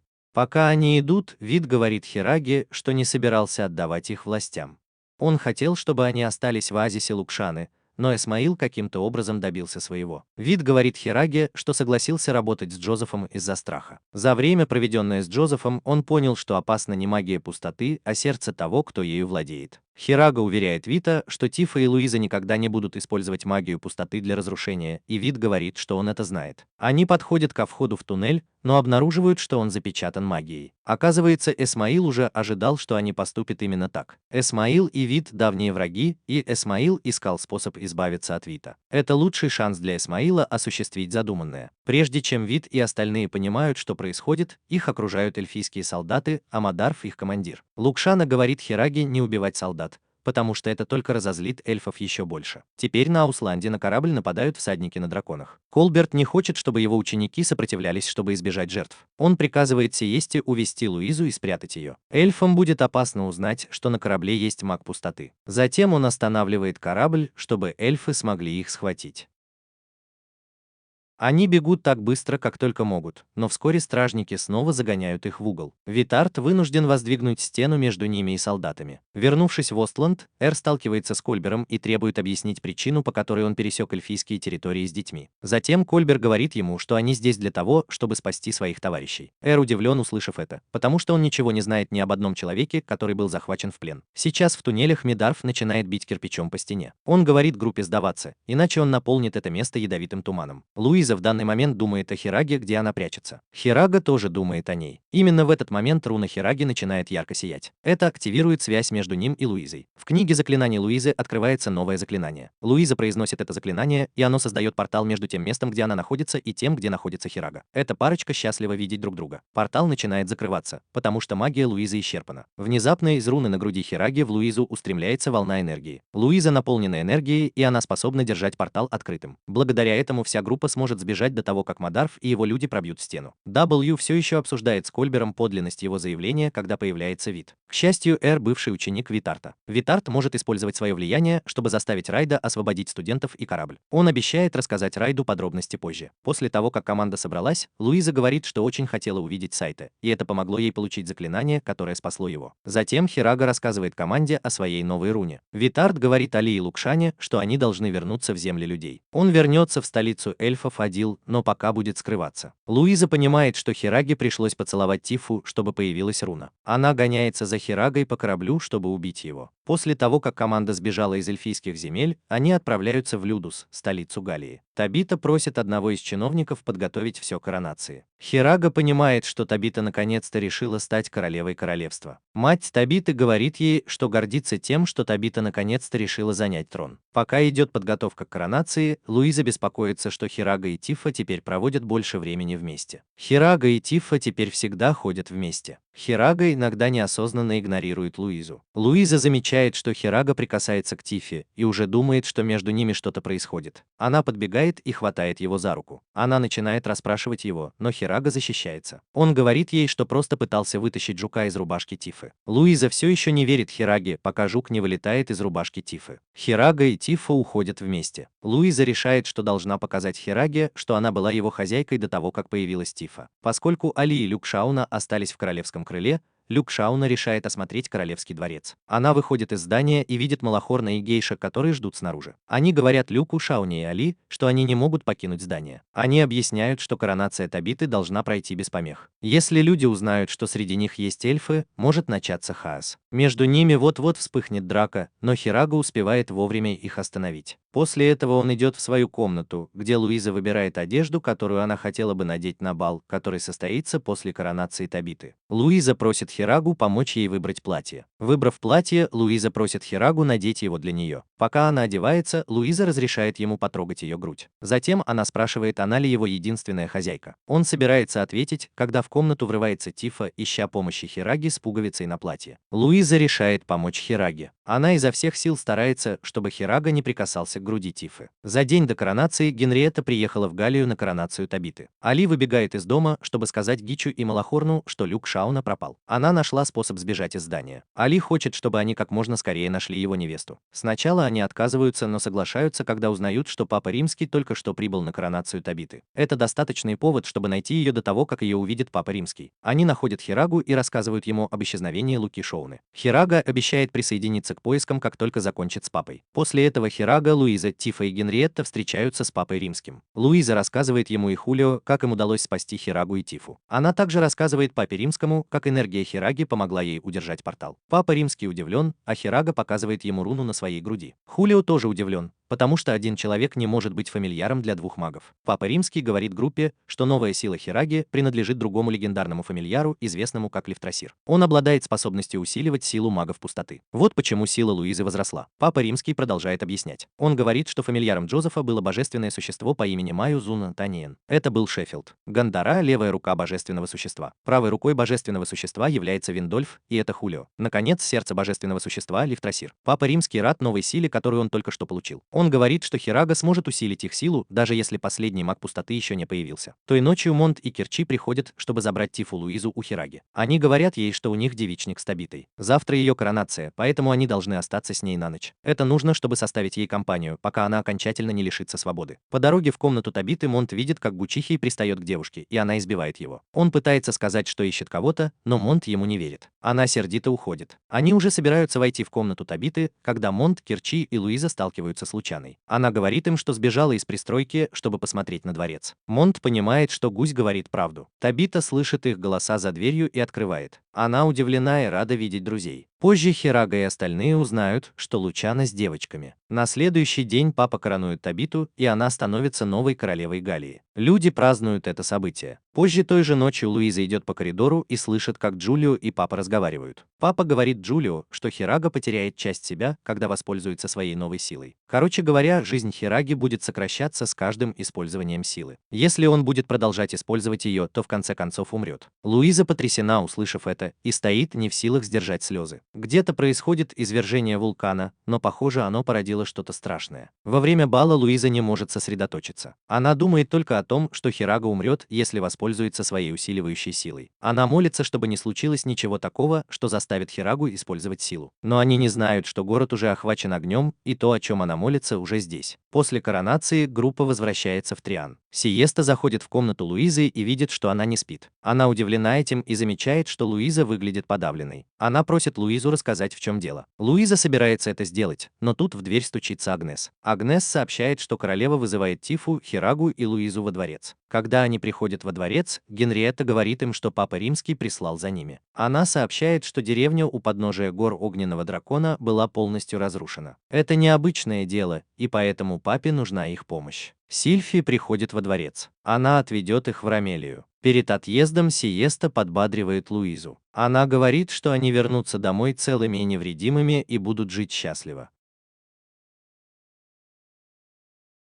Вскоре они прибывают в Аквалию, город в Ромелии. Они потрясены, увидев, что весь город в огне. Появляется стая драконов и нападает на них. Дельфингер говорит Хираге, что драконы, которые на них напали, выглядят необычно. Джулио появляется и отгоняет драконов. Он говорит, что им нужно бежать, и только потом расскажет подробности. Джулио говорит, что все драконы в округе сошли с ума. Дракон Джулио остается в здравом уме только потому, что Джулио управляет им с помощью своей силы. Сильфи нечего бояться, потому что природные драконы отличаются от обычных. Джулио объясняет, что все это происходит из-за ауры, исходящей от тела гигантского дракона. Они смотрят вниз на город и видят гигантского черного дракона, который злобно смотрит на них. Хулио говорит им, что это дракон из прошлого. Это древний дракон, который уничтожал все на своем пути. Сейчас в святой столице папа римский собрал рыцарей, чтобы они сразились с драконом. Он говорит им, что они должны перехватить дракона в долине Ортии. После того, как рыцари отправятся в путь, Хулио, Хирага и двое других присоединятся к ним. Папа Римский говорит, что монстр внезапно появился из пламени драконьих гор. Папа Римский беспокоится, что дракон – это та самая катастрофа, о которой все говорят. Но Папа Римский уверен, что они смогут победить дракона с помощью магов пустоты. Папа Римский говорит Луизе, что ее заклинание взрыва будет очень полезно против дракона. Папа Римский позаботится о манипулятивной ауре, исходящей от дракона. Затем Тифа использует свое заклинание забвения, чтобы вернуть драконов-изгоев в их нормальное состояние. состояние. Затем Папа Римский говорит Хираге, что его сила понадобится во время битвы. Луиза слышит это и пугается. Она пытается убедить Хирагу не использовать свою силу, но он отказывается. По пути в долину Хулио спрашивает Папу Римского, умрет ли Хирага, если воспользуется своей силой во время битвы, но Папа Римский говорит, что нет. Как только они смогут победить дракона одним ударом, все будет хорошо. Хирага будет жить дальше. Пока они ждали дракона в долине, Луиза наконец-то решилась сказать Хираге, что он погибнет, если воспользуется силой Лерасира. Хирага услышал это и просто стоял как статуя. Тифа тоже это услышала и винила себя за то, что сделала Хирагу своим фамильяром. Она убежала, плача. Через некоторое время рыцари дали сигнал, что дракон уже там, где они хотели его встретить. Хирага повернулся к Луизе и сказал, что готов умереть. Он не единственный, кто погибнет в битве, так почему же к нему особое отношение? Джулио подошел к Хираге, чтобы забрать его с собой. Перед уходом Хирага попросил Луизу защитить Тифу. Рыцарь использовал магию, чтобы обрушить на древнего дракона камни и поймать его в ловушку. Тифа смогла вернуть обычных драконов в нормальное состояние с помощью своего заклинания забвения. Джулио, Хирага и Папа направились к дракону. Папа начал читать заклинание, чтобы разрушить ауру дракона.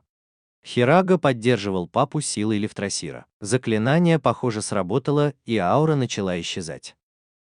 Но тут дракон открыл третий глаз на лбу и с его помощью стал управлять драконом Джулио. Дракон Джулио начал приближаться к древнему дракону. Джулио пытался сопротивляться, но безуспешно. Древний дракон выпустил мощную струю огня, но Хирага смог блокировать атаку дельфинджером. Но силы дракона были слишком велики, и меч разбился на куски. Хирагу сбросило с дракона, но Сильфида подхватила его в воздухе. Хирага убит горем из-за потери своего меча и напарника. Папа Римский понимает, что у них нет шансов против древнего дракона. Он сталкивает Хулио со своего дракона, чтобы спасти его. Древний дракон проглатывает Папу и дракона Хулио. Хулио продолжает падать, наблюдая за ужасной смертью своего хозяина. Сильфиде удается схватить Хулио и не дать ему разбиться насмерть. Рыцари тоже отступают, когда понимают, что Папу проглотил древний дракон. Хирага без сознания падает на спину Сильфиды. Хирага приходит в себя и оказывается в Галлии. Он в королевском замке Людуса. Тифа, Луис и Сиеста были рядом, когда он очнулся. Он требует рассказать, что случилось с драконом. Ему сообщают, что дракон внезапно перестал двигаться, когда добрался до устья долины. Дракон все еще жив, потому что они слышат его сердцебиение. Есть вероятность, что дракон скоро очнется. Тем временем в Тристане уже проводят военный совет, чтобы решить, как победить дракона. Рассказав Хираге все о драконе, он продолжает разговаривать с друзьями, как будто ничего не произошло. Он даже просит еды. Луиза выходит из комнаты, и Тифа следует за ней. Луиза говорит Тифе, что Хирага сейчас отрицает произошедшее. Он пытается показать, что он сильный, и ему не нужен меч для сражения. Луиза не хочет, чтобы он скрывал свои чувства. Если он хочет плакать, пусть плачет. Луиза хотела бы, чтобы Хирага нашел способ не использовать свою усиливающую силу, потому что она не хочет, чтобы он погиб. Сейчас в Тристане Осмонд достает все записи, которые у него есть о драконе. Он рассказывает, что изначально дракона победили 4 мага пустоты. Но им тоже помогали их люди. Теперь, когда осталось только 2 мага пустоты, им придется сражаться изо всех сил. Тристен готов отправить все свои войска на битву с драконом. Генриетта спрашивает Табиту, готова ли она сделать то же самое для Галлии, и та отвечает утвердительно. Теперь им нужно заручиться поддержкой других стран, чтобы победить дракона. Им нужно действовать сообща, чтобы достичь своей цели. Позже Генриетта рассказывает Луизе об их плане сразиться с драконом. Все готовы умереть, чтобы спасти континент. Луиза понимает, что все хотят спасти свой мир, но беспокоится за Хирагу, потому что он не из их мира. Она сомневается, правильно ли это, чтобы он умер за них. Хирага встает с кровати, чтобы поговорить с Али и Люком Шаной о самолете, который он видел на их земле. Он хочет узнать, есть ли где-нибудь еще такие самолеты. Он уверен, что истребитель сможет победить древнего дракона. Он хочет, чтобы ему дали такой из его мира. В этот момент Люк Шана напоминает им о заклинании Луизы, о двери в другой мир. Они могут использовать это, чтобы открыть путь в мир Хираги и забрать истребитель. Луиза, которая подслушивала их разговор, открывает дверь и говорит, что готова это сделать. Она откроет путь в мир Хираги, чтобы они могли забрать истребитель, который им нужен. Они выходят из дома, и Али рассказывает им свой план. Луиза должна открыть портал, а Хирага поможет ей удержать его, чтобы он стал шире. Как только они получат самолет, они вернутся через портал. Все согласны, и Луиза произносит заклинание, открывая дверь в мир Хираги. Все удивлены, увидев, насколько отличается их мир от мира Хираги. Хирага первым проходит в дверь. Когда он оказывается в своем мире, Луиза говорит ему, что любит его, и закрывает портал. Хирага потрясен, и все остальные тоже. Луиза говорит друзьям, что Хираге нельзя умирать в их мире. Слезы текут по ее щекам, когда она произносит эти слова. Все видят, как сильно Хирага дорог Луизе, раз она приняла такое тяжелое решение. После этого Луиза сообщает Генриетте и остальным властям о своем решении. Генриетта и остальные понимают, что она она чувствует, и никто не может ее осуждать. Луиза обещает Генриетте, что сделает все возможное, чтобы победить древнего дракона. Тифа тоже обещает то же самое. Когда все улажено, директор говорит им, что пора отправляться в академию. По дороге в академию Осмонд рассказывает Луизе и Тифе, что древние драконы были запечатаны магами пустоты. Из-за этого древний дракон поглотил магов пустоты, чтобы стать сильнее.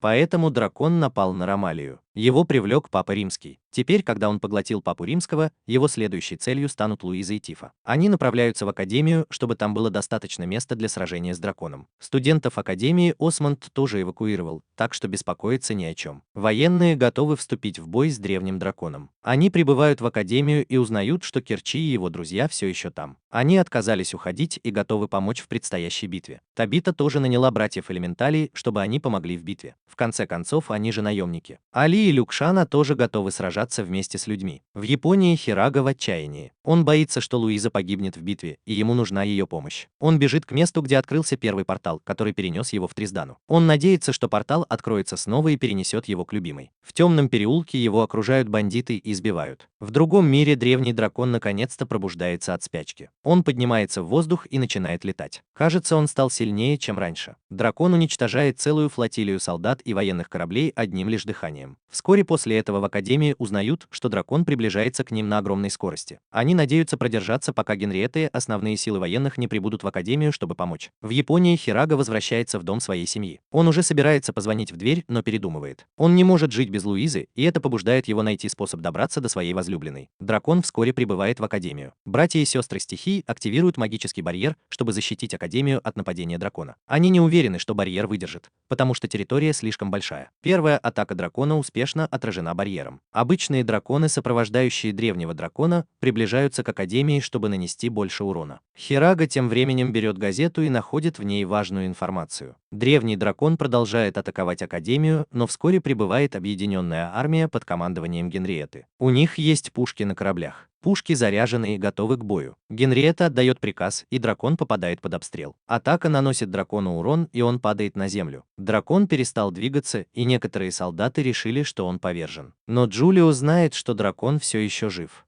Дракон внезапно появляется из пыли, весь злой и страшный. Дракон атакует военные корабли.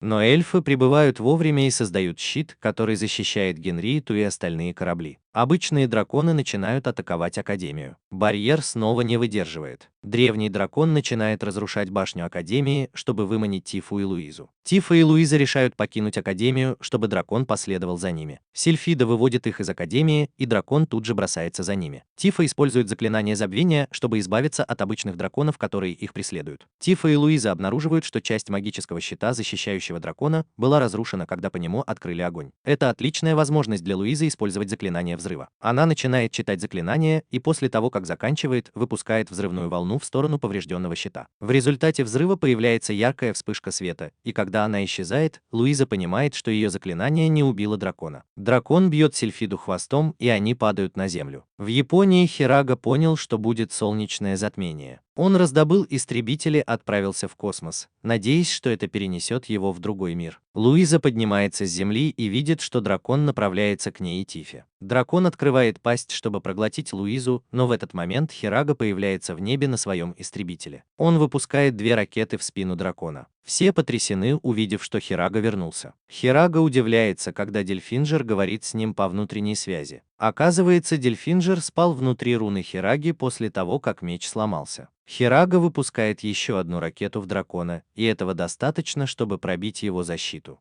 Теперь дракон очень уязвим для атак. Луиза открывает люк в кабине истребителя, чтобы присоединиться к Хираге. Она очень рада видеть Хирагу, но она несколько раз ударяет его, когда он возвращается. Хирага говорит Луизе, что он снова нападет на дракона, чтобы полностью раскрыть его магический щит. Это даст Луизе возможность ударить дракона заклинанием взрыва. Луиза боится брать энергию у Хираги, но он уверяет ее, что с ним все будет в порядке. Он обещает ей, что не умрет. Хирага целует ее, чтобы успокоить. Хирага уверяет Луизу, что с ним все будет в порядке, и она берет свою волшебную палочку, забирает забирает у него энергию и начинает читать заклинание взрыва. Пока она читает заклинание, военные корабли продолжают стрелять по древнему дракону, чтобы нанести еще больший урон его магическому щиту. Когда они приближаются к дракону, Хирага открывает парашют и позволяет самолету врезаться в дракона. В этот момент Луиза произносит заклинание взрыва, и оно попадает прямо в дракона. Происходит мощный взрыв, и когда пыль оседает, дракон превращается в камень. Он раскалывается и разлетается на куски. Таким образом, дракон побежден. Луиза приходит в себя после взрыва и видит, что Хирага не отвечает. Она начинает плакать, думая, что он умер. В этот момент Хирага тихо говорит. Дельфингер сообщает Хираге, что он использовал свою жизнь как лифрасир, но был спасен благодаря своему пожизненному Гэндальфу. Хирага рад, что он все еще жив и может быть с Луизой. Вскоре вокруг них собираются люди, и Хирага пользуется случаем, чтобы попросить Луизу выйти за него замуж. Луиза с радостью принимает предложение Хираги. В последней сцене сериала мы видим, как отец ведет Луизу к алтарю, где ее ждет Хирага. Хулио соединяет их вместе, и они становятся мужем и женой. Они целуются, и на этом серия заканчивается счастливым финалом. На этом мы заканчиваем